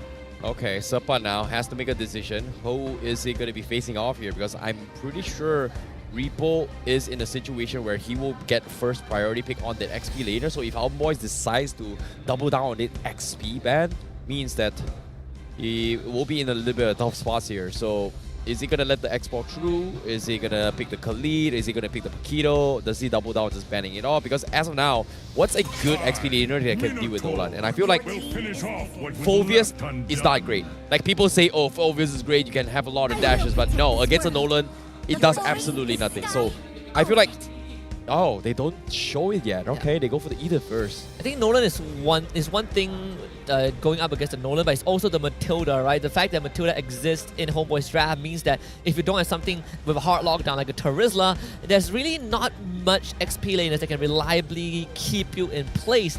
It all requires your mechanics like Lapu Lapu, sure, but you need to land the Land Shaker. Same with Khalid if you go in with the ultimate. I think in this case, RSG MY, you don't really have the optimal choice, but you have viable options. Oh, I'm surprised they didn't go for the Sapaki though. They're going to go for the Tamus instead, coming from Homebois. Need a setter. They need a strong front line, and I guess Tamus is pretty tanky if you think about it, because they only have one front line. Yeah, and not only do they need a solid solo front line, they need an EXP laner that they can pick blind, because they don't know what Ripo's hero is going to be just yet. It could be the Edith, but they're not too certain, so better to go with a hero that will win most matchups quite easily, and I think Tamus is one of the few heroes that will fit both those bills for the Homebois. So with their draft complete now, RSG gonna be looking for that EXP laner for themselves. Yeah, and the second thing is that this Tamus, RSG MY at this point of time won't have enough damage to even scratch the Tamus from, at least for the first, 5 to 8 minutes. So they're gonna pick up the Ruby instead. This is most likely gonna be a Ruby roam.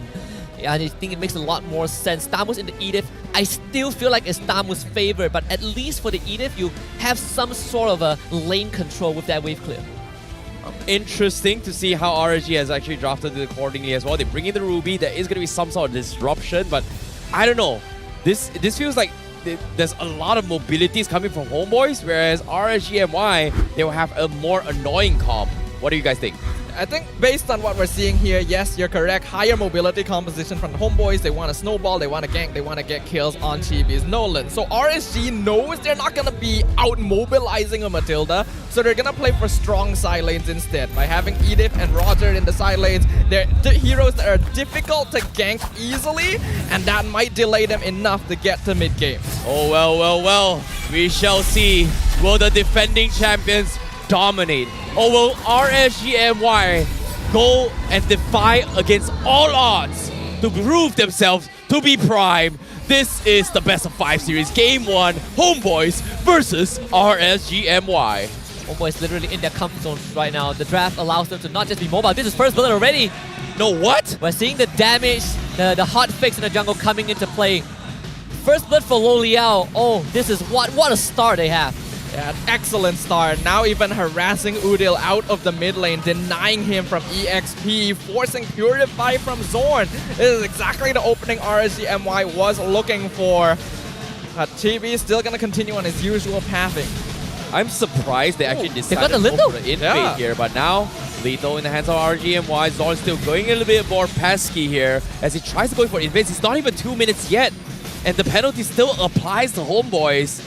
This is going to put them in a very awkward situation, but Zorn is going to try to push the pressure here. Chibi now, level 3. He wants to try and steal the jungle here. He's going to make an attack, but he's taking lesser damage. But guess what? The burst coming from Storm and Verdogo, chopping Chibi onto his half HP. I think Chibi didn't get the camp, so that is good for Venogo. At least he's not falling behind in terms of experience. They'll hit level 4 at the same time. Retri will come back up for the objective. Izanami also gets to fall back, but he does have that experience advantage. So the early game for RSG MY at this point of time is going pretty swimmingly. One benefit for the Homebois is that dying that early on in the game actually has a lot less impact as if you were to give first blood like 2 or 3 minutes in. Zorn's able to respawn quite quickly, doesn't miss out on too much EXP. The only thing they lose out on is that first blood gold. So RSG MY only with a 600 net worth lead for now as we jump on into a quick pause. I believe it's called by RSG MY. Izanami's side. We'll get that checked out. Make sure that both teams are going to be playing at their optimum potential. But this is good for RSG MY. I think they looked at the Homebois draft and they realized that this draft relies on the Tamus primarily to front line. They want to be able to peel in and out of a fight with the Matilda. They're mobile, but at the same time, they can't really fight you man-to-man as a 5. So if you can outnumber them in that early stage, you punish Zorn, you make sure that your cores get a hit, that mid-game is going to be a bit more smoother for RSG MY. Looks like there is something wrong with Storm's setup right there, so they are going to be fixing it as quickly as they can. Meanwhile, I think this is a good time for Homebois to actually figure out what they need to do, right? Because think about this. They made a little bit of small mistake coming from Zorn here, so how do they redeem about this? You talked about this, but now, well, we've got Daddyhood, the man here. He's going to be posing like his favorite hero. Who's his favorite hero right now? Phone? Oh, he's going to pose Hayabusa. Wow! That's pretty good. That's pretty good. That's pretty good. I like it. We got the approval from the cameraman himself too. So that's pretty good. Good job from Daddyhood there. So going into this game, Homebois have already started out just a little bit slow because unfortunately they gave up that first blood. But the important timing for a comp like this is still going to be that first hurdle and whether or not Chibi can get a couple of kills to get that snowball going. Yeah, he's one of the fastest Nolan players in MPL MY from even from last season until now. We get the Amoy, yes. You know what's up. It's about game time and we're jumping back into the game. And as you can see, RSG MY, they're going to be trying to contest for the turtle pit for now. Homebois already in position, dropping down pretty low. Here comes Echo coming in, but they're going to force the fight, but Vinogo, he wins the retry battle. Homebois, they need to back off. They're going for the combo as well. They're going for a drop. Vinogo finds the kill on Audio, and now Homebois, they need to get Sapat out. Fortunately for them, they are able to do so. But Storm with the flicker play, he wants to chase Sapat. He doesn't want to get him out of there. Izanami missing the snipe. Venture sends him off Storm. He's going to try and commit to this, but Sapat eventually falls under turret. Zorn also needs to get out in one fell sweep. RSG MY wins the retry battle, picks up 3 kills, and now they're looking for more. TV tried to be a little bit cheeky, he's also dead. What happened to the defending champions? Wow. Prime RSG MY. That's a 2k gold lead from that sequence. Everything went right for RSG MY. Props to Ripple. His flicker of shatter completely messed up Udio because it sent him into a straight up appraiser's wrath that killed him instantly. And of course Storm taking out Sapat, forcing the vengeance of all things. And icing on the cake, they even cash in on Chibi trying to sneak away the purple buff. So this early game is a disaster for Homebois. And that is straight up a disaster. We already talked about how important that first turtle timing is for composition as running a Nolan. Not only did Homebois get dismantled there, not only did Chibi lose retry to Vinogo, but trying to vertical jungle cost him his life, and that's going to put an assassin jungler in a situation where he's not going to be able to contribute for a little while, and is exactly what RSG MY is looking for. Oh boy, this is something that we did not expect right from the get-go. Who would have thought? RSG MY putting Homebois at their own place here. Maybe a little bit of mistake, but they definitely are putting on a show. Meanwhile, bottom side, Circling Eagle comes in, Stone taking a little bit too much damage here. He's buying a little bit of time here. Eventually, here comes Nets with the entropy, but he's not able to get the kill. And RSG MY, they hold on once more. They even get a kill on the Sapat, right? They brought Vinogo up top, and Ripple cashed in on that. And now Vinogo is a level ahead of Chibi, takes the purple buff away. Oh no. The snowball continues for RSG MY, 3k goal advantage as the second turtle spawns. This is terrible for Homeboy, straight up, but really good if you're an RSG MY fan right now. Storm taking a lot of poke damage, but I'm not sure if this is the fight they're looking for. Oh, I'm Offender comes in. They are going to try and force the issue. Circling Eagle comes in. Oh, Zor not committing to Storm, so they are going to both disengage, knowing that it's just not worth it. Udi also popping the ult here.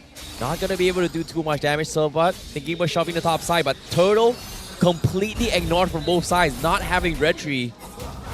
If you're RSG MY, you probably don't need the turtle as much as Homebois does, but even Homebois can't really walk up Chibi needs to start power farming, just got the Hunter Strike, but Venovo, he's starting on the turtle already. Oh, let's see how it goes here. Zorn still trying to body check his health as well. He's looking for the right timing. Echo comes in. Chibi looking for the backline. Circling Ego as well. Repo taking a little bit of damage, but Chibi snipes him from right under Vinogo. Vinogo with the Appraiser's Wrap, not going to be able to connect. Homeboys is able to steal it away like the sneaky little chicken they are. And Nets gets killed off. Again, the combined efforts of Storm and Lo Liao. We talked about RSG MY not really needing the turtle as much as Homeboys. Chibi got a drive-by, but they lose their Natan. And we're seeing really smart plays being made here by both teams. Homeboys choosing to go for an in and out, steal the turtle, disengage from the fight because they know they're behind. But RSG also taking advantage of the situation to play the opposite side of the map and start giving advantage to Lolil. We talk about the snowball on Nolan, but a snowball on Roger is just as scary. And Lolil currently is already 2-0-1. RSG MY currently 3k net worth lead, and now they're going to try and force an issue. Nets gets caught out in the middle. The Tilda with the saves forces an entropy as well to get out to safety. So he's going to be A-OK for now, but Chibi getting zoned out by Repo. Not the perfect Nolan game for him this time, as Homeboys is struggling to make ends meet across the map. Yeah, RSG Malaysia just straight up abusing Nets, knowing that he does not Purify for a while more. If not for the guiding wind, Nets would have 100% died in the situation. Even despite that, RCMY, they're going to cut this bottom wave in an attempt to get this tier 1. Loleo's not going to be scared of Chibi. Oh no, Loleo's taking a little bit too much damage. Chibi's looking for the flash. Nice light compounds coming from Loleo to die the initial burst. But Chibi is down towards the final 2 charge. He might die to this, and yes, he's dead. Killing spree for Loleo's. Now top side as well, another engagement happens as well. Repo is going to try buy time. Zord manages to escape the shatter here. What did we say? He's not going to be scared of Chibi. He's just way too strong. If Chibi can't land a full combo without him dodging it, and Loleo will solo kill him. Starting to look a little bit like desperation from the Homeboys here. Chibi knows he needs kills to start becoming relevant in this game again. But RSG MY have drafted very smartly here by just basically not giving Homeboys easy heroes to get easy Nolan chain kills off of. And that's making Chibi's life very difficult. So much stuns, so much CC from RSG MY. Homeboys, all they gotta do is just wait for time now. There's like, what can they do at this point? I think you just have to play the side lanes, right? You gotta farm up a bit, let Nets get his items, because Sabat, he's gonna eventually fall on this Tamus, and in a game where Tamus is behind, it's just twice as worse. So it comes down to Nets, perhaps Chibi to kind of make ends meet, catch up with to RSG MY. It's gonna be difficult though. It'll take Homeboys at least another 2 or 3 minutes before they can actually look to fight again. It would be a good timing because that's about when the Lord will spawn, so maybe it'll be enough for Homeboys to find the angle they're looking for. At RSG, all they really need to do is just keep doing what they're doing. Izanami should scale up quite well. Lolil and Rippo will have more than enough damage together once you come into that late game phase. So as long as they continue to deny map control and space for Homeboys, RSG MY actually have a straight shot to victory here. RSG MY taking away what Homeboys needs the most. Mid-side. Oh no, Sabat, he got caught out. He needs to get out. Zorn as well. They're taking so much damage. They're able to escape. Chibi tried to go for the backlines to snipe Leos, but doesn't seem to be able to do so. Vinogo stops him in his track. Homeboys making an attempt, but still a very risky one. Yeah, that fight was not even close. RSG MY didn't have to use too much. The ultimates are going to come back out very, very swiftly. And the best part is that the Lord is spawning on the bottom side, so... Oh my goodness, Echo comes in. He does see them, Homeboys. They're like, everything they're trying to do is getting completely read by RSG MY, and now even the purple buff as well getting completely slowed through. They're going to send Sabat to try and zone off Vinogo. Middle lane defended. Homeboys now defending the rest, but no, they'll lose it as well. They're bringing in Chibi to go in for a snipe. She tries for the combo. Stone! Almost losing his life, but he will get out. Homeboys, again, struggling. Desperation. Another attempt, but Repo's only half HP. They need somebody to get a finisher. And unfortunate to say, RSG MY is just too tanky right now. And they gotta slow it down. Nets is basically their only win condition now for the Homeboys, and RSG MY should be aware of this. I wouldn't be surprised to see a little bit more focus towards this Natan, but I think that the Homeboys are doing a good job here of just splitting up the map, trying to steal away jungle camps, playing the opposite lane. They're not gonna contest for this Lord. At least let Nets get the top tier 2. If Chibi can steal this Lord, Homeboys are going to stabilize this game in a blink of an eye. Yeah, but it's going to be close here. They're calling in Sopa to try and zone him out. Down towards very, very low. Chibi, they don't have the information. Not going to make the attempt. So RSG MY secures the Lord in their favor, but they may lose a tier 2 up top. It's the best that Homeboys can hope for. Just let Nets get everything. He is, like Slava said, the only win condition. If Nets can pop off and kill everyone on RSGMY, they win the game. But if Nets goes down, the game ends right then and there because RSGMY have completely outskilled everyone on Homeboys, and this time is their last hope. Gonna be pushing in the mid lane here. Chibi still trying to make something happen on the opposite side of the map, but Rippo alone is more than enough to deny him that possibility, and RSG just running down mid lane. Yeah, it's going to be tough here. It's going to be a very difficult defense. Lord already matching from the top side. Nolan securing the purple buff on the enemy jungle. So that's a big plus point for him. But again, they need more out of Chibi. This Novari is becoming a big menace. No one on Homeboys can catch Izanami, and he's dealing way too much damage. He's giving way too much info to his team. Oh no, Chibi is making his way from the flank here. He needs to be quick a little bit more. Lord's going to about to crash as well. Homeboys, they have to throw bodies for this, but at the same time, RGMY, they don't know where Nolan is. He's hiding in the bush. Meanwhile, here comes the attempt here. I'm Offender has been used. Subpot needs to pop his out to back off, but Chibi again, I think he briefly saw him. Izanami, he found him. He needs to get out. RGMY, they will back off, and this is good. Chibi is somewhat making space for the team, and RSGMY looks like with all that aggression has given up with the assault. But really good discipline, right, with the positioning from RSGMY. Even though they could look the straight push into the Homeboys base, by recognizing that they don't know where the Nolan is, they're still positioning safely, checking behind them, making sure that no flanks are left exposed. Chibi is looking desperately for Izanami especially. Oh no. Are you sure? You should be recalling here, RGMY. Do they check this? They're thinking about this. Oh, Izanami, they found him. Oh no! Mistakes were made, Chibi. What were you thinking? You are gonna get punished for this. He could have gotten out. Tried for a risky play, but RSGMY, they've got him completely shut down. Desperation. I don't think you can even kill Izanami. Izanami just got the blood wings. You won't have enough damage to blow through him unless you have like another item. Oh, now Stowe with the catch coming in as well. Sabat, he's going to try and play through it, but the chain stun's coming through. Izanami killing spree. RSGMY 9-0 in the second day of the playoff against Homeboys. An absolute domination. And now Benogo looking for the taunt here. They even find Odil. Homeboys, they're crumbling. What happened? Wow, this is cinema from RSGMY. They can just take the next Lord and wait to beat up Homeboys in their own base at this point. Oh no, Zord, he's getting pulled back here. He's trying to make a play, but RSGMY is just... Ugh. RSG is being too efficient here. I don't know what kind of practice they went through during the break, but this is a very different team than we saw at the end of the regular season. Rotations seem cleaner, coordination is good, and their understanding of how to draft to counteract this Nolan pick from the Homeboys, which has worked for them the entire season, is showing a higher level of mastery right now.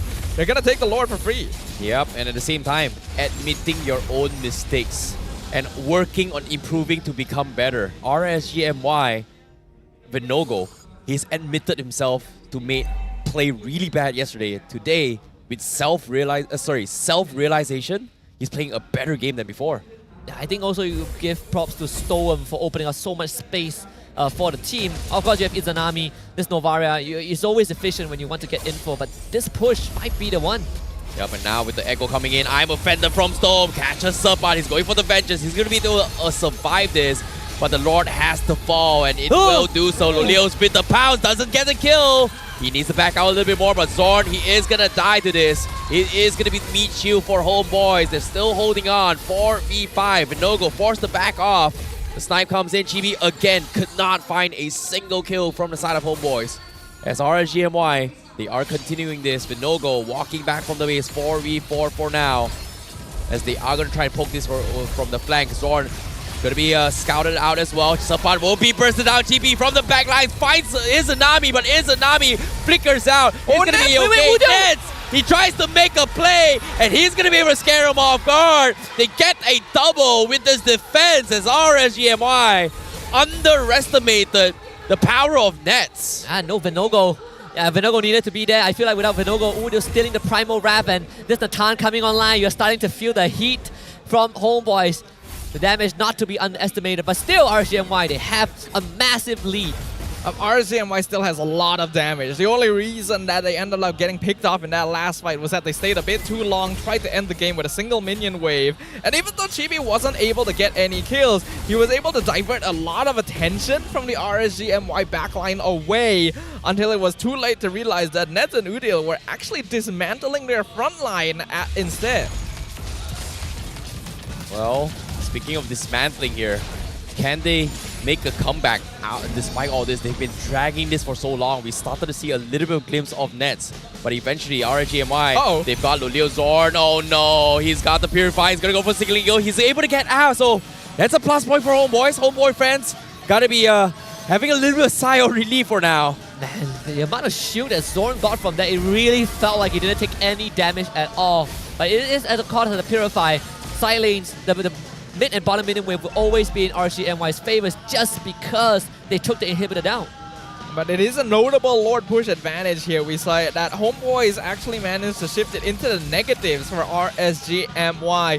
Their base is empty except for one inhibitor, but they're slowly regaining some net worth control. The thing is, 6k at this point though is still quite a lot. RSG just needs to avoid staying too long in these fights and they'll be okay, honestly. Yeah, Conceal has been played as well, coming from RSG MY. But seems like they don't want to take any more risks here. They are going to focus on the Lord fight here. This is going to be very important because both sides level 15. One wrong move means that it is going to be a potential loss here. In this case, here comes the collapse here. They're dropping on Serpat. They're throwing everything, but Udio with the plays. And now GB looking toward the back lines. They're finding Lolios. And now the taunt coming from Vinogo to stop him back. Lolios will survive. But they get the drop on GB. Vinogo with the catch. They lose two. What a maneuver from RSG MY. Dude, Nets is dangerous. He is absolutely lethal in this fight. Yeah, I feel like RSG MY, if you can kill Ness, the game ends. But if Ness is left unattended, he is solo carrying Homeboys. No. The Lord gets reset here, so that's going to buy a little bit more time for Homeboys. Somebody's got to defend the creep wave. They're sending Udio to defend. Now, Circling Eagle gives them vision. Ness cannot push forward. Now, Lulio's looking for the chase, but he doesn't want to throw as they have to defend the base. RSG MY secures the Lord once more. RSG MY going to have a pretty easy time pushing in with this. Only one inhibitor standing, and Homeboys doesn't have the best wave clear save for the Natan.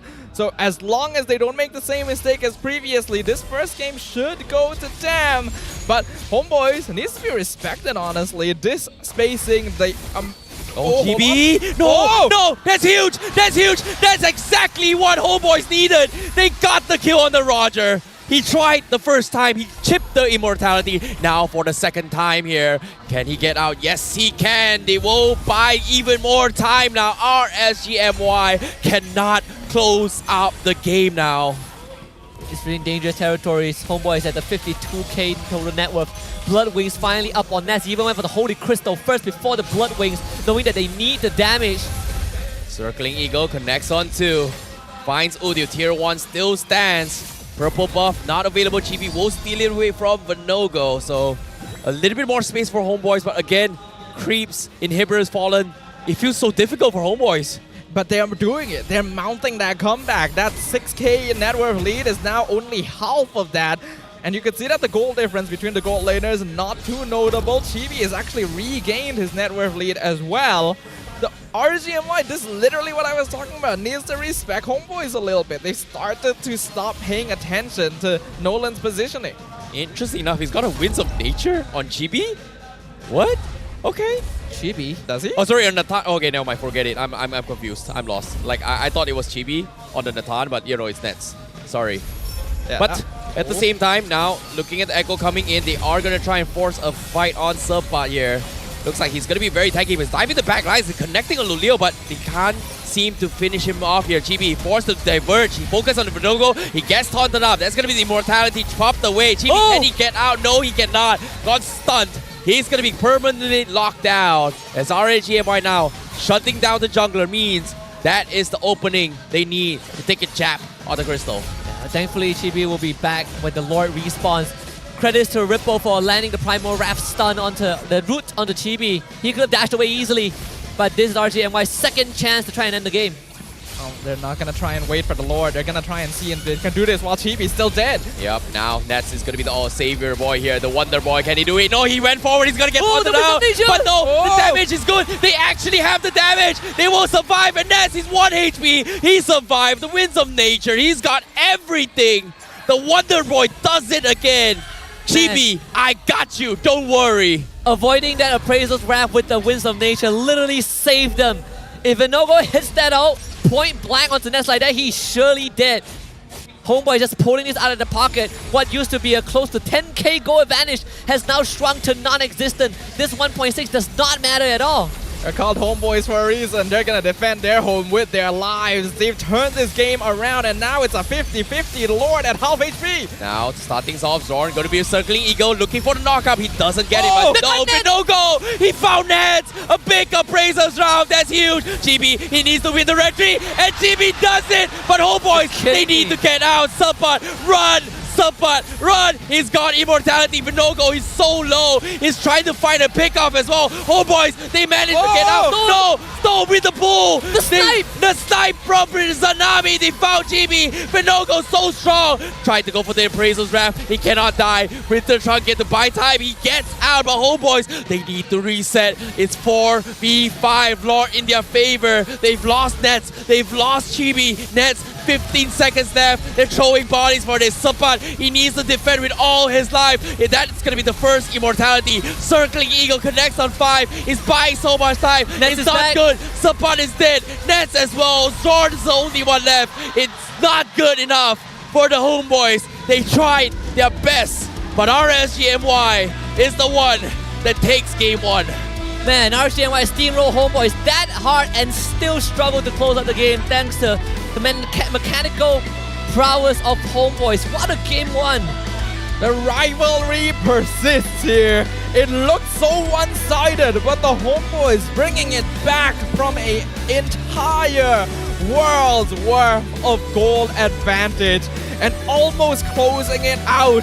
Nets unfortunately let down his guard at the last second. If he didn't get hit by the appraiser's wrath there, it could have been a different story.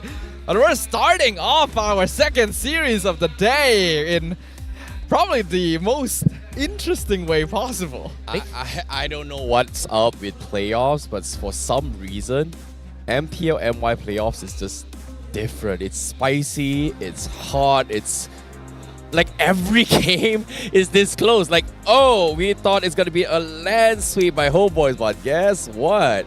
RSG MY, do not underestimate them. They were former champions. They will pull off some really interesting pocket strategy. And guess what? Bam! Homeboys, no chance. I mean, it does make you wonder that if Homeboys play at this level when they're that far behind, imagine if that game went the other way. Imagine if Homeboys got the lead. That game would have ended so fast. But gotta give props to RCMY though. They were able to really shut Homeboys down to prevent them from ever getting a hit. And we gotta award MVP. Who's it gonna be? Is it Vinogo? Is it Izanami? Izanami, yes. It's Izanami. The Novaria continuing to be a very powerful hero for maintaining map control and giving you advantages during team fights.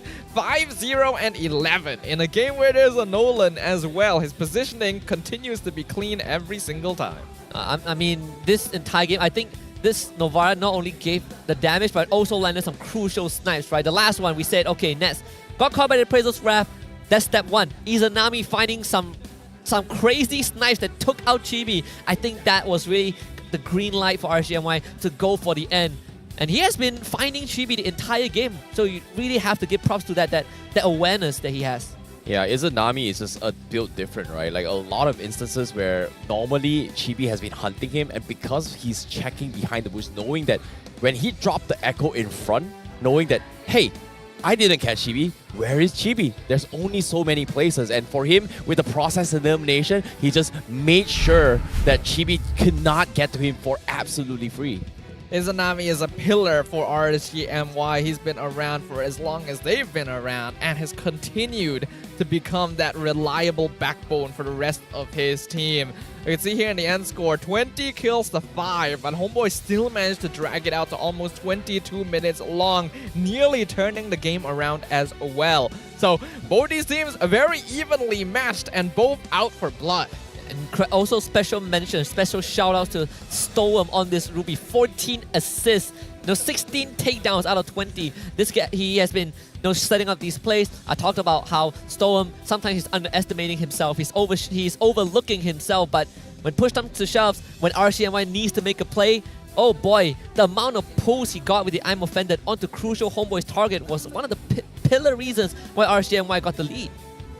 RSG MY went into this match with a great understanding and a goal. Once they saw Chibi pick up the Nolan, they knew. Play for strong side lanes, play together, don't allow them to snowball, just completely wail on them when they go for these turtle objectives. And that's what they did. That's how they controlled the early game so well, by denying any chance of a snowball from the Homebois with their Matilda and their Nolan.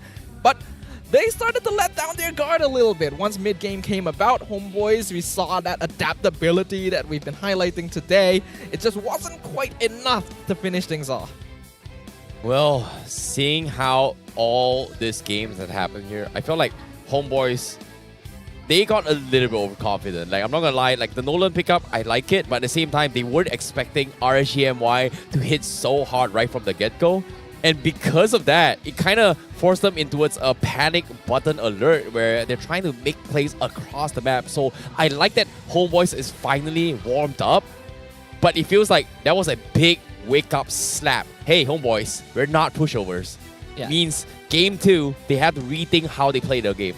Yeah. But to be very honest, Nolan at this point, at this stage of the meta, isn't really 100% banned anymore, right? A lot of teams are letting Nolan through because there are ways to deal with him, and we just saw RSG MY did a perfect example. We win the first objective fight, we snowball out of control. Nolan, you want a power farm? You go for the objectives, we go for a side lanes. Nets being under a lot of pressure. Sapat, who was supposed to be the brick wall for the first 10 minutes, gets ganked and goes down in like, what, 6 to 7 minutes. So I think the protocols from RSG MY were pretty good. They were good enough to shut Homebois down early on. But Homebois' late game management, like Sadafa mentioned, perfect. Homebois, I think, still as a team has better macro than RSG MY. So RSG being able to get that early game snowball was crucial to make sure that they still retained enough control to deny Homebois from victory. And unfortunately, I think the results of this game still allow us to see the exact interaction between tank and assassin junglers. Despite the recent patch, it still does seem like tankier utility junglers are still more consistent and reliable overall. Yeah, I think Izanami, he's been opening up a lot of map situations here, but you have to give credit towards Repo as well as Storm, right? Like, they have been the pillars where every single time Chibi comes in, which quote-unquote has high mobility, and to be honest, I feel like it's very difficult to catch similarly to how a Lancelot moves. For Storm to slow down the tempo, set up for Repo and the stun in towards a Vinogo's taunt, it's just so difficult to actually pierce through the back lines, especially for Homebois. So I was very surprised that even then, Homebois was able to find some kind of ways to actually flank the back lines. It's all about playing around that vision. I think RSG, like Sadava pointed out, got a bit sloppy towards the later stage of the game, realized they couldn't end it in one fell swoop, tried to do it again, and then they forgot to check for Chibi's position, but the innate advantage that they got from the early slow ball was enough. Even when you look at the turret damage, right, majority of it came from Nets and Zorn, but also how they manipulate the minion wave. A lot of times, Nets doesn't even finish off the structures. He sets up a big wave and then let the minion wave do it. Zorn pulls him to join potential team fights. That's how Homebois have been navigating around the map. It's a very smart play. It takes a little bit of finesse to be able to pull it off. That's why we see only the top teams here in MPL MY are able to do that macro play consistently. But again, not quite enough because they were too behind at a certain point. I think, unfortunately, when you have a draft like this, where you want to snowball on the Nolan and rely on the Tamus purely as the solo front line, you really need to be ahead. And RSG just denied that win condition from them. Yeah, and speaking of heals here, like usually when we talk about healing strategies, I feel like Zorn and should be the ones that actually give a little bit of advantage for Homebois. And they've been healing so much in all these team fights, but at the same time, again, RSG MY just had the better focus fire, right? Like they were focused on just taking out one specific hero. Like they have taunts, they have stuns, they have repo with poking out a little bit more damage. So in order for Homebois to kind of come up on tap, they need to be able to kill somebody from RSG MY. But every single time they tried to make a kill, they just couldn't. There's just so much obstacle that RSG MY puts on the table. So eventually, Homebois has been resetting the fight every single time. And again, even all that, I feel like a lot of these instances came down towards like what, micro pixel seconds, where if Homebois could have gotten a kill here, Homebois could have gotten a flank here, maybe if one pixel away, they could have gotten this, maybe one sidestep to dodge that shot coming from Izanami, they could have just won. So I felt like it could have gone either ways, but RSG MY definitely, you know, surprised me in this game. I think it also came from the early kill that they got on Zorn. That one landed onto Low Lia of all people, so that's extra like 200 plus gold for the Roger. And it doesn't make it any easier when Nets got killed after that, like a few minutes after. And then I think these early snowballs made life pretty hard for Homebois. They lose an objective, and then Chibi gets found by Low Lia of all people. This Roger snowballing was very crucial for RSG MY to pull ahead and to slow down this Natan. So I think if not for all these early sequences, perhaps Homebois would have had a slightly better game. All things considered though, I'm surprised Sepat took like what, 232,000 total damage. The Tamas is still very reliable, but you can't expect him to be the only frontliner unless he's a super ahead, and that was not the case in this game. Despite that, Sepat still provided a good amount of space, a good amount of time. If not for him tanking all the damage, then the game would have ended a lot sooner in favor of RSG. We can see here in the highlights, brought to you by official gaming phone ROG, that the early game did not go well for the Homebois. RSG MY had a game plan, they stuck to it, and it worked for them. You know, it's interesting to see how Repo plays the Edith, right? Like normally you would flicker forward, try to go in for the second skill to pull somebody back and then stun, but sometimes he flickers forward, goes for the first initial stun, and then uses the second skill to set up for either Storm or even Venogo to chain up the stun. So that was a very interesting integration. I've never seen it before, but for him to pull it off just like that, just extending those durations is just insane. Yeah. I think this sequence is also very important because a couple of seconds before this, I think 15 seconds before this, Loleo tried to dive Nets, and Nets survived with a sliver of health. If Nets went down, I think this game ends right then and there. But the fact that Nets survived allowed him to pull off that comeback and extend this game, and even to the point where Homebois were able to somehow steal the Lord. But again, RSG MY has so much crowd control that you really just could not move. Yeah, look at this Chibi. Like the moment Venogo gets on top of him, boom, he gets one shot at as well. Nets, he tried his best as well, but eventually it was just so difficult. And again, look at this Chibi. The moment they get on top of him, there's just no way out. Like just so much CCs coming in from RSG MY. And without any additional form of setup, just relying on the Tamas to eat damage in the front line, Chibi, the moment he gets caught, it's all over for him. There's no way to save him. And although there were great moments like before where Nets was able to win of nature, the Appraiser's Wrath, once he got caught out, once Chibi got sniped by Izanami, so unfortunate. The game was over despite Homebois' best efforts. Like, it felt like they were able to get out already. They tried all their best here, but the moment Chibi died there, that was over. Like, if Chibi survived this, I'm pretty sure RSG MY would not have been able to clutch the game. But again, this comes down to my my prediction, right? It's like, what if, could have, should have, one pixel away, it could have gone either ways. I think RSG MY just performing at their maximum capacity, right? Everyone talked about, well, before the season started, they talked about Prime RSG. And then as the regular season happened, people started joking about it. Wow, is this Prime RSG? I think right now, they are definitely hitting their strides, especially after yesterday, where they beat Team Mark 3-1.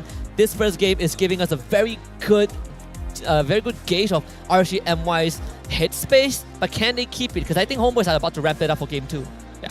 One thing that has separated the top teams here, SRG, Homebois, compared to everyone else throughout the regular season is, again, how quickly they adapt when they're put in a tough situation, whether it be in the game or out of the game. And we've already seen Homebois display this many, many times. RSG needs to keep on their toes to make sure that they don't fall behind in that regard, because I'm pretty sure going into game number 2, there are going to be adjustments based on what happened in game 1.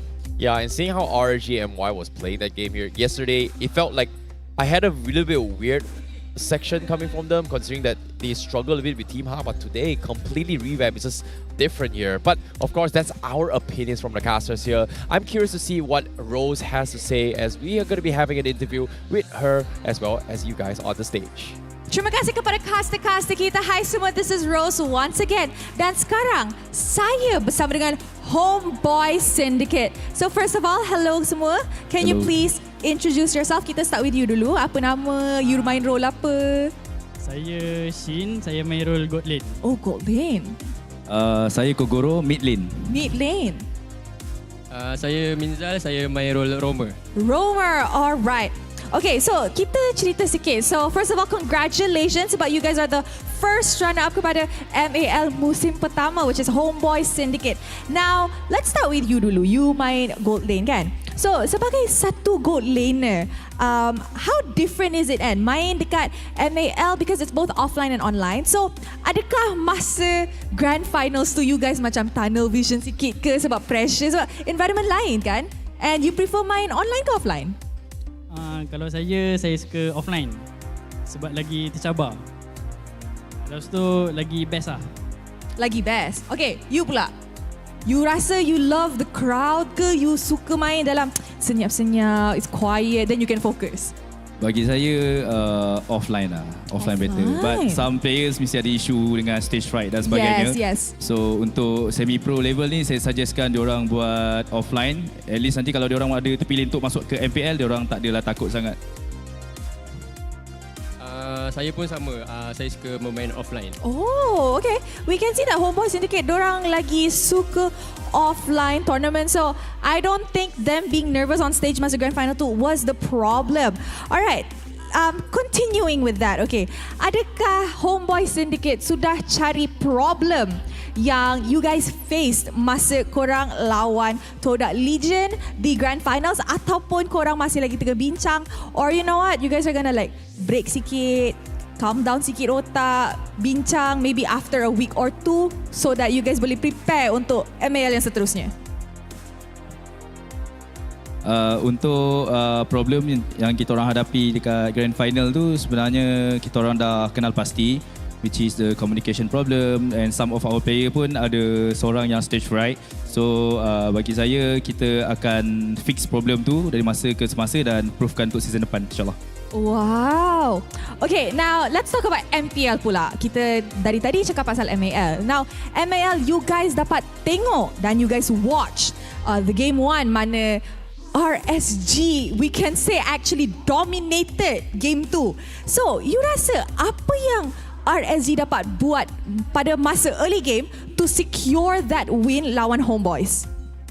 Mungkin pada first turtle lah. Kalau first turtle tadi tu membuatkan RSG boleh invade jungle Nolan semua.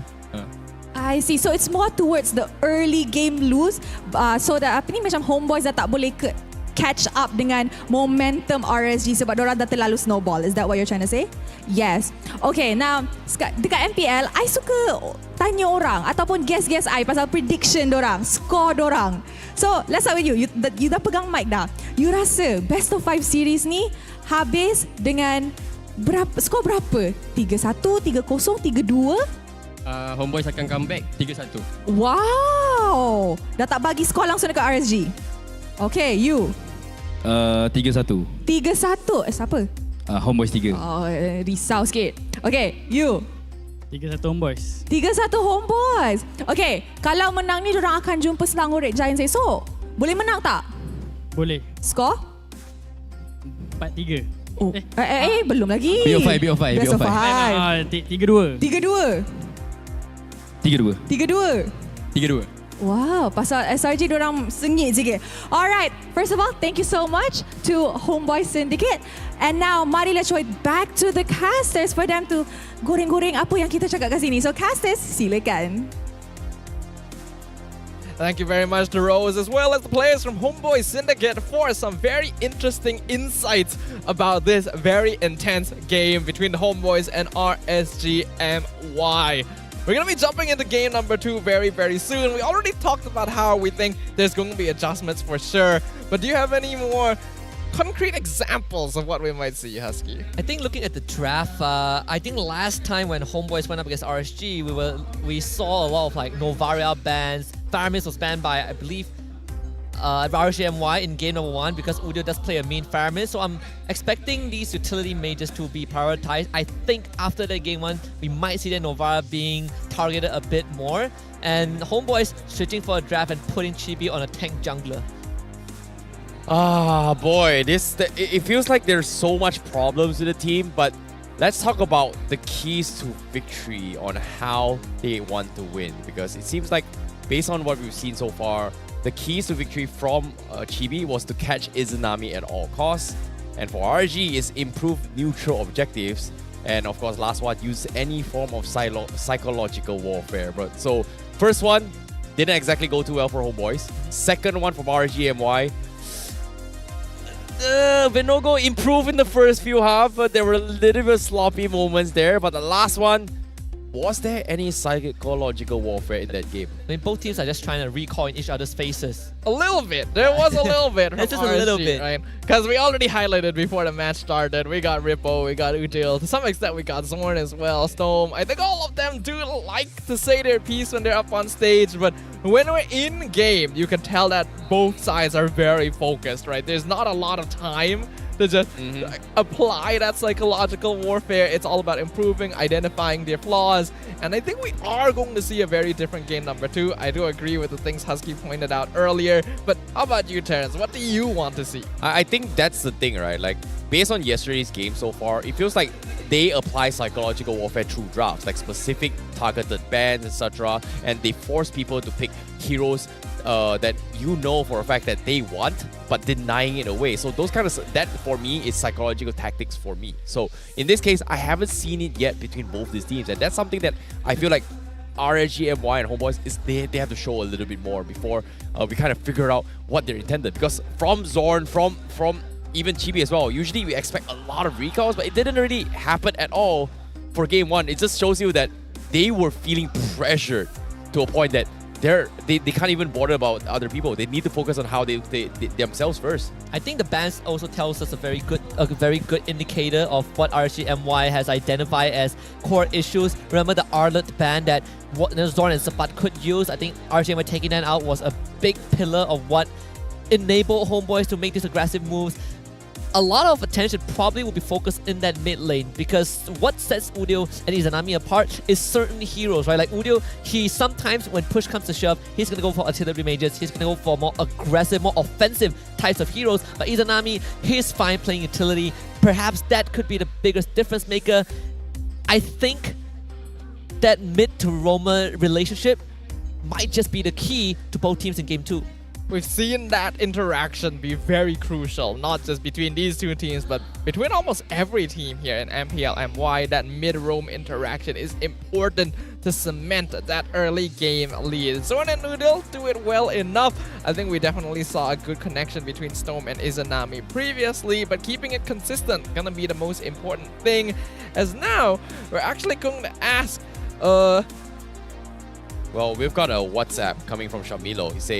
We asked him who will create the snowball effect in Homebois. He said actually Roma has the biggest responsibility because he will create chaos in the jungle and his jungler will get to farm. His gold laner has always have space to farm. So appreciate your Roma, especially Zorn. You're the best. Unfortunately to say, him playing on the Matilda didn't exactly do that job. Like, again, I feel like Zorn and Yums has very, very similar playstyles and habits that Enchanter heroes doesn't suit these two guys for some reason. I mean, Yums won with the Matilda, so... Well, he did, but still, I like them being flashy, you know? I see where you're coming from, definitely. Because these are players that are known for being set-up tanks, for being the players that create flashy plays, create space, create catches, and you don't quite get that on Enchanter supports. There's people who are going to make that work. We see Yums being able to play both sides of the coin, but depending on that situation, you definitely wish you had a second front line or something for the side of Homebois to maybe save people once they get caught. Yo, what's happening with Homebois here? Seems like they're meditating or something. Like everybody's got their eyes closed. What's going on? Hey man, you gotta be in Zen mode, right? Gotta reset for game 2. Game 1 was as good. I feel like if you're Homeboys and you lose game 1, you don't really feel too bad about it, right? Considering the circumstances you were put under, it still came that close. Game 2 though, we talked about the roamers, playmakers. I want to look at the top 3 comparison in the jungler for now. Super Ken from Bigatron, MPL ID, Chibi from Homeboys of course, and Kyle TZ from Liquid Echo. Well, when we talk about the GPMs here, obviously Chibi's got to be the top of the GPM, right? He broke record breakings with his Nolan here, so he's going to be very heavily inflated. But in terms of overall damage, he is also the highest. So it just shows you that he's very, very precise on dealing a lot of damage to get what he wants. But again, will that be at the cost of his own death? Yeah.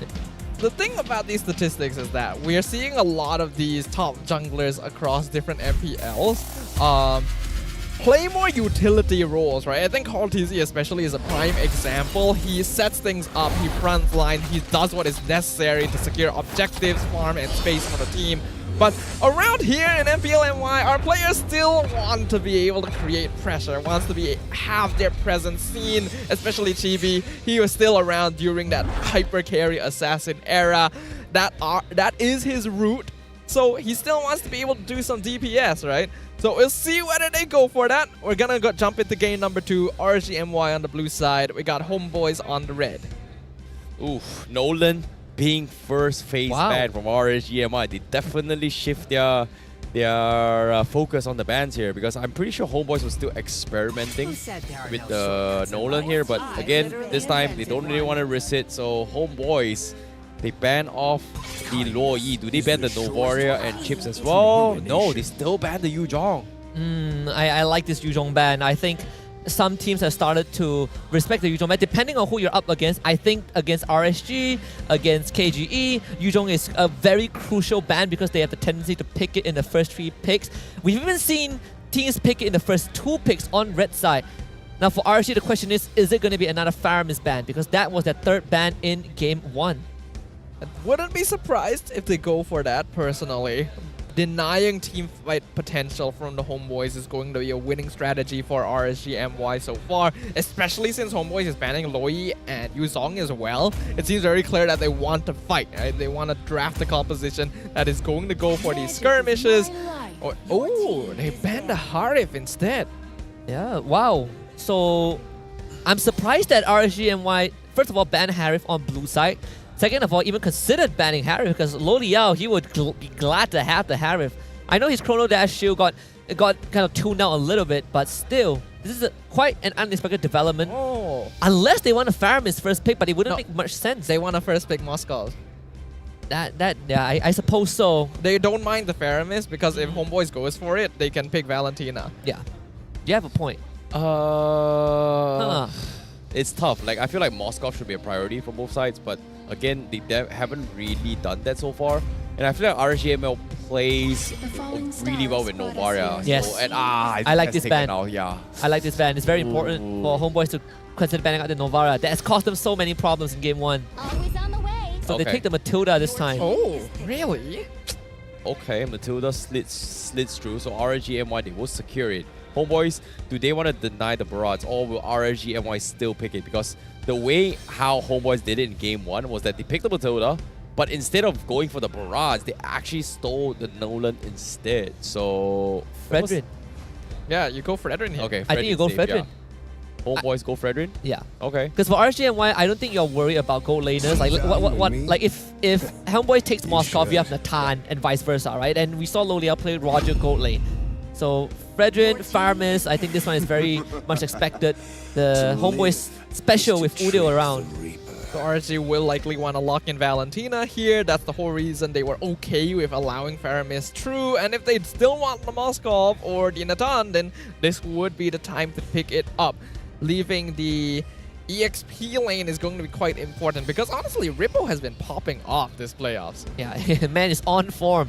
What did he say yesterday? Like he didn't have much practice and he was still kind of ripping it at Team Hawk. It's the family buff. It is the family buff. Family man. Nothing beats family. Give it to Rizla now. Give it to Rizla. Everything. But in this case, they go for the Natan as well as the Valentina. So that's something They completely not show who their jungler is for now from side RSG MY. Like I thought it's gonna be Barat. I guess RSG MY is thinking from a perspective where I don't think Vinogo is gonna be playing Barat, because think about this, right? Vinogo's performance on the Barrage this past few, I don't think he played one yesterday. It hasn't been great from what I remember. Yeah, Barrage has definitely fallen off a bit. So for him to play something else, it feels like, what is Vinogo gonna play as a tank jungler besides Barrage at this stage? Hey, Jungle Natan, man, you never know. Serious Vinogo jungle assassin? I don't see it though. I would say even if RSG goes for the tank junglers, Homebois have already covered that base, right? They pick the carry, and with Fredrin and Faramis around, this carry has a lot more room to breathe. But I feel like Homebois' focus in second phase, probably you'll be looking at Ripple's hero pool instead of Vinogo. I agree. It's more pivotal to shut down Ripple's hero pool. And what is that? That's Kufra, right? Yeah, that's Kufra for sure. Really? Yeah. It's the ult. It's the Tyrant's Rage. Oh, only Kufra does that. You know? Okay, fair enough, fair enough. Only Kufra reaches out and gives you a big hug. If that's your definition of a hug, man, you need help. It's a painful hug. Well, do you need some help? I understand that. I need a hug. Like pain. Oh, it's okay. I'll give you one. I know what happened. All right, this I know what sad. happened. This All just right. turned very sad. So we got the Lapu ban. So yeah, I'm pretty sure they are going to be focusing mostly on EXP laners. Lapu, Paquito, Terizla, Tamus, all going to be points of contention. Don't know if we'll focus on the Edith again. I'm really surprised that Homebois let the Moskov through, considering how popular Moskov has been in the past few days, right? Like every single team has been playing the Moskov as a priority, and Homebois just completely lets it through. So I can see that Homebois is picking the carry, anticipating that RSG MY is going to be taking a tanky jungler, which personally I feel like I don't like this at all. Like, why would you let the Moskov through? Like, why? I mean,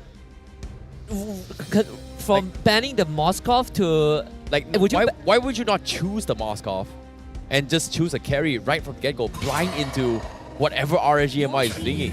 I mean, I suppose what Homebois is thinking right now is that since RSG MY is not showing the jungler, they are going to be prioritizing that in the second phase. We let tank junglers through, and we have a way to deal with it. That's probably the mindset that they have, and I don't blame them, right? Again, you need to focus on Ripple's hero pool. I like the Terizla and Lapu ban. Now, we probably have the X-Brock left, but then again, Homebois have priority. What would Homebois want to first pick, right? Considering if they really want to limit down the EXP hero pool, again, a safe choice when you don't know what the enemy EXP laner is, something like the Tamus. We could go for the Sepakito just to deny it from Ripple too. I was expecting Sepakito like the first game, but this game, it feels like right now it's more on Zorn on what he's going to play, right? Is he going to still stick with the Enchanters here? RSG MY pretty much takes away two of his signature ones. So even if he plays Cho, it's not that important, right? His early game impact is going to be very, very important. It comes down to a lot of micro catches, but the moment this game drags out to his ultra late game, Zorn is going to melt so quick compared to other tanks. I'm looking at, if you want setters, you have Mino and Tigreal. They might just go back to Cho, I'm not going to lie. I feel like that is a pocket pick that Homebois can always rely on. Enchanters, Florian, I guess. Do they want to force the Kufra on him? Like, I don't think so, right? That hasn't been all that good recently. It's not that great. As much as I want to see like Zorn Cho, I feel like it's not going to be quite as good. Oh, well, he still really does stick for it. it. He has to. I felt like if he kicks someone, they can get pulled out by the guiding winds. But hey, it's the signature. We hear the crowd screaming already with the Zorn Cho, so why not? He has to dominate the early game, considering like the first game wasn't in his pool, right? Like, he's playing Matilda, he tried to be aggressive, got first blood right from the get-go, and ever since that point, RSG MY is just pulling the fact that Zorn cannot play aggressive, and that's a big nuisance where a lot of teams, when they face Homebois against Zorn, they find him extremely annoying. Yeah, I think people feel like he is very menacing. It's because he exudes so much confidence, right? Like, you see his jungle, his Cho back there, his Cho Arlet, he's always in your face, and that kind of scares people away, but I think teams have evolved to deal with it. You want to come into my jungle, we'll fight you, and we'll kill you instantly. And Export, because it's not banned out, RSG MY gets it, is great against, you know, Fredrin, short-range heroes like Carry, even Faramis is not that bad. But it really comes down to whether Homebois can have Zorn make these early pickoffs, because I think that's very important to stall the game out for Nets carry. I can't believe they actually doubled down after seeing the carry on towards a tanky composition. And now RSG MY yes. has got so much tankiness. There it is. Homebois, they can actually cut through with this, Rob. The Benedetta, I was suspecting it when we saw the X-Borg matchup. This will allow Sapa to extend some pressure across the map and play for macro, even if Homebois find themselves in a sticky spot. But I'm not too worried in this game for them, because RSG actually doesn't have a lot of hard setup since they got the Baxia and the X-Borg. All initiative is going to be on the Homebois side. Yeah, and most likely Izanami is just going to take the Nether Realm. I don't see him taking the choke kick anytime soon unless he wants to make some crazy plays. But when we go to the late game, Loliel and Natan is the Tigers carry. Well. Let that be known. The champions, the defending champions, going up against a former champion. What a turn of events here at the playoffs, day number 2. We're heading into game number 2 for RSG MY versus Homebois to fight on who will advance to the upper bracket finals to fight Selangor Red Giants. And currently, RSG MY a game ahead. We already talked about the possible adaptations. We figured Homebois will go for tank jungle. They'll switch Zorn to more of a setup style tank, and that's exactly what has happened. So now we'll find out whether or not the changes we suggested will be enough to allow Homebois to even things up against RSG MY. Oh, at least Zorn won't get first blooded, not with RSG MY's current draft. Although he does not gonna bother going in for an invade. It's more about trying to set up for this mid side. And Izanami knows this. Oh wow. Okay, Udil right from the get-go. Izanami now getting harassed here. This is the Homebois we know. This is the aggression. And now they're going to go a little bit more here. But Nogo looking to try and intercept this. He wants to get a kill on Zorn, but no. Actually, he focuses on Udil instead. He's going to be able to get out. Here comes the Stampede. He's going to pull Vinogo across the wall. Nope, not going to be enough, but he's taking too much damage. He needs to get out. Vinogo is getting pinned. Mistakes were made. Homebois, you can't run. Got a little bit greedy from Vinogo. Gets punished. And now Udil flickers forward with a double kill. Signature for Ramis. I just want to say RSG MY, there's a mechanical misplay, not by Vinogo, but by Izanami. He thought that he could get out of Udil, get away from Udil, but he didn't purify when the first Spectre Stampede lashed onto him, and that completely messed up the momentum before Vinogo even joined the fight. And because Izanami didn't have much health, he didn't want to commit, and Vinogo ended up going down. Yeah, it's not often we see mechanical mistakes from a player like Izanami, but Homebois being able to force their hand. And you cannot underestimate Zorn on show, man. He knows the ins and outs of this hero by heart. Exactly how much space he can create. Now, speaking of space now, again, Homebois now having the advantage. Izanami still not having the 4 yet, means they can take advantage of the Nero's realm right now. Repo already here to try and shove his way through Zorn. He has the kick. Does he go for it? Izanami steals the Nether realm. Does he go for it? Vinogo not going to be able to make in time. So Homebois, they get in, they get out safely. Yeah, I like the fact that RSG MY is not going to decide to not commit to that. It's not really worth it. Just play the lane, stem the bleeding. Sure, Udil got 2 kills. That's a bit of a headache, but it's not the end of the world. The rest of your side laners can still catch up. You need Loliel to have a good time. Oh, I'm noticing Loliel actually quite behind on EXP, actually. A full level behind on Nets, even though the number of minions in their lane are equal. So Nets has done some minion management shenanigans here to deny that from him, and that's going to be great. Homebois is already with 1k net worth start. Okay, Loliel and Trophy at the last second as well. Oh, that's here he comes. Pushing in, but now he's got to be recalling his way through Homebois. They want to dive this. They know they can. They've got Nether Realm. Loliel's has got nothing. His trap is gone. They're mocking him. They're taunting him. What were you thinking, Loliel's? And they even purposefully give the last hit to Nets as well. Homebois are feeling good. What a catch. And now they even find Izanami. Homebois, they strike back. Game 1. Mechanical misplays, man. The misplays are coming out. Was that Shadow Stampede like perfectly pulling him into the mid line of Fraser's Wrath? Yeah, he didn't even... I feel like he had time to use the Nether Realm, but decided against it because he was going to die anyways. But still, Izanami getting a bit sloppy after that first blood. not really looking too good thus far. This jungle compromise. Yeah, now continuing the assault. 3 minutes in, Vinogo is 1 level away. We've seen this before from the previous game. Vinogo is getting talked about. Does he win the retry battle? He doesn't. He's going to try and retaliate, but he needs to get out. And Homebois, again, look at this. The confidence. This is the Homebois we know. This is what we like. This is what we enjoy. They didn't get a single chance to recall spam in game number 1. And here, 4 minutes into game number 2, we've already seen enough to make up for both games. Homebois are firmly in the driver's seat. Already nearly a 3K lead with only 4 kills. Their control over the map is already solidified. Yeah, and seeing how Circling Eagle comes in, Nats, he's getting bursted down, but again, he's so far off. Oh my goodness! But Nats, he finds the damage. He will solo kill here. And Lolios, where were you running? Going to purify but the kick from Zorn will help Nats secure the kill. He will fight him. But Izanami is here to turn it away as well. Zorn versus Izanami. Udio comes to save the day. He might die. Last thing, no, he survives. But Izanami is not out of it yet. That's how you do it. You press the purify. No. Oh my goodness. Waste the time here. Homebois. Yep. You press the purify before the Shadow Stampede pulls you. That is the only way to avoid getting dragged back by the Fireman's. Even then, it really doesn't matter to Homebois. Sure, our carry went down, but guess what? He just solo killed their roamer and their gold laner. That's a win in my books, and I'm sure it's a win in theirs as well. They pick up yet another turtle in their hands. Homebois looking way different in this early game compared to previous GB. I think he did he? No, he did not steal that. Vinogo still got his purple buff. You can see the pressure that Homebois is exerting now. Well, the level disparity is starting to pile on. Sepa now scouts out too. He's forced to back off, but again, do they want to go in for the fights here? Chibi already starting with the recall, looking for 1v1s. Repo looking to take that fight.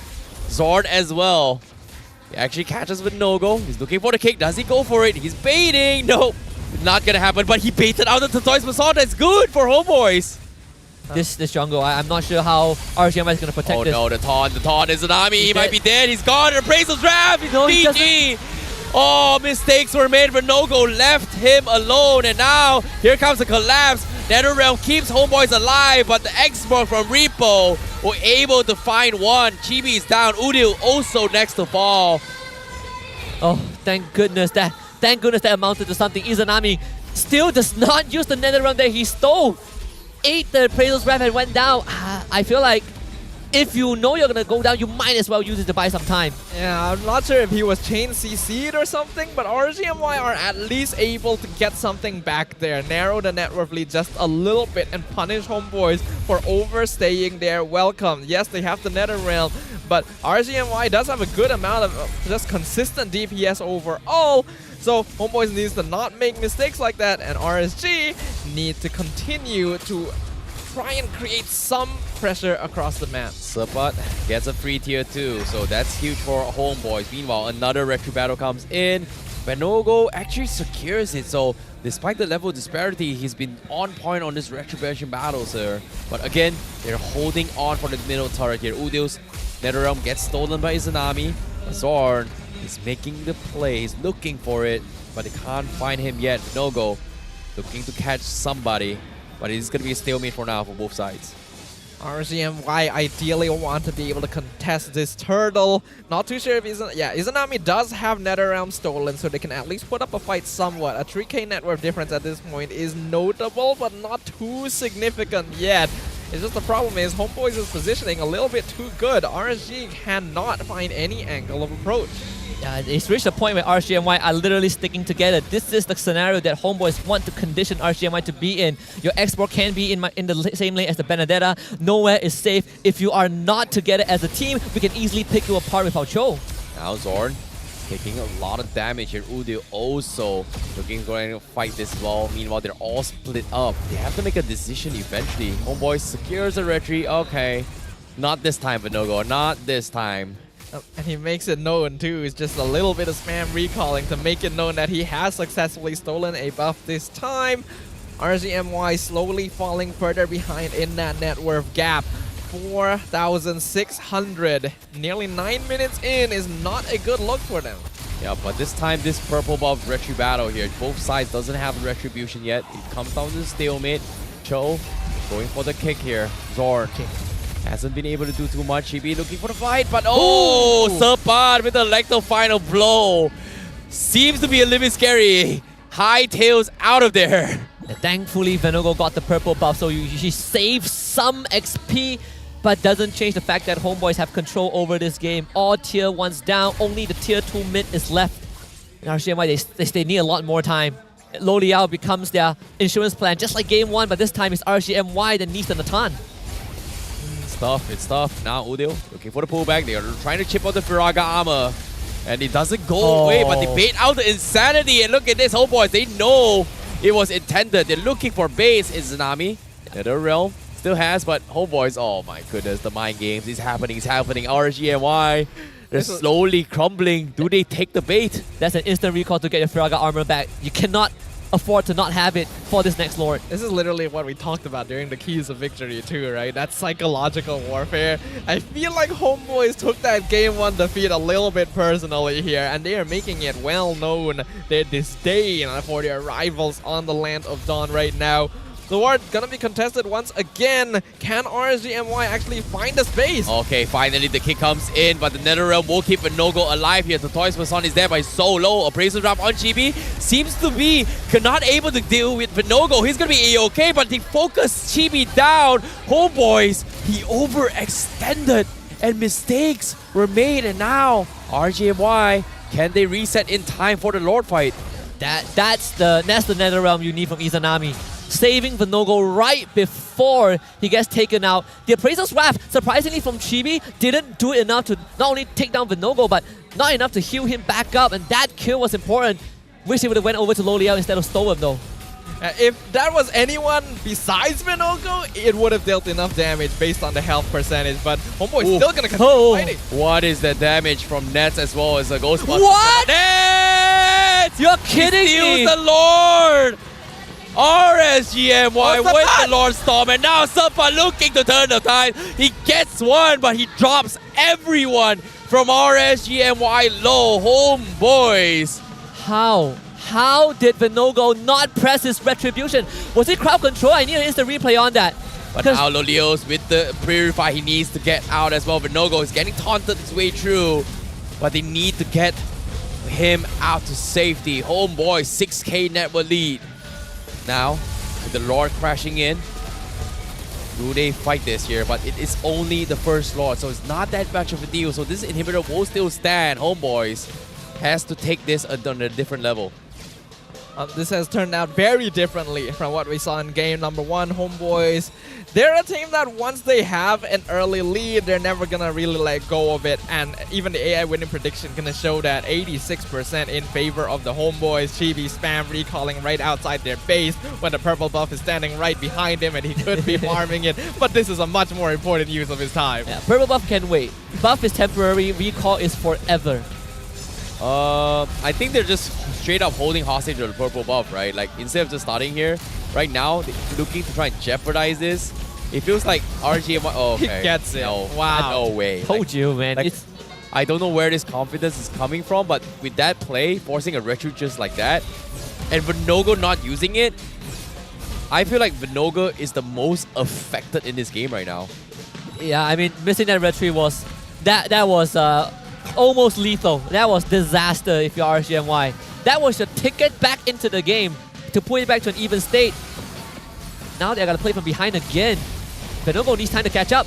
Chibi, two-man taunt, still looking for Venogo. He's getting chipped away a little bit here, but I like the final blow from Serpat. Catches two. NetherRealm keeps him alive here. Lulio is dropping a little bit low, but Lulio finds Serpat, so that's huge for RSG MY. Homeboys now, they have to run away. Storm is going for the stuns here. Homeboys needs to run. And again, the RSG MY somehow, miraculously finds a random kill because of the Entropy's range. Yeah, and because of the NetherRealm, again, NetherRealm so crucial for Izanami. He purified at the third prop of the Jeet Kune Do, and that allowed him to not only avoid getting knocked out, but the kick also was not as effective as Zorn would have liked it to be. And his NetherRealm afterwards, again saving his teammate Lo Liao. He is waking up. He is about to really hammer down Homebois in these team fights. Well, Lil and Nat have both been able to farm fairly safely this game, but we know that Nathan right now in the meta scales very well in comparison. Udil currently at the top of the damage dealt ranking, but Lolil only right behind him. And oh my god, Lolios with the aggression makes a play. Serpad gets taken out, and now RSG MY is able to push Homebois back. What a comeback coming in from them, and now Homebois, they lose an inhibitor, and you can see the silence coming in from the crowd. Absolutely at awe at what's happening to Homebois. All right, this is it. This is the Lord fight. It's either you win the Lord fight, or better yet, you wipe Homebois again. Serpad will be back for this Lord. Homebois have one last chance. The disbelief in the eyes of everyone as RSG MY looking to fight the Lord. Homebois, they need to throw everything here. Nets taking so much damage from Lolios, and now the last Insanity coming in as well. They force the NetherRealm, but can they survive? No, they lose the Lord. Now Chibi needs to get out, and he's going to be able to do so. But the Lord in the hands of RSG MY. And again, absolute silence from the crowd. That is so nice. All the ways. The bottom wave was just pushing. So Loliao gets this tier 1. He might not get the tier 2 for now, but the Lord is going to come up top. Homebois will need to deal with that. RSG MY, despite missing the first Lord, have now completely recovered. Loliao, critical mass, full items. The net worth lead that Homebois built up for themselves early on has been completely negated. RSG MY recognizing that they are now stronger in these team fights, and Lolil showing that confidence by being the first one to initiate as well, relying on Storm to make sure he never goes too far. This could be huge structural damage in favor of RSG. Yep, and now look at this. They're going to try to make a jam on GB as well. There's no turret here. They're going to go try and catch him as well. But last Insanity comes in, trying to zone off Zorn. Zorn, he's taking a little bit too much damage. He's going to be able to flicker out of there. So for now, Reset comes in. Electro final blow, clears the minion, but Serpad in trouble. Is a lot of damage. Oh, chill boy. You need to get out, but Inhibitor will fall. RSG MY now continues their assault. Homebois, they have to make some sort of play. They don't have ultimates now. Nets also not having the ultimates. Homebois now slowly losing the inhibitor. Big stun here coming in. GB will fall to the Leos. What a snipe is Anami with the NetherRealm, and now the Insanity comes in, drops onto Udil, drops on Nets. They get the reset, but RSG MY, they're not done yet. They're taking so much damage. Lolios is still alive. He's got immortalities. They need Chibi. The crystal slowly falling apart. Serpad drops the Electrum final blow. He dies. He goes down, but he will clear the mid. Lolios! Lolios! What a play from the man, the myth, the legend, RSG MY is defying all odds. Can you believe it? 2-0 in the best of 5 against Homebois. Silencing the crowd. What happened to RSG during the break? What did they do? This is a different team. This is a different energy. This is not what we expected. RSG one game away from potentially sending the defending champs to the lower bracket. Wow, SRG might just get their wish of facing RSG MY tomorrow if this continues. Game 1, early in the mid game, pure dominance. Game 2, they were absolutely stopped in their tracks, and they managed to come back, right? Even missing the first Lord of the game. They made an epic comeback just like that, and the best part is, like, they were playing so well to a point that the fans were just at disbelief, like absolute silence. And it's just, you know, I had goosebumps seeing that when everyone's hopes and dreams just went down like that, and my God, like, it's an experience you just cannot get anywhere else. Yeah, if you guys want to come and watch and get your hopes and dreams crushed along with the crowd, you guys can check the QR code at the bottom of the screen right now, or look at this link, because we still got playoffs tickets open. We still got day 3, we still got that grand finals, but that ground floor for the grand final already sold out. So if you guys want to catch the show live at MBSJ and not miss out on these tickets, which are selling fast, you guys better check it out as soon as possible. Yeah. Just want to let you know that it only opens, the terrace seating only opens 11:30 p.m. tomorrow.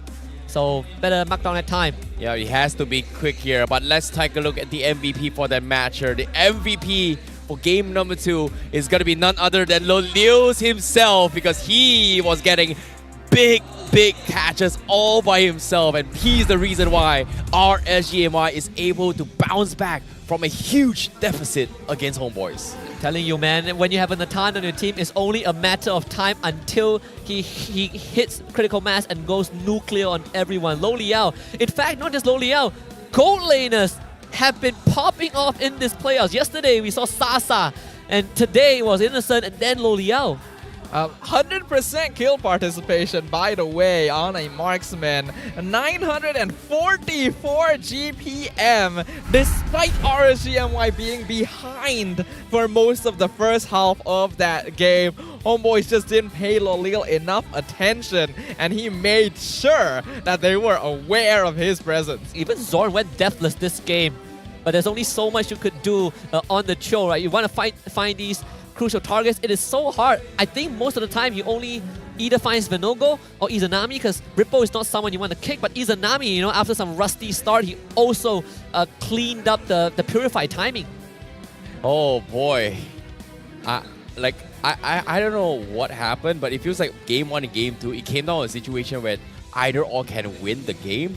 But it feels like, again, it brings up to my question, right? Like I brought this up during the drafts. Like, if you bring a Cho, it's strong early, it's strong mid. We saw how Zorn was just super oppressive, but the moment you reach the late game territory, he's not going to be able to survive this. You look how quickly Leo melts him every single time he tries to make a play. If he doesn't make a play, he missed the first chance, there's no second chance, there's no retakes here. And that's something that I think Homebois suffered the most in all these scenarios here. They could have ended the game so many times, but again, mistakes were made. I mean, Lo Liao has higher kill participations than everyone else. You'd think that the Matilda will also have 100%, but no. Lo Liao finds himself knees deep in every single engagement.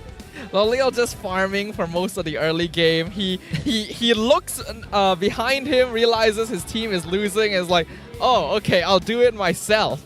And I think the thing is, I mentioned that I was worried about this Cho pick from Zorn, right? He made it look really good in that first engagement, but when RSG picks up 3 Purifies, their late game scaling is stronger, and Homebois are wholly reliant on Zorn or Sabat to try and get a catch. They don't have enough tools to actually force out the Purifies and then catch on top of that. RSG just needs to hide behind Venogo and Rippo, who are both doing a great job of frontlining and creating the space necessary. And I just can't believe this is the result. I'm gonna eat my words very soon. I came into this, I'm like, Homeboy statistically looks a bit more polished.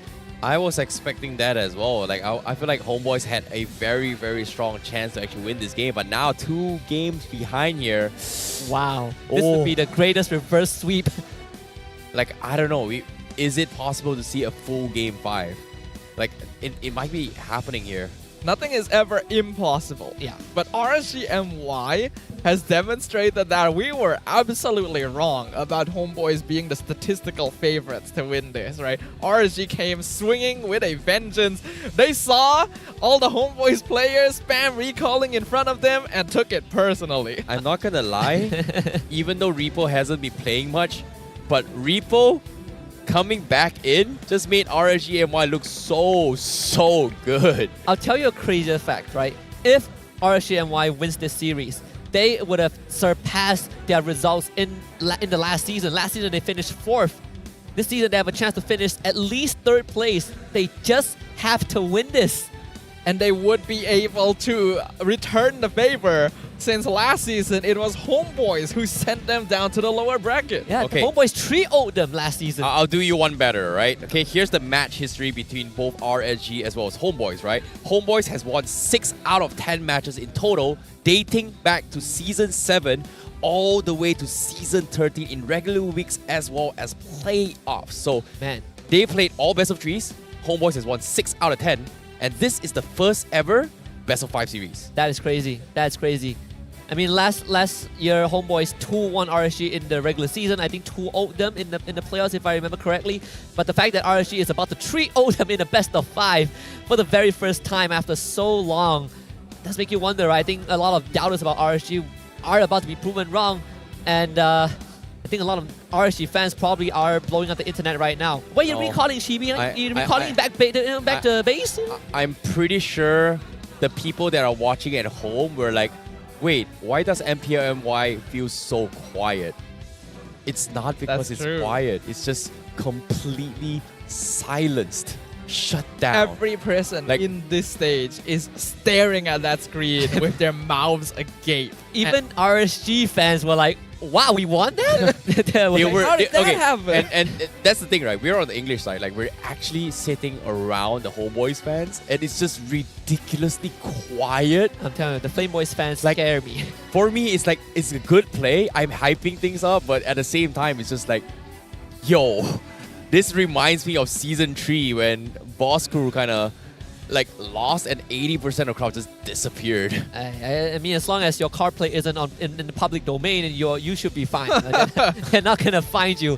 We do have the Hall of Fames though. It is all blue. Lodiel, of course, richest guy, Carry, Vanogo, Sandbag, and Stoem, best wingman of this game too.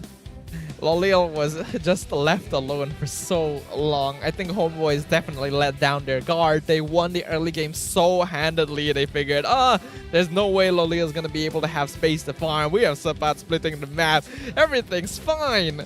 And then everything was not. And then Sapat gets like two-shotted by Loliel. Net started dying in fights. Yeah. I mean, if I was in Ned's position, I would be like, alright, this Natan's game is over. I am ahead, guys. I just solo kill him. We're in good hands. In fact, you wouldn't even imagine RSG MY making that comeback after losing that first Lord. We have to take a look very, very carefully, guys, like analysts, colorcasters. I need you guys to watch the replay and find out exactly which moment RSG MY was able to make a comeback, because that should not have been an RSG game. Alright, bet. I'm gonna pay attention to this. I know for a fact that it wasn't this game. It was like the first 12 minutes, it was all Homebois, right? Yep. Could have been 9 minutes, but you know, RSG MY lost the Lord. Homebois extend the lead. They didn't get an inhibitor. That's the good news for RSG MY. They mounted a good defense because Lodiel was able to get his items, but he had 2 early deaths that was devastating for the time. Once Homebois got that mid lane priority, they started expanding that, ganking the other lanes, creating pressure. But there were also times where I do feel like they overstayed their welcome just a little bit, right? Not in this situation. You can see that Homebois are still doing well. Nets is out DPSing. They're still able to punish Loliel, punish Storm.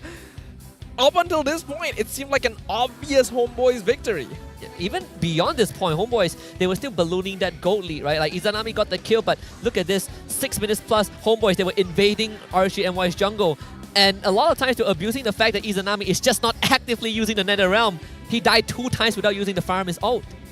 Yeah, and even here you can see, like, I think this was a small blunder coming in from Homebois. They overextended just to kill Izanami, right? So this is a little bit of a saving grace where Loliel was just bashing and bashing, getting so many kills to actually scale back into the later stage of the game. But still, that was a little bit of a small victory for RSG, right? So Homebois technically still in the lead, still in the driver's seat, and even in this scuffle as well, like, what was going on? Like, I think this was one small mistake. For some reason, Chibi was walking the direction where Storm was able to bring one member to kill him off. I mean, he was expecting his ultimate to just straight out one-shot Vanogo, right? But Vanogo had the third poison, didn't go down.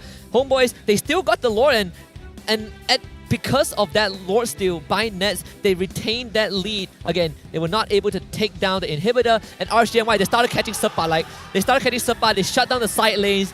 And I think from that point onwards, Homebois realized that, man, our side lane control is no longer safe because you have a Natan that is being dragged to our side lanes with a Matilda. You can't run from that. Yeah, they were relying on Sapat to prolong that game, to play for the macro just in case they fell behind. But I think Sapat also got a little bit greedy himself. He went full damage on the Benedetta, started joining team fights because Homebois were already on the enemy side of the map, creating space. He got some good Electro final blow catches, but it resulted in him being a little out of position a lot of the time. And without the Benedetta, it becomes more difficult for Homebois to continue on that fight. We saw that one fight as well where GP for some reason walked super far forward to try and kill the Baxia to the point where they couldn't reach him with the Nether Realm, and then things started turning around completely for RSG. To be honest, I don't really know what happened with RSG MY, but I'm curious to see what happened behind the scenes, because after yesterday's games here, I feel like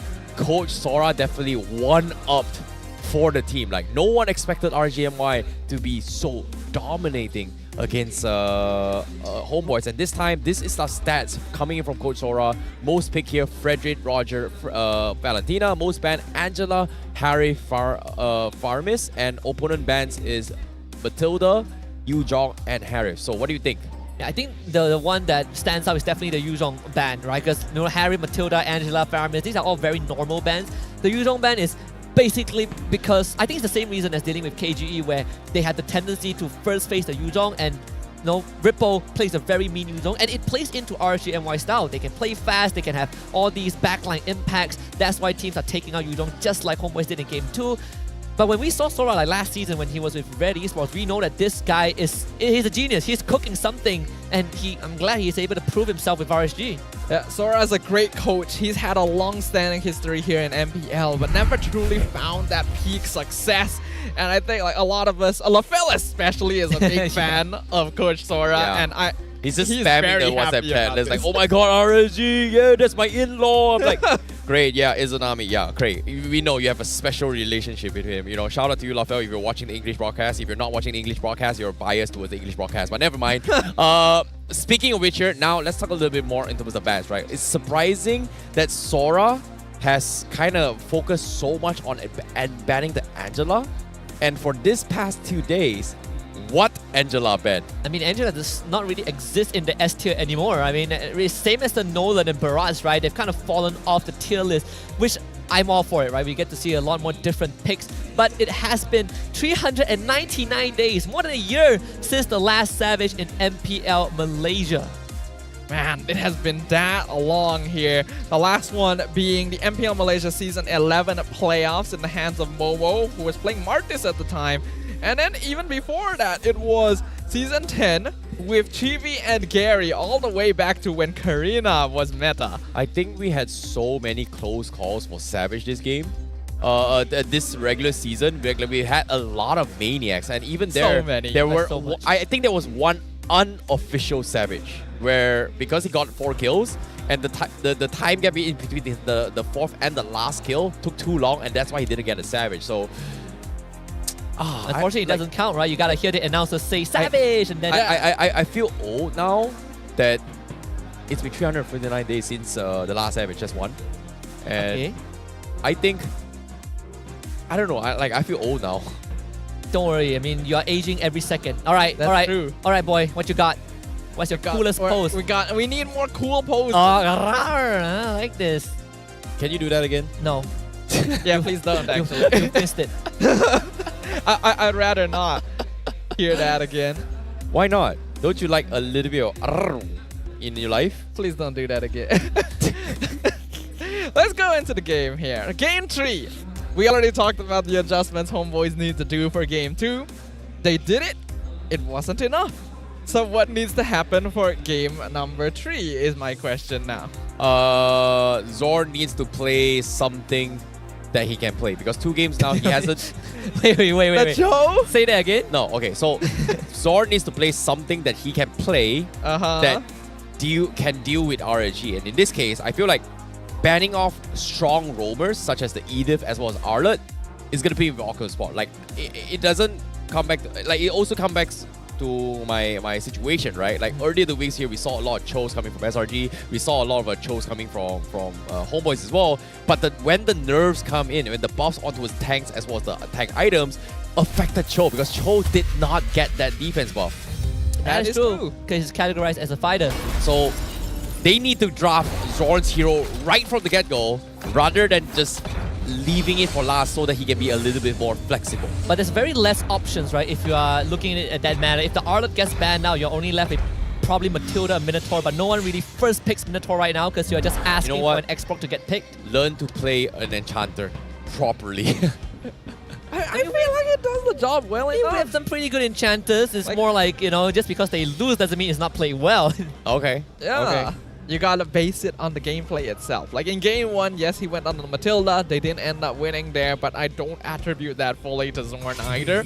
Just circumstances ended up in that way. For now, though, the draft for game number 3, Homebois is going to be on blue side once again. RSG on red side. Homebois still banning the same heroes. I think we got to recap on how things went down in terms of draft, right? Like the idea that Homebois had with the carry was to deal with the tankiness coming from RSG, but so far the matchups coming in from yesterday, today, and as well as other regions, even in SPS as well, has always been a matchup between Natan, Moskov, Harif, and Roger. And these are the 4 important ones. If it was banned, then sure, I understand it was carry, but for Homebois to not pick the Moskov, which has been a priority for a lot of the other teams here, it just shows you that it's, I don't know, it's weird for me. I can't see where you're coming from, right? And it does, and it's not even like it feels like a hero that Nets wouldn't be comfortable with playing, right? It feels like his style of hero, so it does make you wonder a bit, like, yeah, maybe they drafted it to try and counter initially the tank jungle they'd pick up, but it wasn't quite enough. This could be a Novara angle for RSG MY. You can first pick the Novara if you want to. I think it's either that or the Valentina, considering that the Fredrin was first picked by Homebois. So there could be a Faramis angle for Udil again. I think RSG has some pretty crucial decisions to make. Let's see. So they take the Moscow for themselves. The Tan now left open for Nets to go for. Yep, and they take Novara for Izanami. Alright, RSG going to be playing for that late game here. We got a fun fact. We've already mentioned this a couple times, but RSG was sent to the lower bracket by Homebois in the previous season's playoffs. Will they be able to reverse the fates now? As you can see, Homebois do lock in on the Natan, and they get the Teresa too. Ooh. Do you export here? Do you just go, do you just go all out and export third pick? It's weird for Homebois to still keep Zorn's hero again.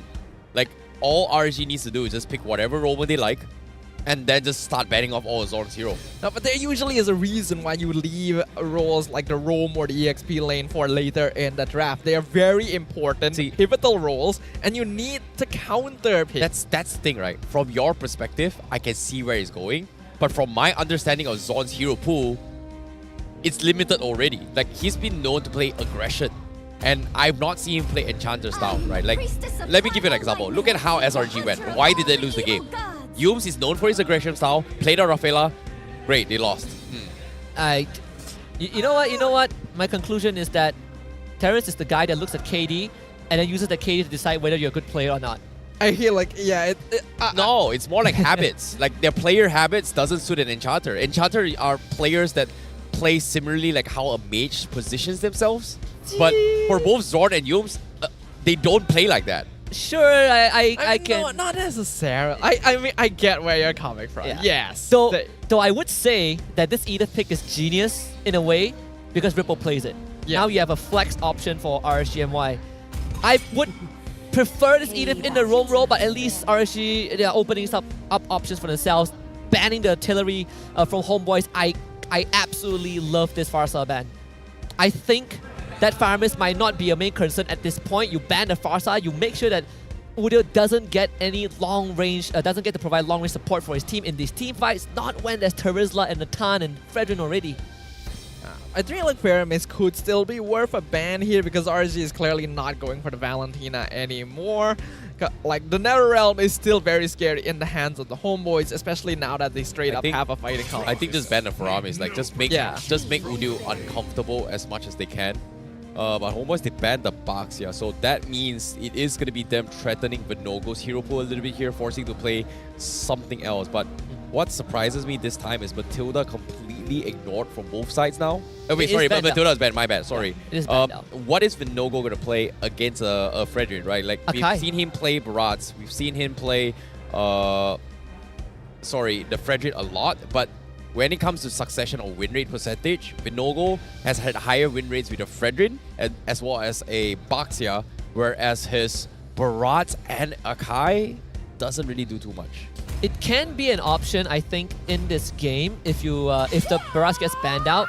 RSGMI showing respect to the Cho. I like it. So you ban the Cho out. Considering that we have Edith, right? Like, Edith, regardless in what lane, it's It's a bit of a problem if you get kicked away despite having Primal Wrath, so the Roger ban is just as a failsafe to make sure that Vinogo doesn't run the Roger jungle. Smart, that's really smart. So it's Baraz and Akai being the remaining tanks. I don't see any other options for them.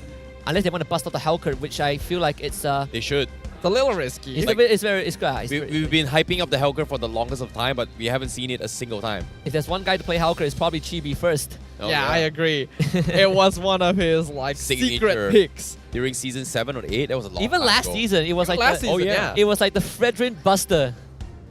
That was when Hellcurt was still the old style. He would silence, but okay, like they'll stick with the Akai.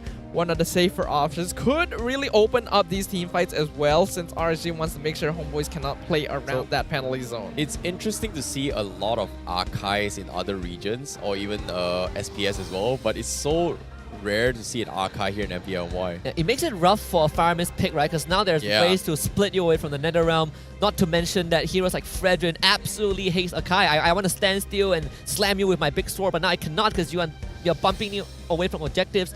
In a way, it does the job that Baraz does slightly better, at least from a perspective of displacing your enemies. It puts Udio in quite a spot though. Like Udio is like super serious, and Sword is like smirking at Chibi. It was like, hey man, what's up? Something is up. So but now, go for the Arlot. Okay, Arlot sneaks through the draft, and they also get the Vexana. So, pretty standard drafts coming from Homeboys. I like the draft this time for Homeboys. Do you go Terizla here? Not Terizla, sorry, Export. Do you go Export here for Ripple? Comfort picks, yeah, they should. Yeah, I mean, if Yuzhong was not banned now, I would instantly feel like it's a Yuzhong pick, but right now, it's either Paquito or Export. I kind of feel like Export would make slightly more sense.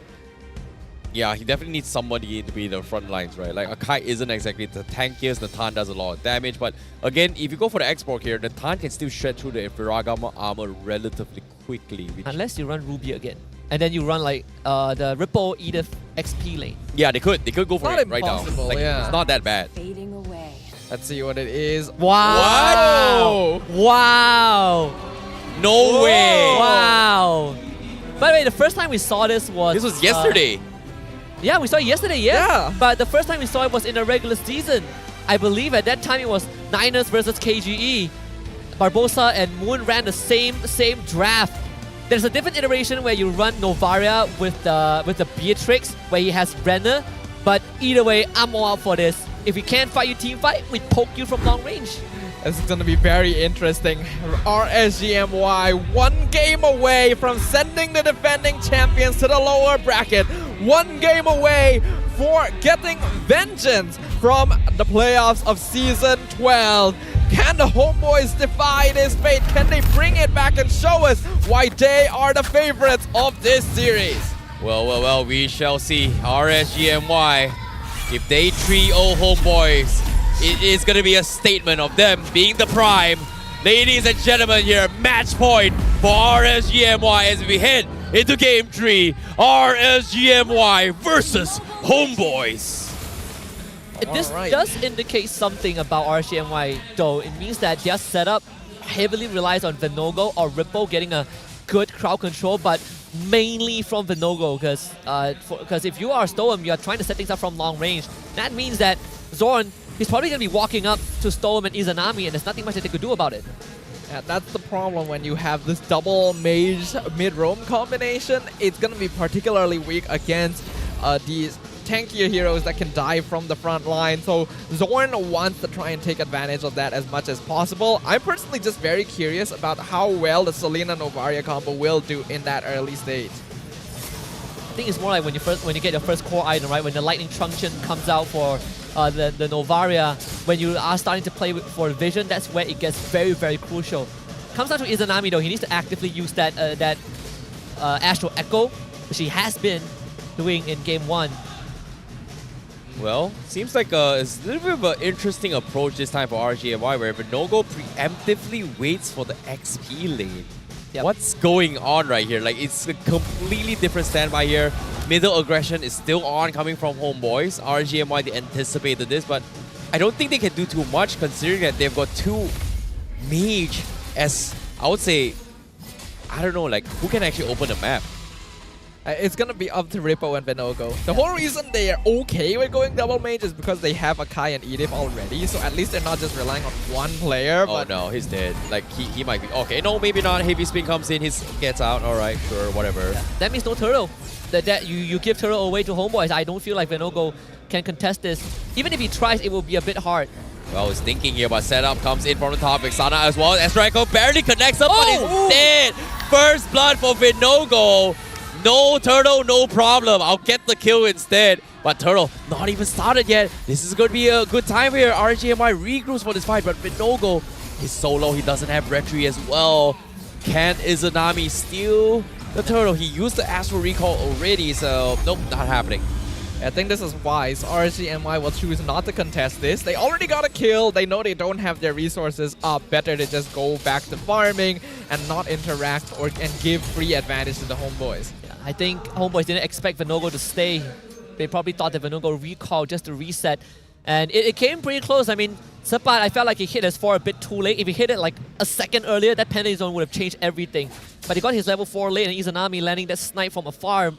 The kill going over to Venogo means that Venogo doesn't lose much despite not getting a turtle. Okay, Stone, he's going for a couple combos in. Zorn is a little bit tanky for this, but at the same time, look at all the traps, just giving so much vision. Homeboys.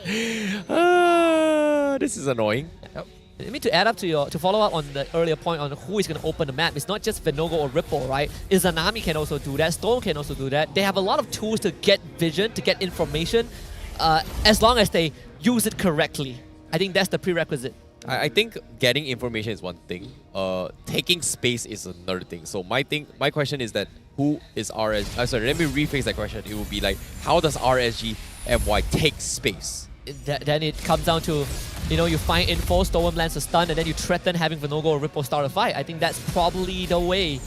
Yeah, they're basically trading having heroes that can ease up. Okay, not happening. Final stash comes in. Izanami gets dive thought. No, his second skill withered off as well. Heavy spin comes in. It's not going to be enough to save Izanami.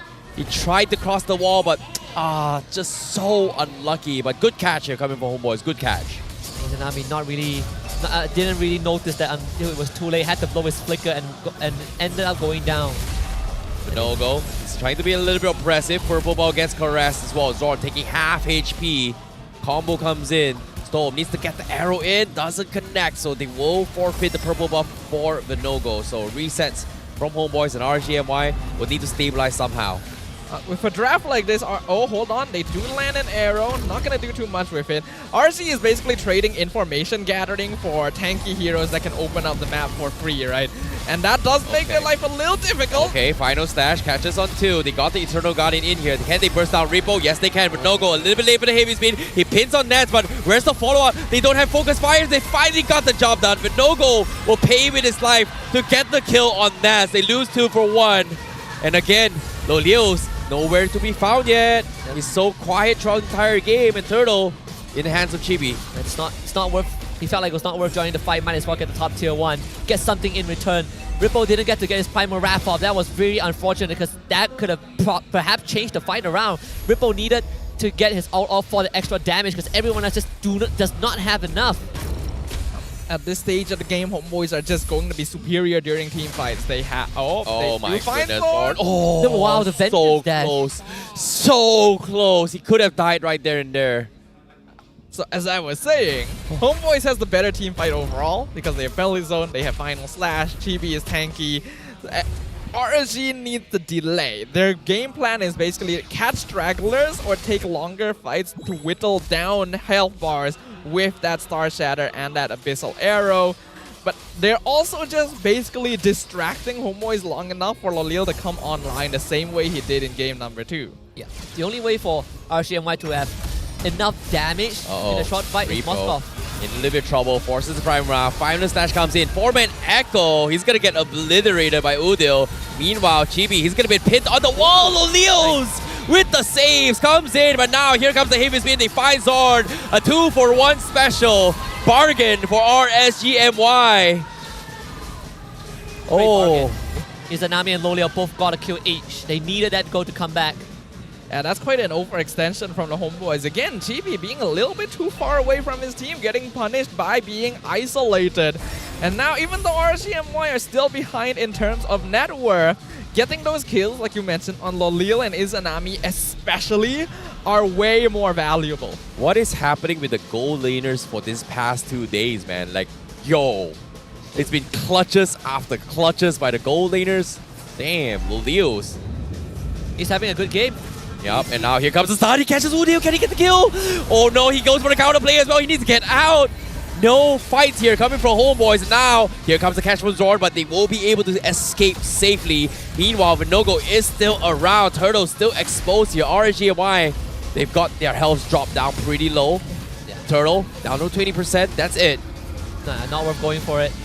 Again, Homebois is controlling the neutral objectives very well. That was one of the key points that we brought up early on, right? RSG MY needs to improve the neutral objective, but this one...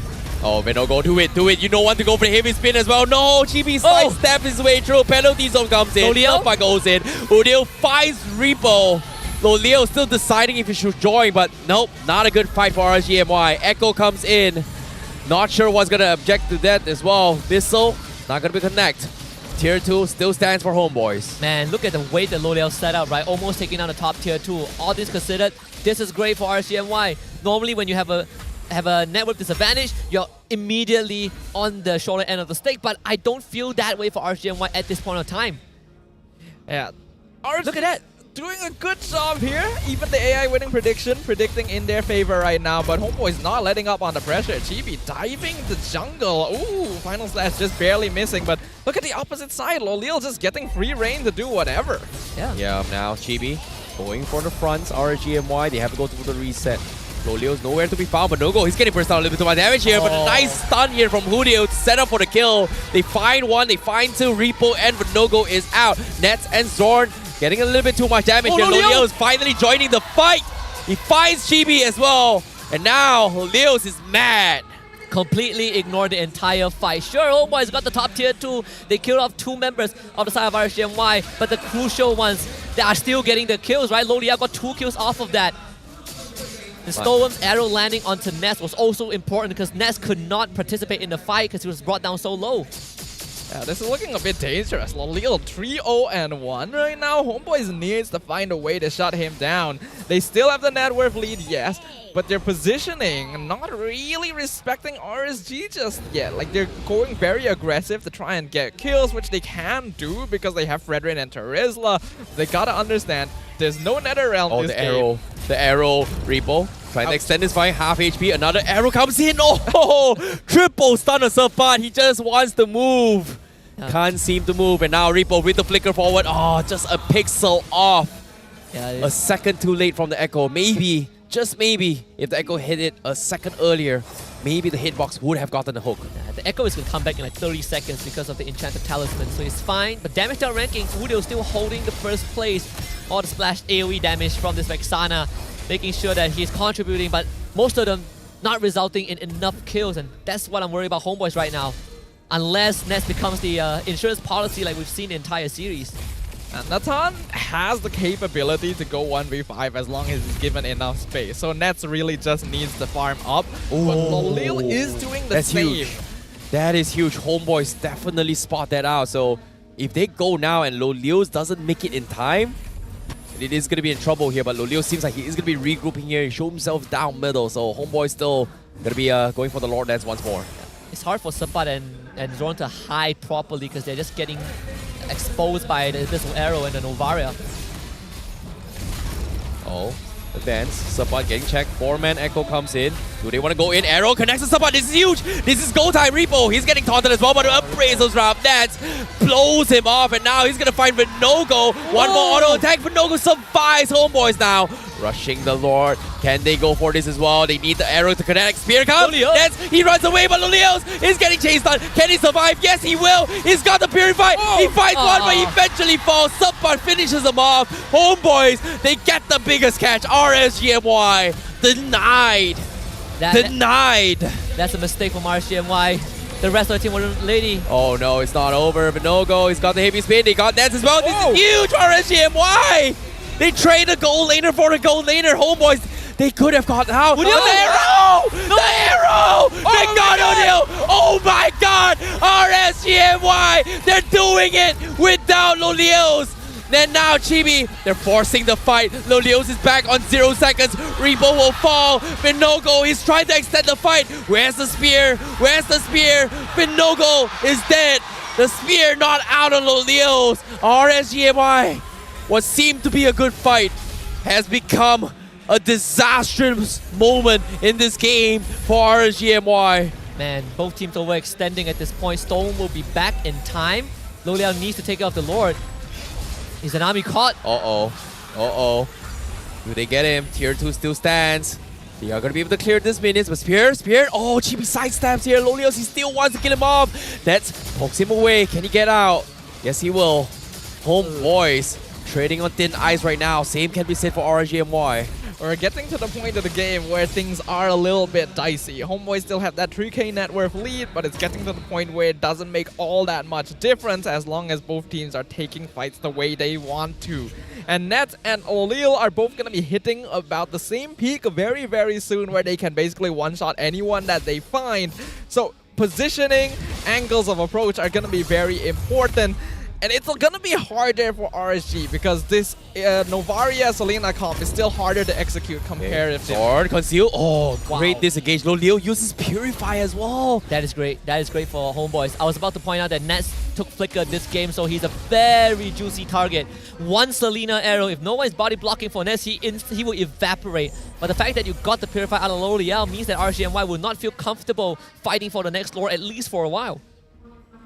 70 seconds, 47 seconds for the Lord and 60 seconds on Lolio's Purify. They have to wait the longest of time, and you can see RSG MY full turtle defense. Cannot afford to do anything here. It's all about just waiting on those battle spells now. All about getting info. Storm and Izanami, they just gotta keep doing their job. It is a very boring chore, but that's the only way to maintain control of the map. You don't want Homeboys to stand in your bush and you do nothing about it.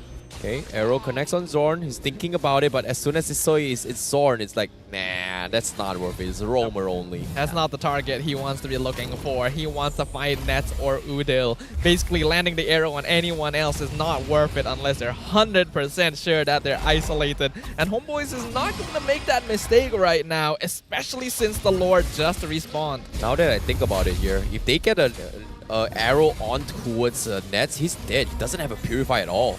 Yeah. Yep. Now it's the slow burn.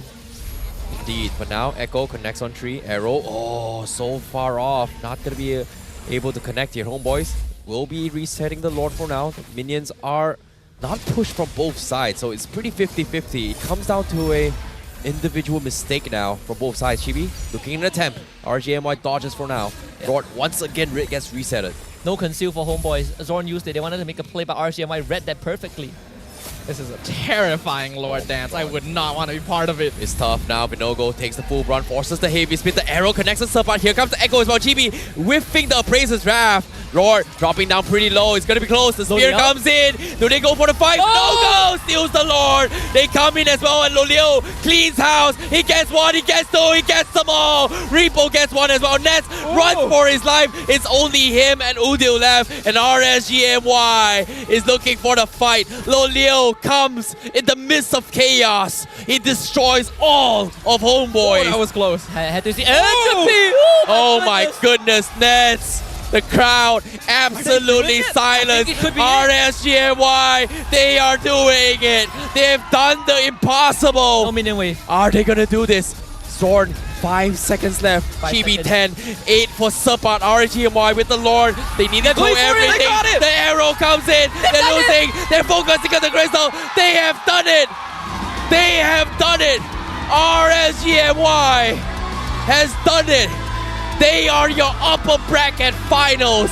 They shut down Homeboys 3-0, silencing the Flame Boys, silencing the fans here at Stadium MPSJ. Wow, the Raiders literally tear down the Homeboys piece by piece, exacting their revenge. Best served out cold, 3-0. Can you believe it? I don't know what happened to RSG MY during the break. I don't know what they're on, but I want some of it. RSG MY showing us how it's done. A clean sweep against the defending champions to go on into the upper bracket finals. They'll be playing against SRG, but for now, we're going to be interviewing them on stage. 3-0 clean sweep untuk pasukan RSG MY securing the upper bracket finals match pada hari esok, dan dorang akan jumpa Selangor Red Giants. First of all, congratulations guys, that was honestly a very unexpected 3-0. I memang terkejut, I lari daripada atas. First of all, Ripo, apa perasaan Ripo dapat kalahkan Homebois? Now kita tahu RSG adalah satu pasukan yang memang susah sangat nak lawan Homebois daripada musim lepas ke tak silap. You guys have not won against them in a series. Kali ini best of 5, clean sweep pula tu. How are you feeling, Ripo? Alhamdulillah lah sebab menang hari ni kan, sebab kita dah try hard lah sebelum ni kan. So untuk Homebois sebenarnya dia dapat rasa lah apa yang kita rasa season selepas kan. Dia dah tunggu dekat upper bracket tapi dia orang turun. Oh yeah, last season. Yeah, it's like deja vu, right? Deja vu untuk dia orang. Deja vu. Okay, now Ripo, I nak tanya, you dah rasa dah dapat balas dendam tak dengan dorang actually as of now? Tak lah, sebab playoff tak habis lagi. Selagi Homebois masih ada dalam playoff, selagi tu kita tak boleh nak pandang rendah lah kat diorang. Diorang still ada chance kita orang akan jumpa diorang dekat final ke apa. Who knows. Alright, betul tu and I agree. Alright, can we please pass it to Loliel? I'm pretty sure kita semua boleh agree that Loliel punya playstyle hari ni memang it's another level. Apa ni? Does Loliel have a playoffs buff ke? What happened and there is a playoffs buff? Patutlah lain macam. Okay, Loliel. So dengan kemenangan ni, adakah RSG sudah warm up dan dah ready untuk jumpa SRG esok? Kami sangat-sangat ready untuk berjumpa dengan SRG besok dan harap-harap kami akan menang juga melawan mereka di hari besok. Wow, I like that. I really like that. Okay guys, so like always, setiap match ada MVP, ada satu player yang shine, bersinar. Korang rasa siapakah player yang stand out untuk korang untuk perlawanan ini? Tak dengar? Tak dengar? Siapa? Okay, mari kita tengok MVP in 3, 2, 1. MVP jatuh kepada Ripo, Storm, Izanami. Alright, the Prince of Mage. Okay, Izanami, first of all, I nak tanya actually, how are you feeling right now? And kenapa you guys pick the Selena and Novaria combo? Nah, kita tahu quite a few teams pernah cuba combo ni dekat regular season dan hasilnya tak berapa bagus.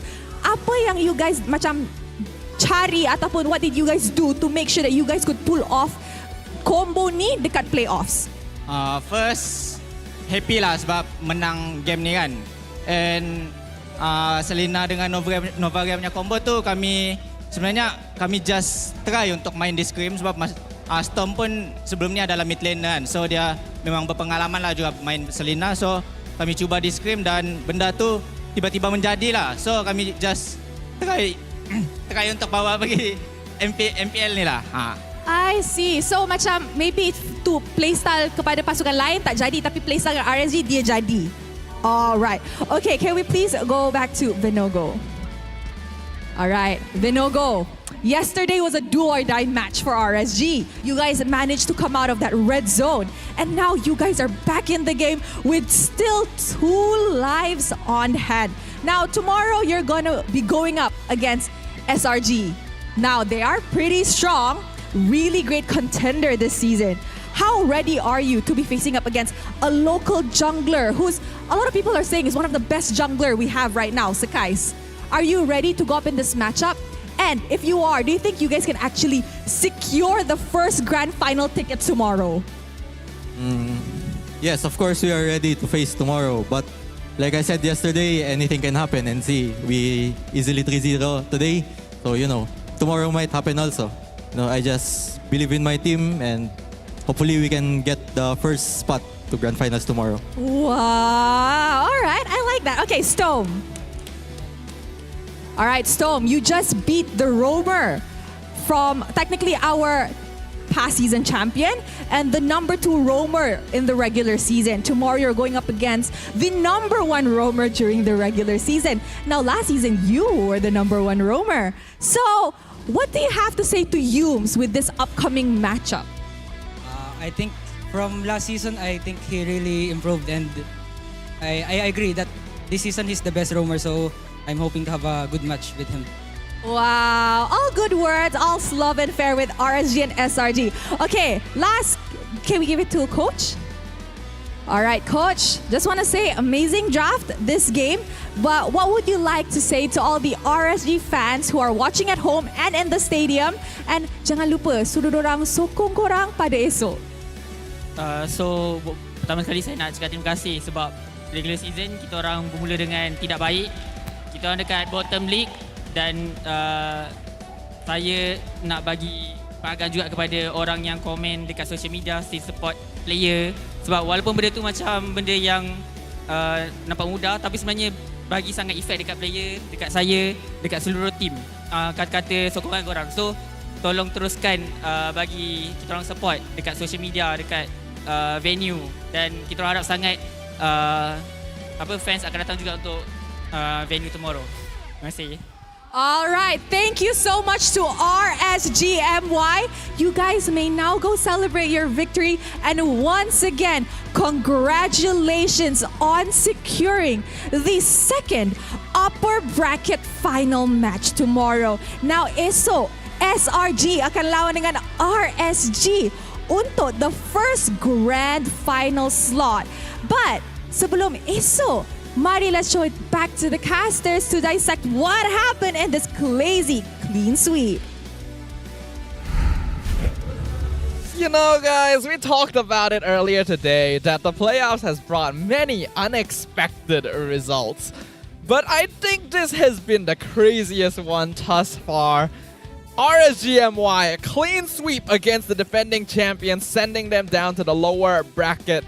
And the pillar of RSG is Anami, finally getting the recognition he deserves. Man, to be honest, seeing how things has happened here in the stage, especially when the responses of the fans, considering that how full this stadium is, like not hearing a peep shows is a statement. This is the most silent I've heard the Flame Boy. You could drop a pin and you can hear the pin. Yes. My God, the only noise I've heard is because of the BM broadcasters on the stage. But aside from that, it's just disbelief. I think disbelief for the Flame Boys, but just a resurgence for RSG, right? This is kind of the game that everyone thought would stop RSG from moving further, would send them to a lower bracket, and here they are. And crazy enough that the team that delivered us a 3-0 was RSG and not SRG early on. Right. It says so much about how fast, how far they have come in the playoffs. We also expected Homebois to 3-0 at RSG and not the other way around as well. That's something that a lot of us were expecting as well. But again, I think what Vinogo said during the interview was a very, very good testament to that, right? Like, because it's a new patch, when it comes to playoffs, anything can happen. And guess what? He was kind of shocked as well. Oh, wait, I got 3-0. Okay, sure, man. Like, great. Now we send them down low bracket. That pretty much confirms them for top 3 no matter what happens. Yep. Which is a good sign. Better placement than last season where they finished 4th. I think this also is a good time to finally bring up the whole where did Assassin junglers go, right? Because last season, if you look back, a lot of success that Chibi found, not just with Fredrin, with Assassin junglers, Howker, something he even whipped at the Luo mode in playoffs. But right now, the Nolan is not working anymore, and teams are finding ways to really shut down Homeboy's aggressive play, because Chibi, he participates in these fights, but not in the same way as Season 12.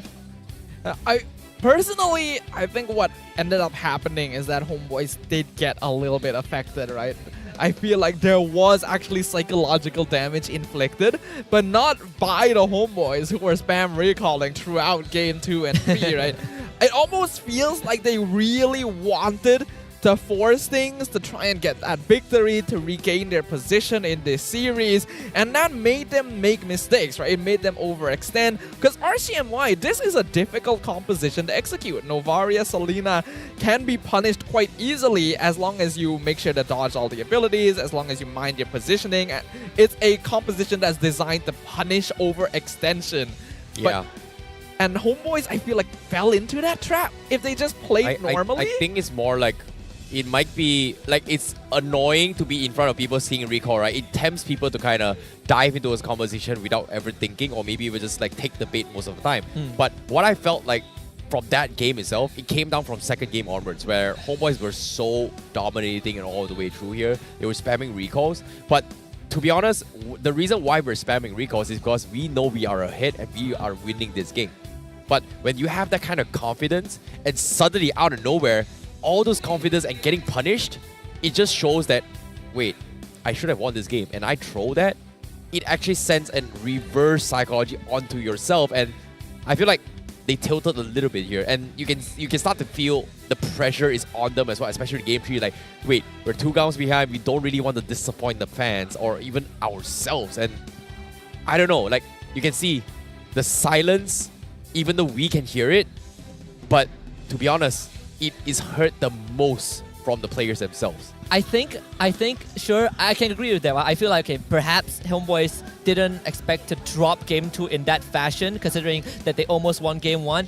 But more of in game 3, Homebois for the longest of time had like a 2 to 3k gold lead. But remember, I pointed out, it really doesn't feel much if you're RSG MY. Even the AI prediction still thinks that RSG is going to win despite them being at a disadvantage. That's because of how they've been playing, right? Homebois have been trying to punish Vinogo, get his heavy spin out before objective. They've been destroying Ripple before he gets his Primal Wrath off.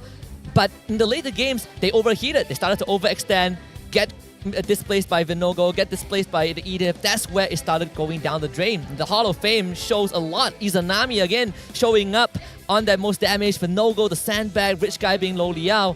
And Chibi, he's just left to pick up the pieces. Homebois really were put in the back foot here, because when the game started, it was actually pretty even in comparison, right? Homebois were putting up a good fight, being able to like duel against RSG, punishing them at times, and then RSG would come back, punish Homebois for being overextended, so it was pretty even overall. The problem is, when you have a composition like this, it shouldn't be even. Homebois can very easily just run at RSG in the beginning of the game as long as they forced out the heavy spin, and there's not a lot of tools that RSG can use to deny that. I think they did let what happened in game 2, game 1 get to their heads a little bit. It made them want to make things happen. Chibi walking into the tri-bush again when the rest of his team is retreating the other way and then getting punished for it, and then continuing to try and force matters did not help them. Yeah, it's just really awkward as well. But I feel like it came down to the final Lord fight, right? Like this fight right here was a little bit awkward coming from both Homebois and RSG. Like technically, when they got the kill on towards Lolios, they should have just backed off. Like, was it this one that they actually got the kill on Lolios? No, I think not this one. I think probably did Lolio even die? I don't remember. I actually don't think they caught Lolio. I think like that game they caught Ripple. Like Ripple was basically the punching bag. No. They caught Lolios. Oh yeah, this one, right? Here, like, yes. The moment they got them here, this was the moment where, hey, Nets is at the strongest, and for him to be caught out, counterplay, where RSG MY was at their weakest, this pretty much caused a spiral where Homebois couldn't close out the game or get any more objectives, because by this time, they were just trading blows after blows. Yes, they may have had the numbers advantage, but it feels like Nets was the reason they need to have to stay alive in order to sync up with the Lord push and push major tower objectives, which unfortunately didn't happen here. And of course, it comes to this final moment here. The moment Lolios jumped in, you can see everyone from side Homebois comes to collab. And Lolios was just zipping out and is like, you know what, auto attack, it just destroys everybody. And I think this also highlights why Homebois were just trying to punish the Akai and the Edith, because if they're left alive, the amount of crowd control is just too much. And this is the updated brackets. Staffa, it's all yours. We got SRG up against RSG. It's going to be a very interesting matchup. That's actually going to be the very first game tomorrow, in fact. So we'll instantly get to know which of these teams is our very first grand finalist. And in a twist of fate, it's going to be King Empire versus Homebois in the lower bracket semis to see who gets to keep their tournament lives intact. I think it's bittersweet for both KG and Homebois because last season, if we consider a part of KG as ex-SMG, they were top 2. That's and true. one of that story ends tomorrow. Oh boy, it is officially the top 4 and as played thus far. And of course, for tomorrow's match, to start things off, we have SRG going up against RSG to find out who will be in the lower bracket finals to face off against either King Empire or Homebois, being the second match. And of course, being in that position means that whoever wins that series has to play another game right after that. Yeah, it's going to be a long day. 2 consecutive best of 5s. It's going to be a long day for the teams who are in that lower bracket. Right? I mean, you get an extra hour break, sure, but if the previous one goes like all 5 games, you still are going to be in the weeds. But I wish the teams best of luck because we're down to the top 4, the true top 4 bracket. One of these teams is going to lock in grand final spot, and that means that is one step closer to Riyadh. I think during the regular season, right, we highlighted a few times where it didn't really feel like MPL MY was approaching a new era just yet. Like, teams were still shaky, gameplay didn't look all that good. But coming into the playoffs, I feel like that energy has been reinvigorated, right? The break seems to have done these teams a lot of good. There's been a lot of improvement, a lot of evolution. Homebois, surprisingly, doesn't seem to have been able to keep up with what RSG has brought to the table. So it's so interesting to see all of this. It truly is starting to feel like a new era of MPL MY. And I'm happy to see it's still spearheaded by SRG, but at least the other people are catching up. I think that's the best part. Yeah, agreed. But of course, if you guys want to feel the presence and also watch the show here at the MBSJ here, you can actually get your tickets by scanning the QR code up on screen. Be sure to save it up as well because the ground floors are pretty much all sold out for tomorrow, as well as grand finals here. But of course, the terrace seating for tomorrow is still open for free entry. However, for the grand finals, you need to pay for 10 ringgit. It is only available after tomorrow finishes. Tomorrow, 11:30 p.m. It's only available to be purchased for the terrace seating. Yeah, get your devices out, like 5 mobile phones, 10 laptops, just keep refreshing the pace because I remember when they opened the ticket sales for playoffs, it immediately sold out on the ground floor. So, fans want to be in here, but we also don't want to crowd out the place and turn it into a sardine can, so you guys got to get your spot. We feel bad because last season, MPL MY, like there was so many people to the point where they have to cut entrance outside that they couldn't even watch the game, which is a little bit unfortunate here. However, what's something that you guys can watch and enjoy while playing your games here is going to be the Exorcist series. What's your I was about to say exorcism, but it's like, no, it's not an exorcism. The Exorcist. Go do it. Yeah, stuff. Go, whatever. The Exorcist series has returned once again, bringing forth an extraordinary duo of exorcists, each distinct in their essence. One burdened by a great evil, forever yearning for the light, while the other, an exorcist possessing the power to seal tainted power in his body. Amidst this intricate web, the question lingers. How shall they forge their own destinies? Of course, it's gonna be Granger and Hayabusa getting their exorcist skins, and they look really good. So you guys should make sure to check that out. Cinematic looks dope. I went for the 25 diamond discounted draw. I got the Hayabusa emote. Ooh.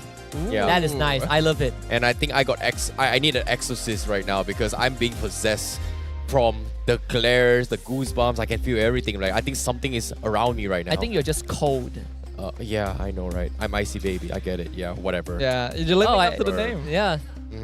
But honestly, today has been crazy. Yeah. I think the end of the day, the results we have seen are completely out there compared to what we would have predicted before the day began. And it's only day 2 of the playoffs. We still got 2 more days before we can crown our new MPL MY champion. But that's gonna be it for day 2. Once again, this is the English broadcast with me, Staffa, along with Husky and Icy Baby 1-2. We'll leave you guys with the mic check for this final series, and we will see all of you for day number 3. CT, no mana. Hero. Kill. Nice turn. Bye-bye. Nice turn. No purify, no purify, no purify. No. Dead. Nata no purify, Nata no purify. Careful guys, ticket. Let me reset. Reset. I will. Tengok nak. Nice. Let's go. Balik. Dah, reset. Reload. Balik guys, reset. Reload. Nice one. Masuk. Masuk bro. Masuk bro. Mati. Fallen missing guys.